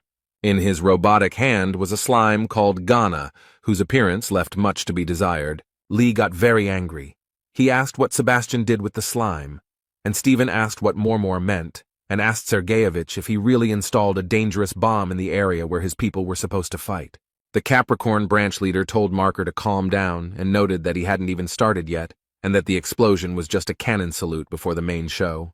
Lee asked the old man if the madness of the people on the front lines was also his doing. Stephen was surprised when he heard this question. Sebastian laughed and replied that Lee Gang, as expected, was very quick to grasp everything, and decided to show them something more interesting. The old man took out some kind of tube and blew into it, but what happened next was amazing. A breeze blew and a bright greenish glow appeared behind the elderly man.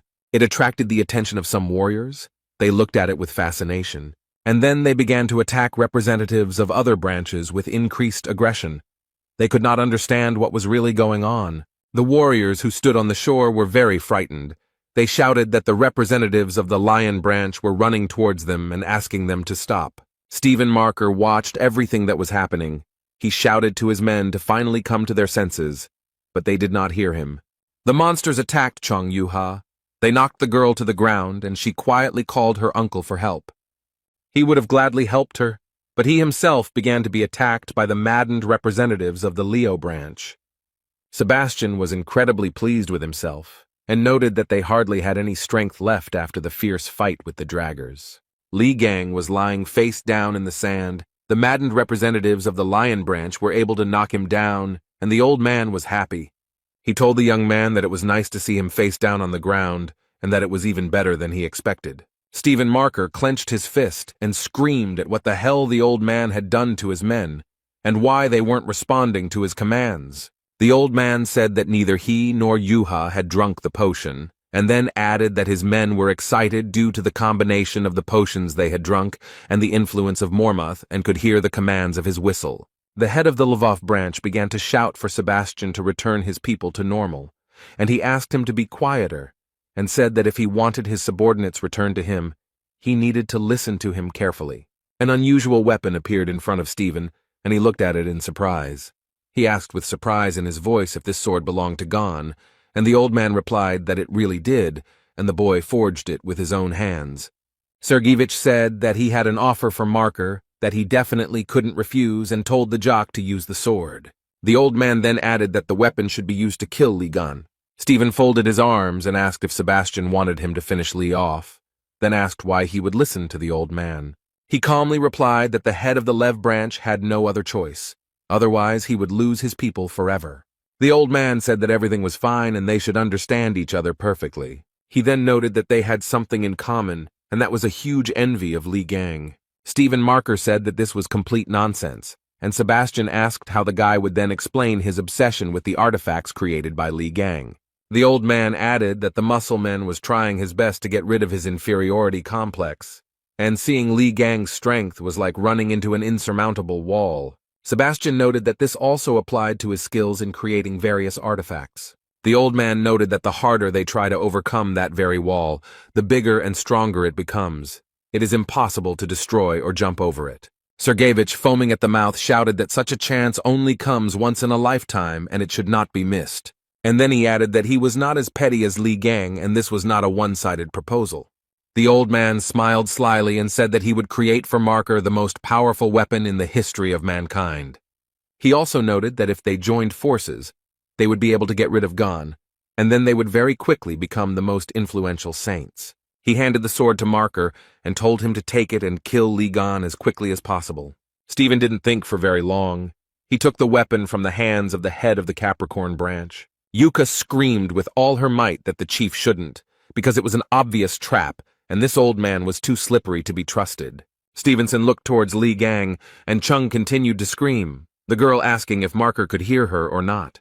Yuka screamed at the top of her lungs that she would never forgive him if he harmed Uncle Gon. Marker came very close to Lee, who was being held by his enraged charges.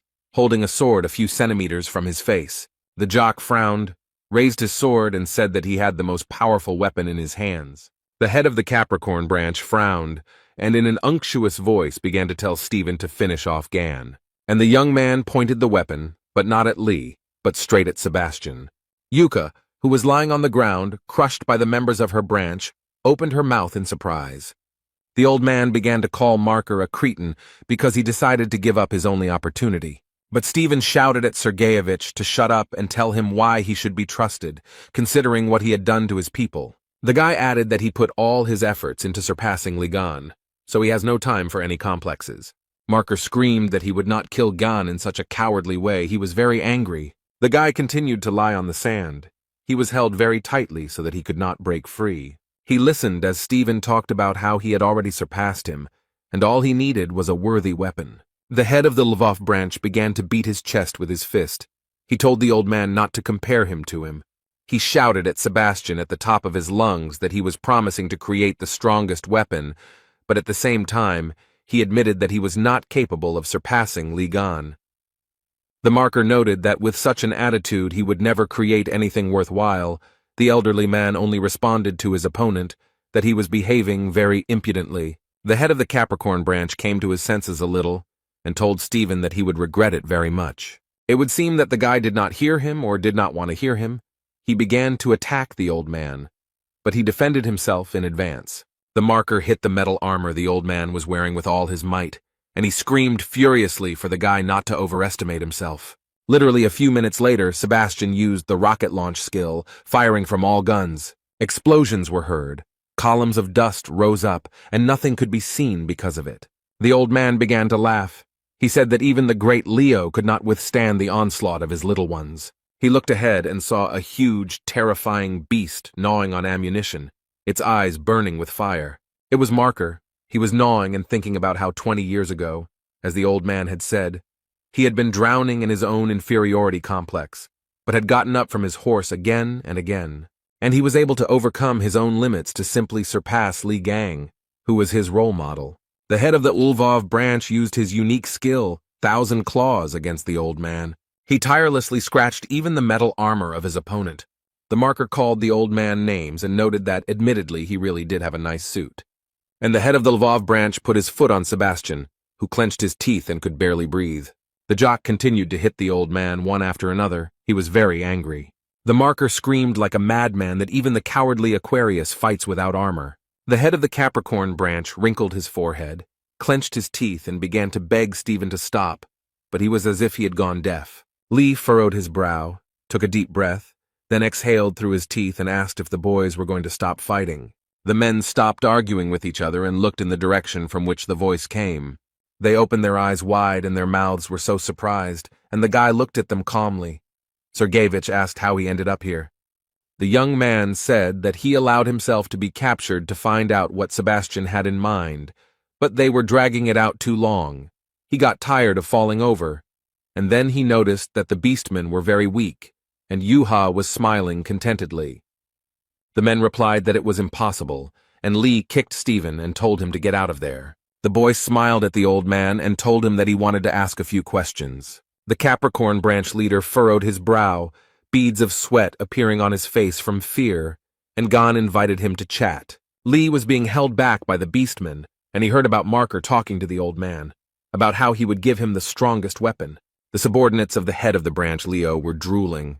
The guy was yawning to such an extent that he was bored. After a while, the guy said that he was going to die of boredom, and the beastmen bared their huge teeth. The young man very quickly freed himself from the Templars of the Lion branch and noted that it was very difficult to call it a fight.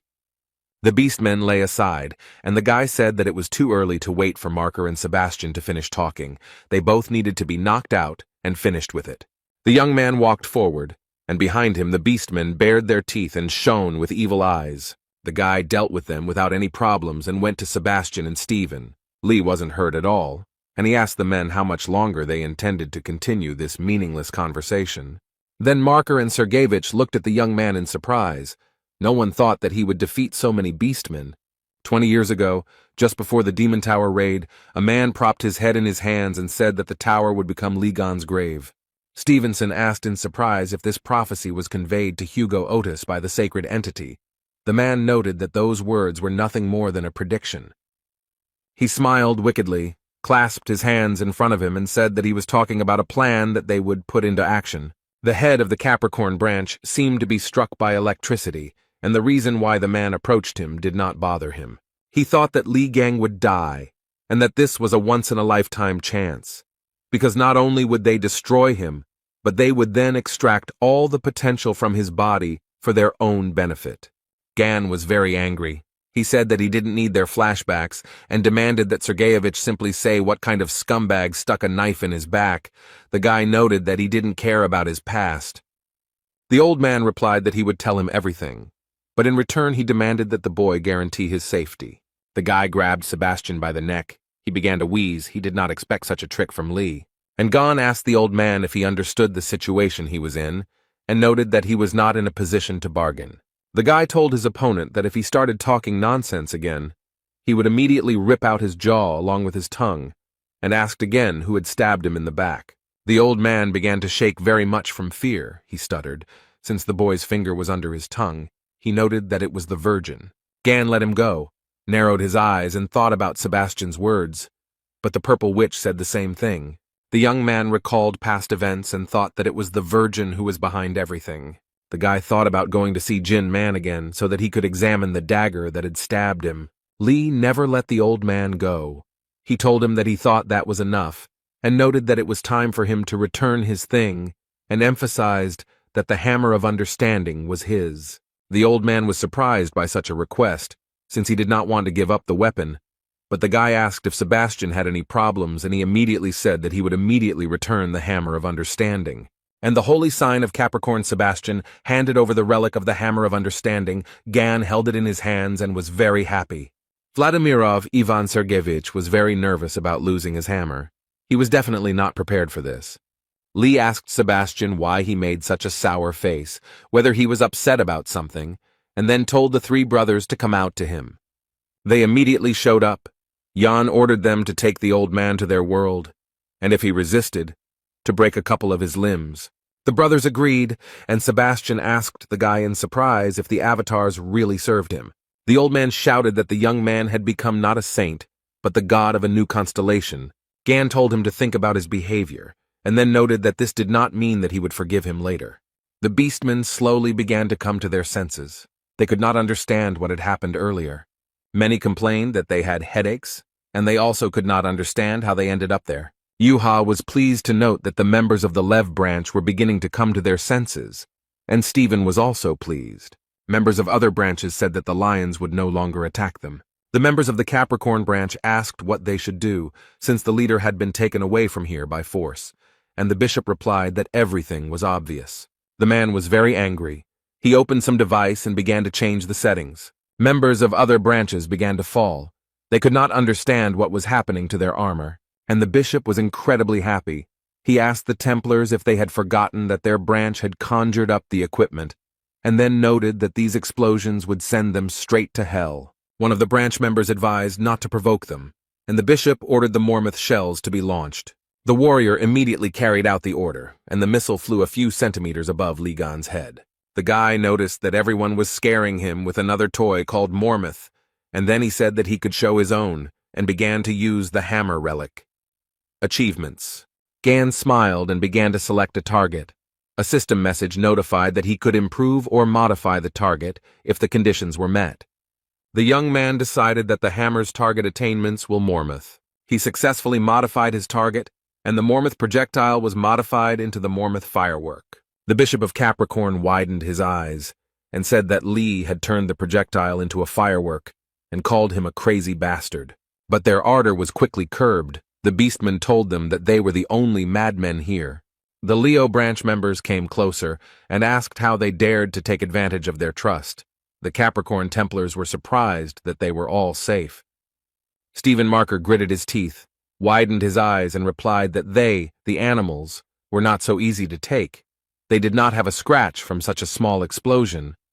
The members of the Capricorn branch began to run away somewhere, and Stephen Marker shouted at them to wait until he finished. He told Gan that they couldn't just let them escape and asked if he had anything fancy, big, and strong, and he asked why Stephen was asking him again. The head of the Lvov branch was very angry, and Lee thought that it was big, strong, impressive, and easy to swing. He smiled slyly and remarked that he had something, and Marker stuttered and asked why he was looking at him like that. Stephen calmed down a little and said that if the guy had such an item, then let him give it to him. But before he could even finish his sentence, something happened, and the huge man began to scream in a voice that wasn't his own. Gan grabbed Marker by the leg and dragged him somewhere. There was a crazy smile on the young man's face. Without thinking twice, Lee swung with all his might and threw the Marker after the dying members of the Capricorn branch. He watched as the warriors began to scatter in different directions and said that it would be nice to go bowling later. The young man took Stephen by the leg and asked him what he had to say about it. The Marker was so shocked that he couldn't even say a word. The guy dragged him a few more meters, and then he let go of the leg and said that it was uncomfortable for him to hold it, and he would not do it anymore. The action takes place under the protective dome of a European nation. This is the Red Zone. Jane, captain of the Virgo branch search party, thought that the stench was unbearable and that the lures could attack at any moment, so she needed to be prepared. The warriors asked each other if they had heard the news that Lee Gang had killed a huge monster in the Philippines. The girl said she watched the video and noticed that the monster didn't have a chance, while the second noted that the official raiding parties were unnecessary baggage. Someone said that the big losses were also caused by the fact that the Leo branching intertwined with the Capricorn branching. The guy replied that it was to their advantage, because the weaker the opponent, the better. Captain, she ordered everyone to be quiet and asked since when protocol allowed whispering during a mission, and the girls asked her for forgiveness. Jane said that they were not here for fun and advised them not to forget that they were tasked with finding their man, who had disappeared into the outskirts of the dome. The captain noted that the search was already problematic due to the fog, so there was no need to complicate the task. Jane wanted to say something else, but she heard a scream from the side. Someone was calling for help. The girls stopped, but the cry for help did not stop. The captain of the search party noticed that the man was ahead. Jane said she would lead and ordered her branch members to keep up. And there in the distance, someone was begging for help. A man was shouting if there was anyone there, and a search party went forward. Jane wondered if the screams sounded like they were echoing throughout the city, and if her ears were deceiving her. The captain ran forward and thought about how it felt like these were artificial repetitions, like some kind of recording. Jane slammed on her brakes, turned around and shouted for everyone to stop. The captain of the search party looked ahead and thought that something was wrong here. She began to ask where everyone had disappeared to, asking for an answer, but no one answered her. The girl found herself in a place unknown to her, and now she asked to be saved. In Hugo Otus's house, the television was on, from which one could hear the news that several days had passed since Ligan's victory over the enticed 10,000 paws and 1,000 pawed. The young man read a book about his achievements while sipping a cold drink, and the reporter continued to talk about how they were in the Philippines, and how they were trying to move the bodies of those bringing misfortune with the help of a huge crane. Gan looked up from his book at the TV screen, where they were talking about how amazing he was for single-handedly dealing with the threat, making the combined mission seem pointless. The guy said that wherever you look, you see the same news, and he didn't understand why everyone was so surprised by the cutting up of a couple of octopuses. He then noted that at least the news was being told in a positive light. Interestingly, the news was also broadcast on the streets of the city, and people were interested to see that the returning hero Lee Gang had destroyed the one who was luring 10,000 paws. The guy looked at the screen and read in the Bible that the main point of it is to perform actions that can attract attention. After a few minutes, he closed it, thinking that was enough and would deal with the to-do list later. Lee Gang received a new notification. He was asked to check the trials or upgraded skills. He noticed that it was stressing him out. The guy chose the tests. He was interested in looking there first. Several messages appeared in front of him. He thought that this semblance of a quest appeared after his battle with the sacred essence of the twins. The young man regretted that he would not be able to resort to his fighting instinct. But if he met a sacred entity or a huge attractor, then it would not be critical, because this was his specialty. And Lee's two quests seemed quite problematic, because he needed a registrar, and to find his own Templar he decided to deal with them later. He decided to check out the improved skills, and a message informed him that God's gaze had been improved and new additional functionality was available to him. Hugo's assistant was holding a stuffed bunny, which was screaming furiously for her to let it go because it was clean. Gan stood up from his seat and shouted very loudly for them all to freeze in place. He used a skill to test the person's loyalty level. Yoon Yerin, holding the toy in her hands, froze in place with the yellow bunny in her hands, and Lee could see their level of devotion. From the system message, he was able to understand that the Templar's loyalty should be the 100th. If it is less, then the branching power will weaken. The guy understood that he needs to be careful. He thought about Otis, Jung Yuha, and Song Jae and was confident that they would become his followers without any problem. The guy asked Yoon Yerin where Hugo and his children were, because he wanted to take on this case while he was here, but the assistant replied that they left early in the morning. Lee sighed heavily and said that he would have to try it later. Erin was very surprised. She could not understand what he was talking about. The young man's mobile phone rang. It was Jin Man. The guy was very happy about this call. Something unimaginable was happening. Someone was screaming that they didn't want to die. Others were asking for help because they were trapped under the rubble. The woman asked Song Jae to listen to her carefully. She said that the boy should hide and wait for her in the car until his father arrived. The child was very scared. Tears were rolling down his face. And the woman said that they were just playing hide and seek. Son had to hide well so that he wouldn't be found, and Dad would show up and deal with the monster. She smiled and asked her son to promise that he would be brave and obedient. The red-haired guy opened his mouth and eyes wide. Their pupils narrowed very much, and beads of sweat appeared on his face. The now grown-up young man sat in the car and could not understand where he was and what was happening.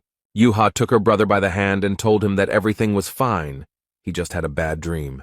The guy rubbed his forehead with his hand and said that he was probably overexcited, since this was the first time he had met his mother in a long time. Jong said that these could be side effects of the holy punishment, so he should be careful about himself. Song replied that everything was fine.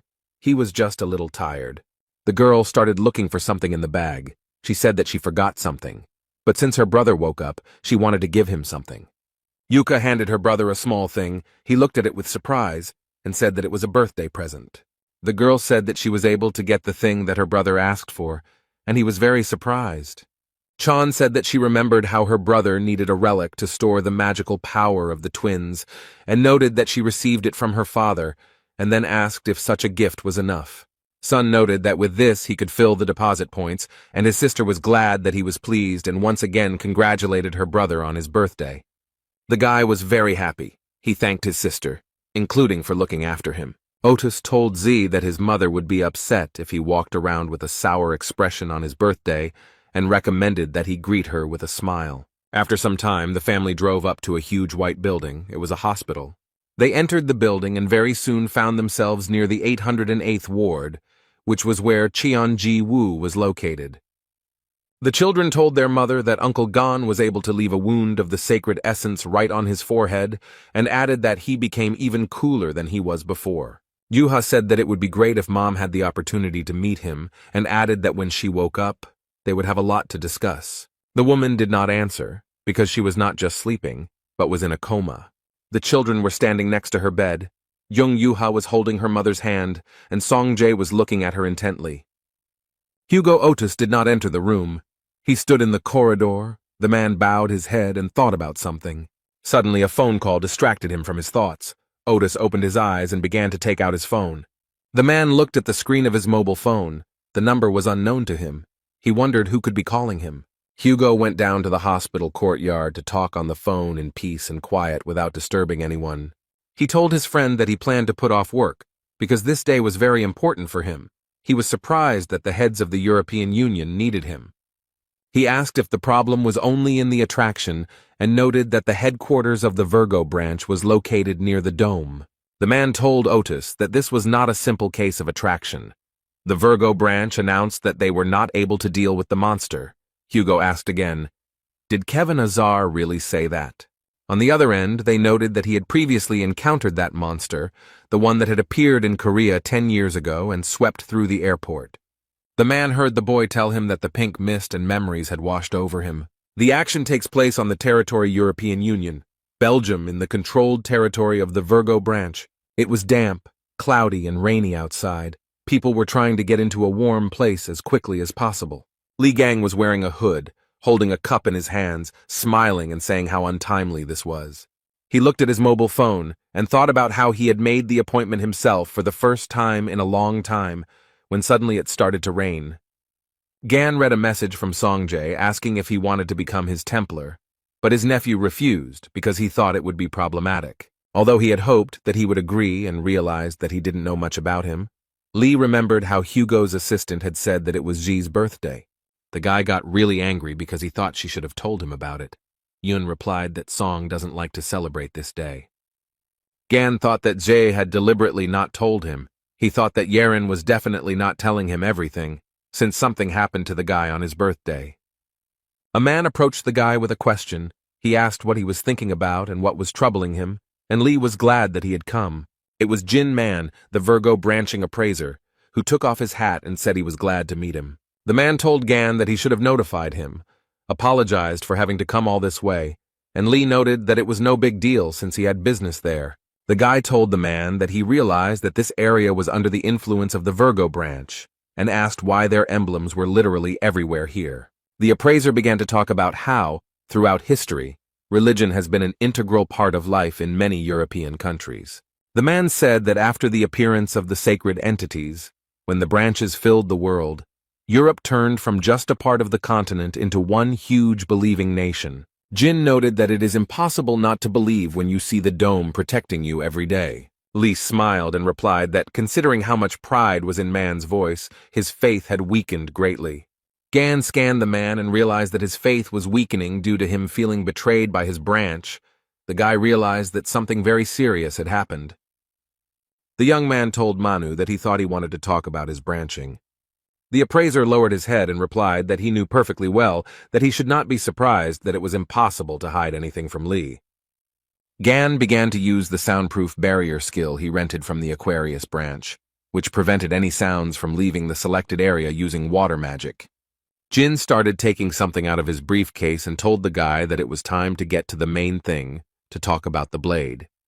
He took it out and said that it was this weapon that was stabbed into Gan's back 20 years ago. Information about it was erased by sinister forces. The guy listened carefully, and the appraiser said that he managed to partially see the blade's memories. He analyzed them and realized that the one who attacked Gan in the Demon Tower was the holy sign of Virgo, the branch of which he is a member of, and that is Kevin Azar.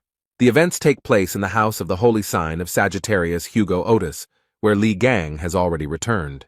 The guy was talking about how Lily Quinn and Song Jae had turned down his offer to become Templars and decided to remain part of the Gemini branch. Lee thought about how this was all despite what the red-haired boy had to go through. The man began to understand that all this was not just like that and that there was some reason behind it. Yi Gang gave Lily a task to find out why Song Jae joined the Gemini branch and also find out everything about his past. He noted that he needs any information.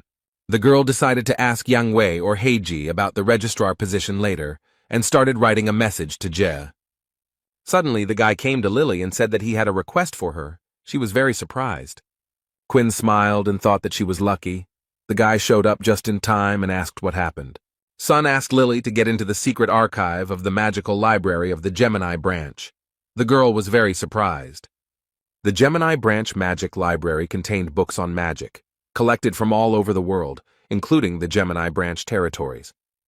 Deep within the building, there is a secret archive containing forbidden books, which only high-ranking Templars have access to. Sun said that he had thrown away his badge, so he couldn't even enter the library, not to mention that with his rank, he couldn't get into the secret archive. He bowed to Quinn and said that he needed to get there. The girl looked at him in surprise. Lily used her skills and told the boy that sending him to the magic library wasn't that difficult. The young man frowned and watched everything that was happening. He didn't think that everything was so easy for Quinn. The girl told him that the secret archive was full of secret, dangerous, and forbidden magic, and asked what the guy needed there. Sun was silent for a moment, and then said that he wanted to find a skill with which he could summon a creature from another world. Soul call. Gan sat on the bench, his head down, thinking about the words the appraiser had told him. After all, he had looked through the records of the last few years. The man realized that several blades similar to that one had been sold at auctions. They were personally assessed by his predecessor, and it seems that he also sensed the ominous energy that emanated from the weapons. He tried to track down the original, and it turned out to be the Virgo's forking blade. Jin showed Lee the screen of his mobile phone and said that the blade was from the Virgo branch weapon storage, and it also contained a large number of weapons with similar energy. The appraiser said the guns were not put up for auction because they were gradually being scrapped. Gan asked the man if his predecessor had told him anything. Man replied that no, he never heard anything from him, since he was killed while he was investigating. Ironically, it was done by the very blade he was looking for. Jin pointed his finger at the weapon and pointed out the place where there were signs of interference, and noticed that the blade was emanating an ominous energy. Someone had hidden all possible traces. The appraiser added that the blade was cursed with a powerful curse that he had not encountered before, and Lee noted that he thought that this curse was manas. Tried to neutralize. The guy noticed that a strong, sinister creature had intervened here. Everything was not so simple. Gan thought that that creature could harm not only the holy sign, but also the sacred essence. The young man understood that curses were Moran's specialty, but his curses did not work on sacred entities. This sinister energy definitely doesn't belong to any of the gods. Even the energy of cancer is nothing compared to this blade's energy, Lee thought. He came to the conclusion that whoever attacked him must be closely connected with the mysterious civilization. The guy grabbed his head and realized that he needed to first deal with the test, because it had a time limit. Li Gang understood that only after this would it be possible to return to the questions concerning the Virgin.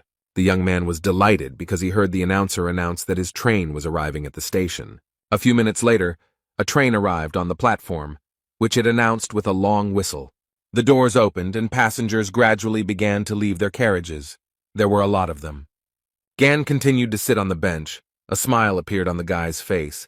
He was glad that they were already here. He was delighted by the arrival of the elite squad of the holy archer Hugo Otis. There were a lot of warriors. They arrived very quickly, as it was necessary to resolve an important issue as quickly as possible. One of the warriors said that it was necessary to get rid of the attractions in this area today. The warrior approached the vines that were on the ground, touched them with his foot and asked what they were because they were getting in the way. Gan said it was a coincidence. He didn't think they had any business in the Virgo branch territory, and asked what brought them here. The young man frowned and reported that the Sagittarius branch had received an order. He noticed that their branch had a special squad that was engaged in the extermination of the attractors. They were something like mercenaries who solved problems. The guy told Lee that their leader had gone to clarify all the details with members of the European Union.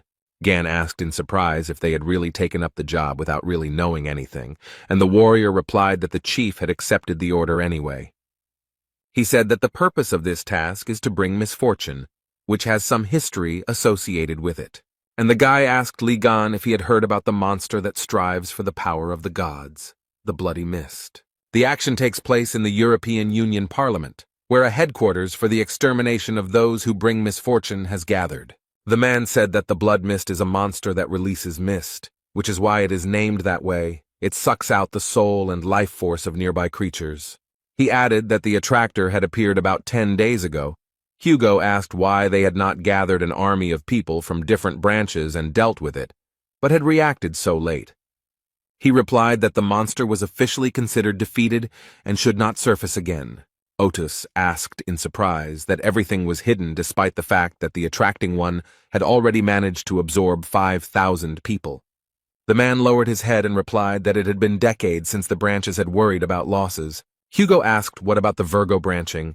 He asked why the head Kevin Azar was not doing anything.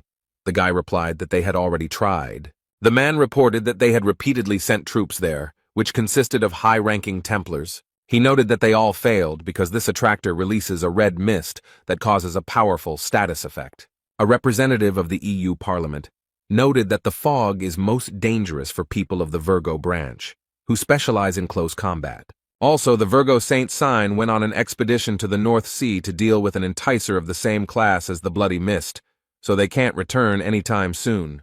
That's why the EU Parliament decided to break with tradition and turn to another branch. The man noted that they had studied all the branches and settled on them because the mercenary branch was relatively free of power struggles between the others. He noted that Otis also works with Sir Li Gang. He was very impressed when he saw his actions in the Philippines, and they would be very grateful to them.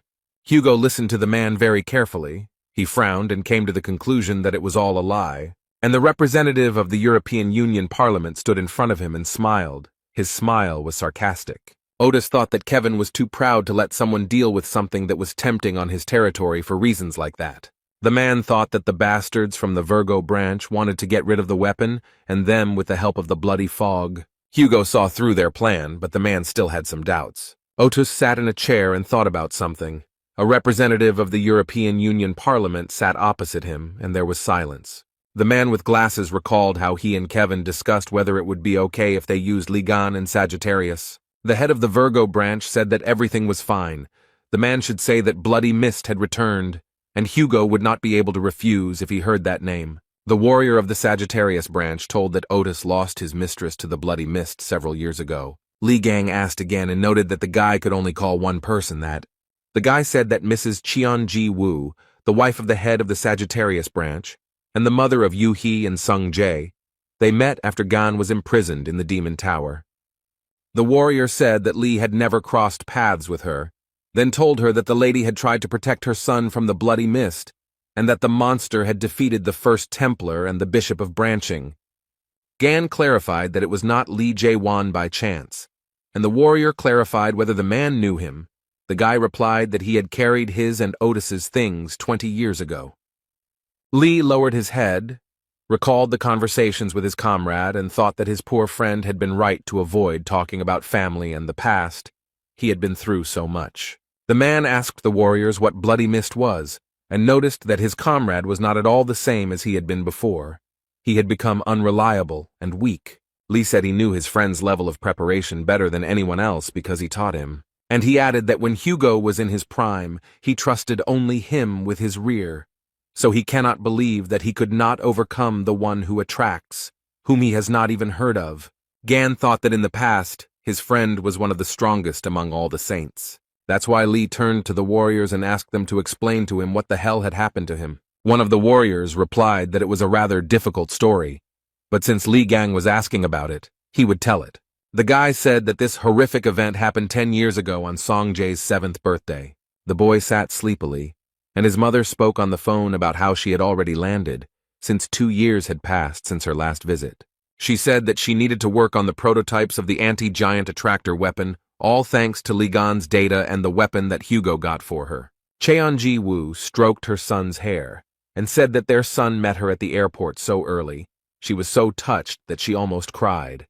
And Otis asked how he got to the airport. Ji said that Jae-won worked hard. The guy laughed and noted that Song Jae himself really wanted to see his mother. The boy began to yawn, and then said that he was hungry, and Bishop Sagittarius looked at him with fear. Ji asked if Song was hungry, asked him about hamburgers, and Jae-won asked the woman to stay with the young master. He would buy everything himself. Cheon thanked him for his help. The guy sat in the chair and heard the men in front arguing. One told the other why he let him out, since he told him to keep him with him, and the second made excuses that he didn't know that something like this could happen. One of the men noted that they needed to think about how to get out of here, otherwise they would die. Song looked at the men running away in confusion. His mother came up and said that Uncle Jae-won would buy them burgers and suggested that they wait. Suddenly the lights went out at the airport, and it became very dark in the waiting room. The boy was very scared.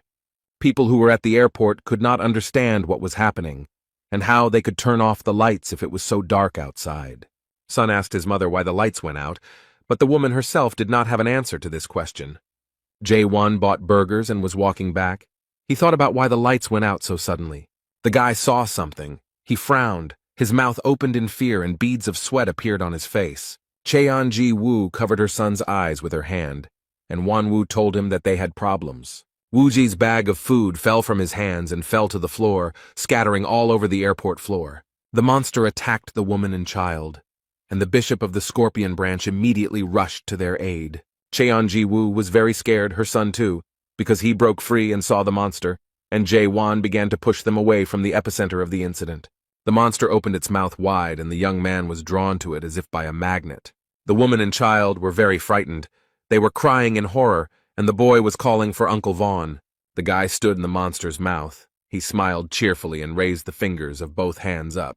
Chan covered her son's eyes with her hand. He was crying in horror and told him not to look. The monster closed its mouth, from which several streams of saliva began to flow. People who were at the airport started shouting that it was a bad luck charm and that it had just eaten a person. One of the airport security guards ordered another to contact the branch immediately. The woman hugged her son and told him not to let go of her hand, no matter what happened. And she began to run forward as fast as she could, and here and there cries for help could be heard. People were screaming that they didn't want to die. Someone was begging for help because he was crushed under debris. Chan went outside. She told her son to listen to her carefully. He needed to hide in the car and sit there until his dad came. The child was very scared, but she told him to imagine that it was hide and seek, and he needed to hide better than anyone else so that the monster would not find him, and his dad would easily deal with him. She smiled and asked her son to promise her that he would be brave and strong. The boy was left alone in the car. He was very scared and he called his mother very loudly.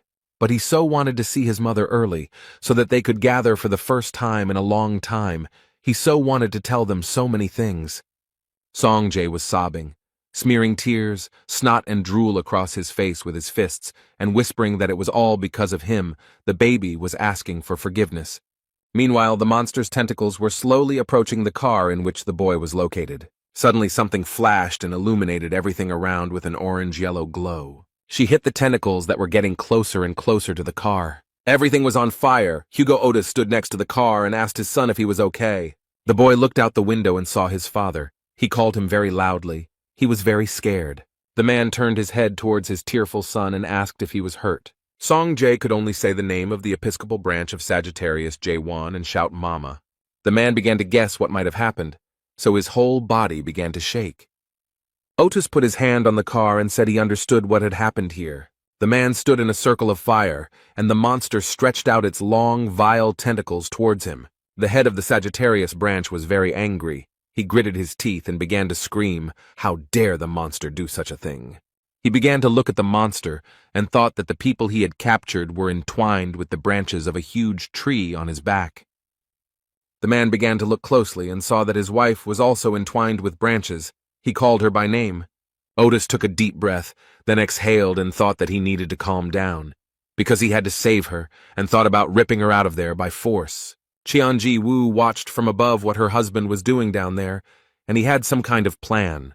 He began to push the monster's branches aside with his hands and told his wife that he would save her. She just needed to wait another second. The monster understood perfectly well that something was happening. He froze, and his eyes became bloodshot with anger. The young man gritted his teeth and tried with all his might to remove the branches. It was very difficult for him. Hugo frowned. The pupils of his eyes became like dots, and he began to shout very loudly so that they would not disturb him. Other people who were captured by the monster saw him saving the woman and also began to pray for help. He began to look with pity at the people who were asking to be saved. He felt very sorry for them. This was the young man's huge mistake. The monster began to attack the guy. A few minutes later, the young man was tied hand and foot, and the monster, baring his teeth, said that he had the power of a god and that this power was delicious. The monster tormented Hugo and happily said that it would eat him very soon. The boy, who continued to sit in the car, began to sob loudly and call for his dad. And the monster walked forward, opened its huge mouth very wide, and made heart-rending sounds. After some time, Hugo Otis managed to free himself from the monster's shackles, and they let him go. Some people also managed to escape the clutches of the monster. They were in protective capsules. Songjay saw his father standing above the car and heard a voice saying that it was a pitiful sight. The girl said that she pulled out everyone who was entangled in branches with the help of a protective spell. After some time, she said that it was time to deal with the attraction. Otis woke up. He was lying on the ground, shaking either from fear or from pain, and asked in surprise if they were really here. Haley, the Scorpio saint sign, asked if Hugo Otis was okay. He was surprised that she was there too, and like the other saint signs, she came to help. The girl helped the guy get up and said that she called everyone she could as soon as she heard about the occurrence of a strong attraction, and they decided to help. After all, none of the holy signs want such a monster to appear on their territory. The holy signs decided not to delay, but to finish off the monster with one blow. They all gathered, and Stephen Marker gritted his teeth and happily replied that he liked the plan. All the holy signs went on the attack against the monster, shouting that they needed to show him all their power. The three of them got together and began to use their powers, but something extraordinary happened. Stephen Marker gritted his teeth, his eyes burning with hatred. He said that the monster simply went and devoured their powers. The holy signs also began to observe how the monster began to heal its wounds very quickly. They looked at the monster, who was very angry, his eyes burning with hatred. He wanted to attack the holy signs. As Marker shouted for Haiji to put up a barrier, the girl replied that she knew everything herself. She immediately began to use her unique skill called Magic Curtain. The monster was very angry. His eyes were burning with red fire. He opened his huge mouth wide and stretched out his branch tentacles. The holy sign of Gemini looked very tired and exhausted. She understood perfectly well that the barrier would not last long. That is why another sacred sign decided to use her special skill called the Golden Rule Vine. The girl asked the other sacred signs what they were doing now, because they were holy. She said not to let things like that confuse them. It was Giselle Lawrence, the holy sign of Libra. Otis asked Haley if she even called her, but the holy sign of Scorpio replied that she turned to those three for help. But the monster still wouldn't calm down. It made a face and bared its huge teeth. Giselle turned to the holy sign of Gemini with a request to move this attractant somewhere using teleportation. Heiji couldn't understand what they wanted from her, and Lawrence told her that the monster had absorbed all their powers. They wouldn't be able to defeat it now, otherwise they would lose theirs, just like the sign of Sagittarius. The girl said that she could send him wherever she wanted, even into the depths of the ocean, even into the seething magma, and noted that this was a wonderful way out. The holy sign of Gemini said angrily that the monster would then appear again after some time.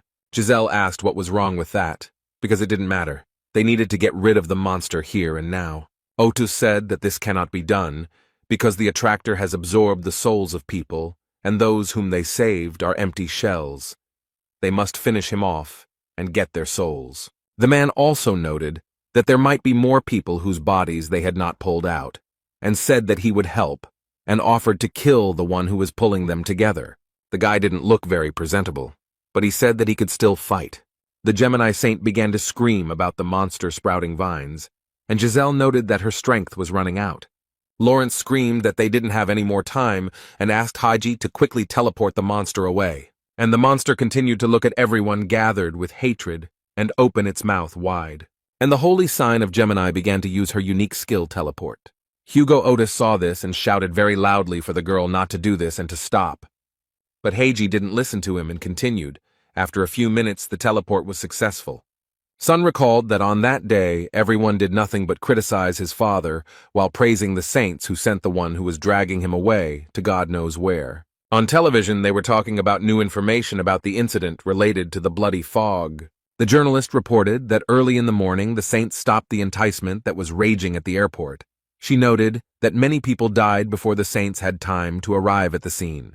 Giselle Lawrence, the saint of the Libra sign, gave an interview to journalists. She said that it was their duty, and she only regretted that they could not prevent the deaths of people. At this time, the public expressed their dissatisfaction with the holy sign of Sagittarius, the protector of Korea.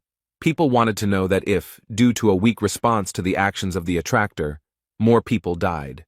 People told reporters that they heard that Otis lost, unable to even protect his family.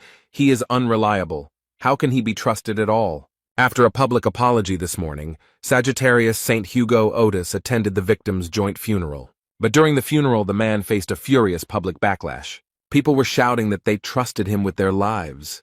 They were asking what he was doing until other saints showed up. They shouted that their family died because of him. They wanted to attack, but the guards held them back. The enraged people shouted how the holy sign of Sagittarius dared to show itself here and demanded that he return their loved ones. The guy said he couldn't watch it anymore, so he turned off the TV. A man approached Leo and asked why he turned it off, since he was watching the news. The marker asked if this bullying was really necessary. The holy sign of Gemini noticed that Stephen was right and noted that this was too much. Yang Wei said that it was unfortunate, but someone had to take responsibility for the dead and suggested thinking about it from another angle. Otis would lose influence, and they would be able to get to Korea. The man walking up the stairs laughed and said that before he didn't really care about people, But now Stephen's conscience had awakened. Ivan Kruger, the holy sign of Taurus, said that Hugo was completely helpless. He tried to overcome the one who attracted him, although he himself does not even possess the sovereign relic. The man said that Otus should have been smarter and called them if he didn't have the skills. The man in the sweater folded his arms across his chest, smiled, and said that the holy sign of Taurus was wrong. He noticed that Hugo was now doubly helpless, since Bloodmist had stolen half of the powers he already had. Ivan Kruger laughed heartily and said that the man was right, but he was wrong. Stephen Market grabbed Haiji, pulled her aside, and told her he felt disgusting. She asked the holy sign of Leo if he thought Hugo would be okay, and he replied that they would live and see. Stephen asked the girl if she wasn't jealous of Ji Woo, and then added that he was surprised by her reaction.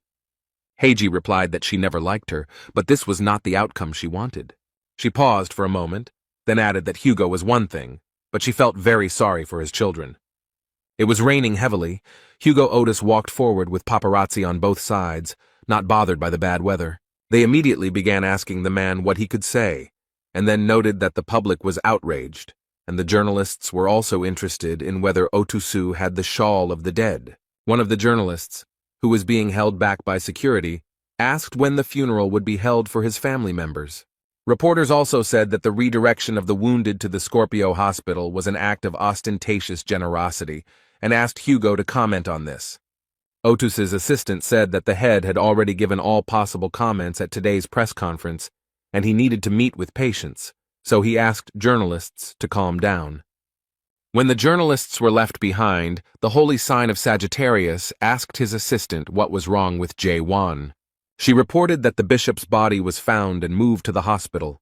The monster vomited it out of itself, since it could not swallow it. This happened before Hugo encountered the monster. The girl noted that this happened because Vaughn had been fighting in the stomach of the attracting one until the very end. Otis asked to send the bishop to the intensive care unit when he was here. The man was also grateful to Haley for her generosity in allowing him to use her hospital, and the assistant listened to these words and frowned. She screamed that Otis should not take responsibility for all this, because he lost his family and fought.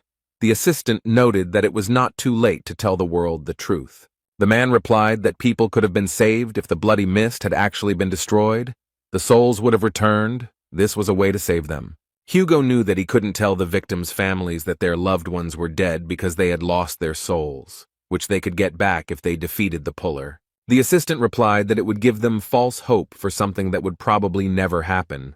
The man was thinking about something. He remembered how the monster had taken him captive and realized that he had lost most of his powers then.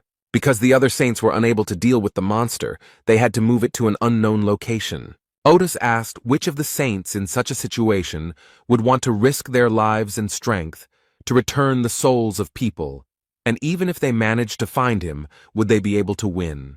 The assistant screamed that now everyone hated him, even though he had done nothing wrong. She asked why this was happening, but the man firmly said that it was his fault. Otis said that he was unable to protect them because his strength was insufficient, and he failed to keep his promise to Gon, even though he trusted him with the safety of Korea. He said that he deserved all of this, both condemnation and accusations.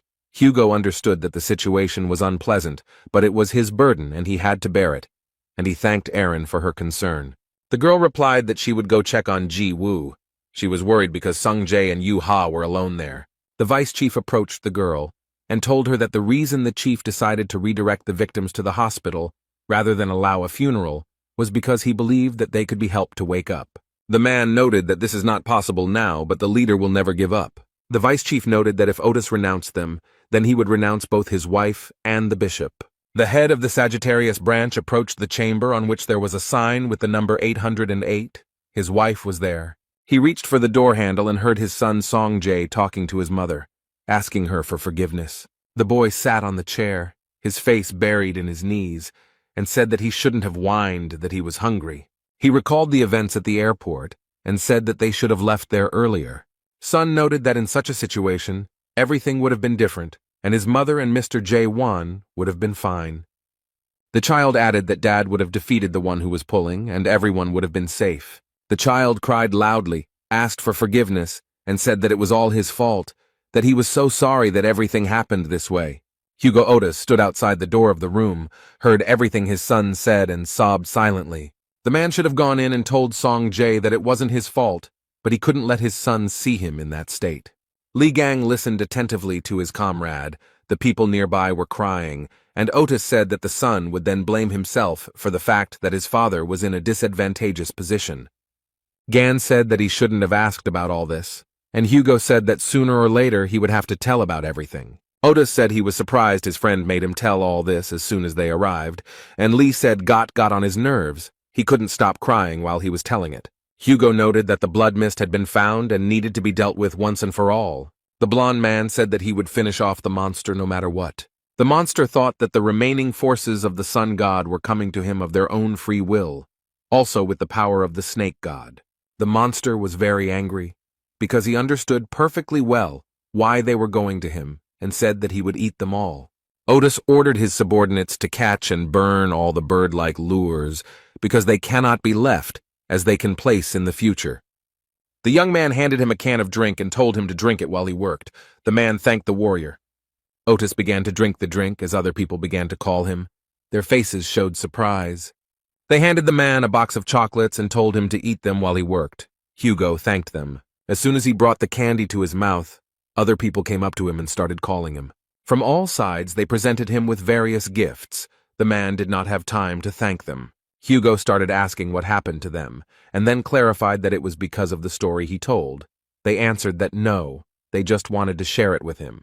The warriors told Otis that they were going to expand the radius of the area they were exploring and go on a reconnaissance mission, and Lee told Hugo to eat while he was being taken care of. Gan was eating some candy when he heard Lily Quinn calling his name. He immediately recognized her voice. The girl said that she had just spoken to Song Jae and asked if he had time to listen to her. Lee asked what she had managed to find out, and he also asked where the guy was now. Song Jae stood in front of the entrance to the secret archive of the Gemini Branch Magic Library and thought that he was finally here. The guy frowned and said that he wanted to find a skill in the library that could summon a creature from another world, and that was Soul Call. Z said he would leave, but now he is still part of the Gemini branch, which means he can get this skill. Soul Call is a unique skill that can be used to summon a creature from another world to ours. Sun said that this meant that he would be able to summon the souls of people. He had wanted this for a very long time. The young man wanted to do everything he could, no matter what it was, since his mother and Mr. Jae Won were in a coma. They are deprived of their souls because they spent many years protecting him from a terrible monster. The guy beat his chest with his fist and said that he wanted to bring back the souls of not only his loved ones, but also those people who also suffered that day. Lily Quinn stood in front of the young man and listened to him attentively. She wanted to help him. The authorization was completed, and thanks to the Queen of Spirits, the guy could enter the secret archive of the Magic Library. He thanked her for her assistance. Lily said she was sure it wasn't easy for the guy to share all of this, thanked him for his revelations, and told him not to overexert himself. The guy went inside and thought that he couldn't miss the opportunity that had come his way so hard. Sun wanted to take the book Grimoire of the World Tree, but he didn't have enough points for it. They could be replenished by donating. And the young man decided to donate his bracelet to the Gemini branch. The bracelet began to disappear little by little. Z mentally thanked his sister for such a cool gift. He received the required number of points. Access to the book was obtained. Sleep opened his mouth in surprise, because the knowledge that was inside the book began to burst out. And the guy thought that he needed to look for page 1467, Call of the Soul Contact with the Dead. While the young man was looking for the necessary page, some guy was watching him from behind the door. The book began to behave strangely, and Song Jae looked at it in surprise. The guy grabbed the book and told the red-haired boy that he was trying to read something difficult. Jae became very angry when he saw Yun Shiwa in front of him, who was laughing happily. And he said through clenched teeth that Sun didn't show his nose when their branching had problems. And now he showed up. Z got angry and told Yun that he didn't have time for him and asked him to give the book back. The guy asked the young man not to get angry and said that he would return it. He threw the book up and there were several of them. He sarcastically asked the guy which one was his. The red-haired guy got really angry. He frowned, clenched his teeth and didn't know what to say. And Yun Shiwoo said that he wasn't afraid of him, and then asked Song to be so impudent because somewhere nearby there was this guy named Li Gang. He shouted for Sun to look at him. took out a chain with a Libra pendant from his pocket, and said that his father and uncle were about to be torn apart. Meanwhile, Otis fired his bow and Li Gang sat on a fallen tree and watched what his friend was doing. In this way, he gave a signal to his warriors, and a huge burning star appeared. One of the warriors saw this signal and said that it was time for them to return and noted that they were done for today. The guys did not want to run into the one who was pulling them late at night. The senior warrior announced that all reconnaissance units were to return immediately, and he said that he would call a roll call so that they could report the situation. The guy called Squad A. The squad leader reported to the senior that they were all clear. Then the senior turned to the chief of Detachment B, who reported that everything was calm with them. The guy started calling for Squad C, but no one answered him. After a few seconds, he heard someone whispering something. The elder was very scared. His pupils became like dots, and he heard a cry for help. All the guys, without further ado, understood what had happened. They were silent, and each thought about something of their own. Li Gang continued to sit on the log, his head down and thinking about something. The guy noticed how his friend frowned and clenched his teeth. The man squeezed the weapon with all his might, so that the veins on his hands bulged out. Hugo looked really upset, so Li told him to calm down and added that he was emotional right now. Gan told his comrade to remain cool-headed and not be driven by uncontrollable anger. Otis laughed, grabbed his head, said that he knew, but it wasn't easy, and then promised that he would try. Li told his friend that after 10 years he was taking revenge and told him to get ready. An elderly man was walking along an alley that was lit by lanterns. He was very surprised that the leaves on the trees had already turned red. The guys looked at each other. One asked where the sound was coming from, and the other answered that it was coming from the dome. The monster was very angry. It beat its appendages on the asphalt, opened its mouth wide, and made terrible sounds. Gan came very close to the monster, began to kick him in the face, and looked at him in surprise. Then the guy said that it was this monster that brought so much grief and suffering to his friend's family. Gan again began to hit the monster quite hard on its huge red body. The monster became very angry and pushed the young man away from himself, and Li flew back several meters. The guy stood, looked at the monster, whose eyes were burning with hatred, and thought about something. The monster began to wrap itself around his leg, and Gan told him that he saw that it was not just a weed in front of him.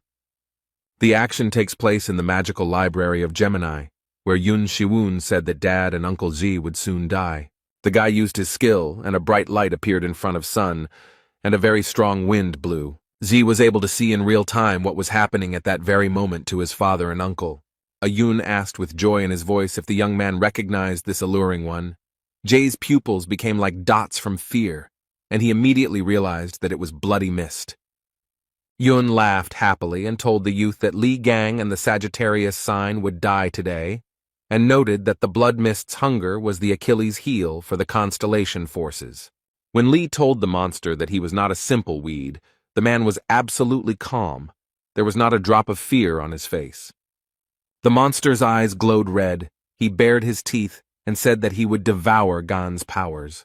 The young man laughed heartily and told the monster not to even dream about it. Li smiled and asked his comrade if the monster took everything that appeared nearby as food. He looked at his leg, which was injured by the monster, and said, "Red Mist is a big glutton." Gan used super regeneration to heal his injured leg.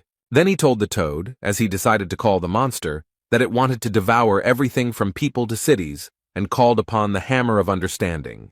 And he added that he would not allow him to do vile deeds. The monster's feast, he said, was not destined to take place. The members of the Sagittarius branch were watching everything closely. And Gan told the monster that he was sure that he had eaten a lot of crap that wasn't worth eating, and promised that he would cut his belly open. And together with the Hammer of Understanding, the young man set off to attack the Red Mist. With the help of his skills, the boy increased the Hammer of Understanding several times. And with all his might he struck the nasty monster on the head. The monster's eyes filled with blood.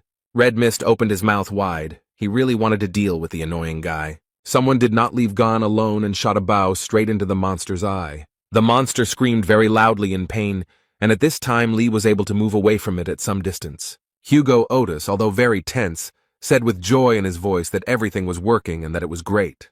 The leader of the Sagittarius branch ordered his warriors, who were standing ready with their bows, to prepare for another volley. The guy started loading the bow, and a message appeared in front of him saying that he was using Ares' branching skill, Weapon Arsenal. One of the warriors told Hugo Otis that this attractor absorbs the power of the constellations. The head of the Gemini branch advised them to use relic arrows instead of magic ones. The soldiers were ordered to aim, and then the command was given to fire, and they all acted in a very coordinated manner. The arrows hit the monster straight. His eyes glowed with hatred, and he made faces with anger. Gan approached Red Mist, stepped over the branches, and said that these vines were very annoying. Li summoned the relic Lizun, who can recreate anything, and asked him to create a pair of scissors for him. Literally a few minutes later, the young man had in his hands what he asked for, and with a joyful cry that it was time to cut off the monster's branches, he went forward. The monster screamed with terrible force. It obliged the guy because it did not want to lose what was most precious. And the young man began to wield piercing and cutting objects, and cut branches, flew in all directions. Gan was so carried away that Slime, who was watching everything that was happening, opened his mouth in surprise. And the monster screamed in pain. He opened his mouth wide and his saliva flew in all directions. Literally a few minutes later, the monster no longer posed any danger, and all the warriors joyfully shouted that they had won. One of the warriors said that it was too simple, and the second one noted that the monster died so quickly because Sir Ligan was very strong. Hugo Otis looked ahead and thought that something was wrong here, because it couldn't all end so easily. The head of the Sagittarius branch thought about the fact that the phenomena created by the attracting one have not yet disappeared, so it is too early to talk about their victory. Song Jae, who was watching everything that was happening, joyfully shouted that they had succeeded. Dad and Uncle had defeated the Red Mist. The boy told Shiv that he had a good plan, but his father and uncle were much stronger than he thought. Yun laughed and said that it was good that the old men still had the strength to fight. He admitted that he had underestimated them, but the real fight had not yet begun. Shivu smiled sarcastically and asked Ji if he knew why the tempter was so obsessed with food, and noted that it was his power. The red-haired guy replied that Yun, like no one else, knew what kind of creature the bloody mist was. Shivu didn't understand anything, but with a sarcastic smile he suggested that Zay have some fun. The Sagittarius branch warriors looked ahead in surprise as they watched the monster regenerate. Bloody Mist opened his eyes. They were glowing red. He began to show his huge teeth, and one of the guys asked the leader to look at the dome. Hugo looked where his subordinate was pointing, winced, and started screaming. Nobody expected this, but the attracting one swallowed the dome. Everyone was confused and did not know what to do. But not Li Gang. He had his weapon at the ready, and Slime didn't even think of retreating. The man attacked the Red Mist with all his might, driven by anger and hatred. He said he couldn't understand how the puller got through the dome, but now it all became clear to him. The guy understood perfectly well that the Red Mist had simply taken and put down roots under the dome. This discovery was very important for the warriors. Gan was proud of himself that he managed to determine this. One of the guys shouted very loudly for everyone to keep their bows ready, because there was still important work to be done. And the monster bared its huge teeth. Its eyes burned with fire, and it screamed that it needed more food. Yun looked at Zay and started shouting that even the bloody mist took time to devour the entire city, and now it was not a shelter for people, but a full warehouse of food. The red-haired guy frowned. His pupils narrowed very much, but he didn't answer. And Shivu laughed and said that there were many more people here than at that airport, and suggested that Sonu enjoy the spectacle. He said that it was time for the second act. Z thought about something and told the guy that he had been talking as if the incident at the airport was his doing from the very beginning. And he remembered how he sat in a chair at the airport and heard a conversation between two guys. One of them did something supernatural. He saw from behind and understood that one of them had not held on to something, but it should have been held tightly. The young man began to remember what one of the guys at the airport looked like. He seemed very familiar. Sun opened his mouth in surprise and said that he had seen him at the airport. Yun grabbed his head, started laughing, and said that he didn't even know whether he was calling him smart, since he understood everything, or stupid, since he only just realized it. The guy noted that he thought he would die because he had been keeping this secret for 10 years, and then said that he congratulated Z because he understood everything absolutely accurately. Yun continued to laugh, and then asked what he would do knowing that he was involved in this incident. He asked sarcastically, will he call the police and announce it to the public? And then said that Sun could do whatever he wanted, but he didn't know what to answer. Shivu happily said that Father Ji had long known who the criminal was, and since he understood that it was the son of the holy sign of Libra, he was afraid. since this is the strongest branch in the world. Yun happily asked what a useless boy could do against the son of a saint. The dream clarified whether Shiva really didn't feel guilty, since a huge number of people died. Yun laughed and told his opponent that he was speaking as if their lives meant something. There was no reason to punish him. He noted that let them blame their failure. The red-haired guy had a weapon in his hands. He pointed it at Shiva and called him a bastard. He gritted his teeth, looked at the guy in surprise, and asked what he had in his hands. Song looked calmly at Yun. He frowned, smiled sarcastically, and asked why he chickened out. He covered his face with his hands and stuttered as he asked if the guy was really going to call Li Gan here, and then asked what about Bloody Mist. Zay waved his weapon. The room became very bright from the bright light. It blinded Shiva. The guy was very scared, ran closer to Z and started screaming in fear, his face covered in beads of sweat. Song headbutted his opponent, who was surprised to realize that it was not Li Ganyu. The guy felt dizzy from Zay's strong blow, and he fell backwards onto the floor. And Sun said with a smile that this was an ordinary light spell and called Shiva a coward. He was lying on the floor unconscious, so he couldn't hear anything, and foam was coming out of his mouth. Zay thought that he needed to urgently take the grimoires and run away before Yun woke up. The guy's attention was drawn to a chain with a pendant in the form of a Libra sign that Shivu had on his hand. Without thinking twice, Sun snatched it from his opponent's hand, who didn't react to it in any way. The red-haired guy looked at the trophy and thought that Shiva was brought back by the Bloody Mist with this thing. He began to think that it could be used to send him back, but for that he needed to get to Europe, to the Bloody Mist. He didn't know what to do.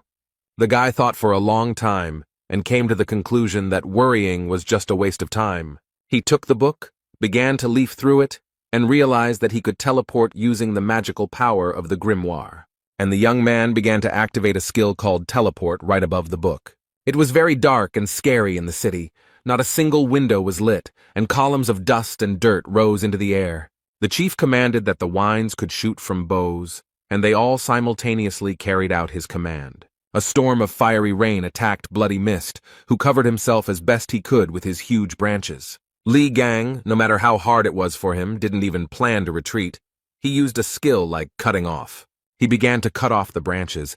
It was not so easy, because a very strong wind was blowing. It blew away everything in its path. The guy put his hand to his head and happily said that he had made a perfect cut. The young man was distracted, which is why something unexpected happened. A system message appeared in front of Li, telling him that his left arm was damaged. But he wasn't upset, and decided to use the super regeneration skill. Because the Bloody Mist was reducing his physical abilities, the effectiveness of the skill was halved. The guy frowned and didn't understand what he should do in this situation. When a large flash appeared in the sky, Gan couldn't understand what was happening. He stood in his place and did not move anywhere when he heard someone's voice saying that he needed to move away. It was Hugo Otis, who came to his friend's aid very quickly, as he knew that he needed it. A few minutes later, Li Gang received a message that his left arm had been restored. The boys stood and looked ahead. Hugo said that there was an ominous energy in front of them. Gan noticed that the energy was the same as in the Demon Tower. It was the energy of the Red Eye's army. 20 years ago, the Demon Tower appeared along with the Red Eye invasion. There were many theories. They called her whatever they wanted, but they knew for sure that the attraction inside her was on a completely different level. The red and black classes in comparison looked very meager. They were invincible attractors. Li activates the essence of the 13th skill to begin searching for the enemy's weaknesses. He realized that the monster had 3 cores. The most active one is the union of souls and life force, which he consumes, sucking them out through branches and roots. The guy began to wonder where he gets his life force from because this is a city. Li said that this freak is using the dome as a storage facility. That's why he captured it. And they just need to break through the dome. It's now a prison with people stuck in it. Branch Chief Streltsov gave orders to his warriors to focus fire on the dome and destroy it. The guys replied that everything would be done, and Bloody Mist looked at everything that was happening with hatred and said that he would not allow this to happen. Huge vine-like branches enveloped the warriors. They could not move and only screamed in horror. Gan's arms were also wrapped in the monster's branches, but he was able to get rid of them very quickly. Bloody Mist was very angry, he screamed, opening his mouth wide with huge teeth. The people who were captured by the monster and became spirits screamed that they did not want to die and begged for help. The warriors who had recently been captured watched everything that was happening with horror. Hugo Otis said that the monster was deliberately imitating the people it had eaten to scare his warriors, and Li Gang became very angry. He made a fist and told Bloody Mist that he was perfect for pissing people off. The guy frowned very hard and told the monster that he would grind him into mush. An unidentified object appeared in the leaden sky. It looked very much like a flying saucer. This is how Song-jae teleported. The guy was very scared. He screamed in fear. After a while, he landed, rubbed his head because he was bruised and thought about where he was. He thought about the fact that the Libra beads changed the teleportation coordinates. He began to look at the chain with the Libra pendant and could not understand what was happening. The guy began to look around as he understood perfectly well that there was something here. In the dream, he saw a very strange, unusual tree in front of him. He had never seen anything like it in his life. Z saw that there were people lying near the tree. He realized that he had teleported to the right place, but something was bothering him. He began to examine the crown. The young man was confused by the red leaves and the fact that the huge tree was emitting a red mist. Song-jae concluded that this tree was part of the bloody mist, and the Libra prayer beads were blocking the effect of the bloody mist. The guy looked around. He was sure that the people were in this state because of the tree. Sun began to use the magical power of the grimoire and thought that everything happened because of that stupid joke. Reconnaissance drones were flying around the western edge of the European Union's protective dome. They reported that the area had fallen into absolute chaos due to the sudden appearance of something that brought disaster. The man stood near the table and said that Shiva was an idiot and did not know what measure was. He gritted his teeth and thought about what Yun was thinking when he created such a large-scale problem, and now they also know about this situation. The attractor has been identified as Blood Mist. He has caused casualties in the past. He is the prime suspect in the recent disappearance in the sacred dome of the Virgo branch. Giselle watched everything that was happening and saw that the dome was completely filled with poisonous gas that was released by the bloody mist. It was informed that the rescue team could not operate there, as the gas may contain other toxic elements. Lily Quinn listened in surprise to learn that the potential number of victims was currently impossible to calculate.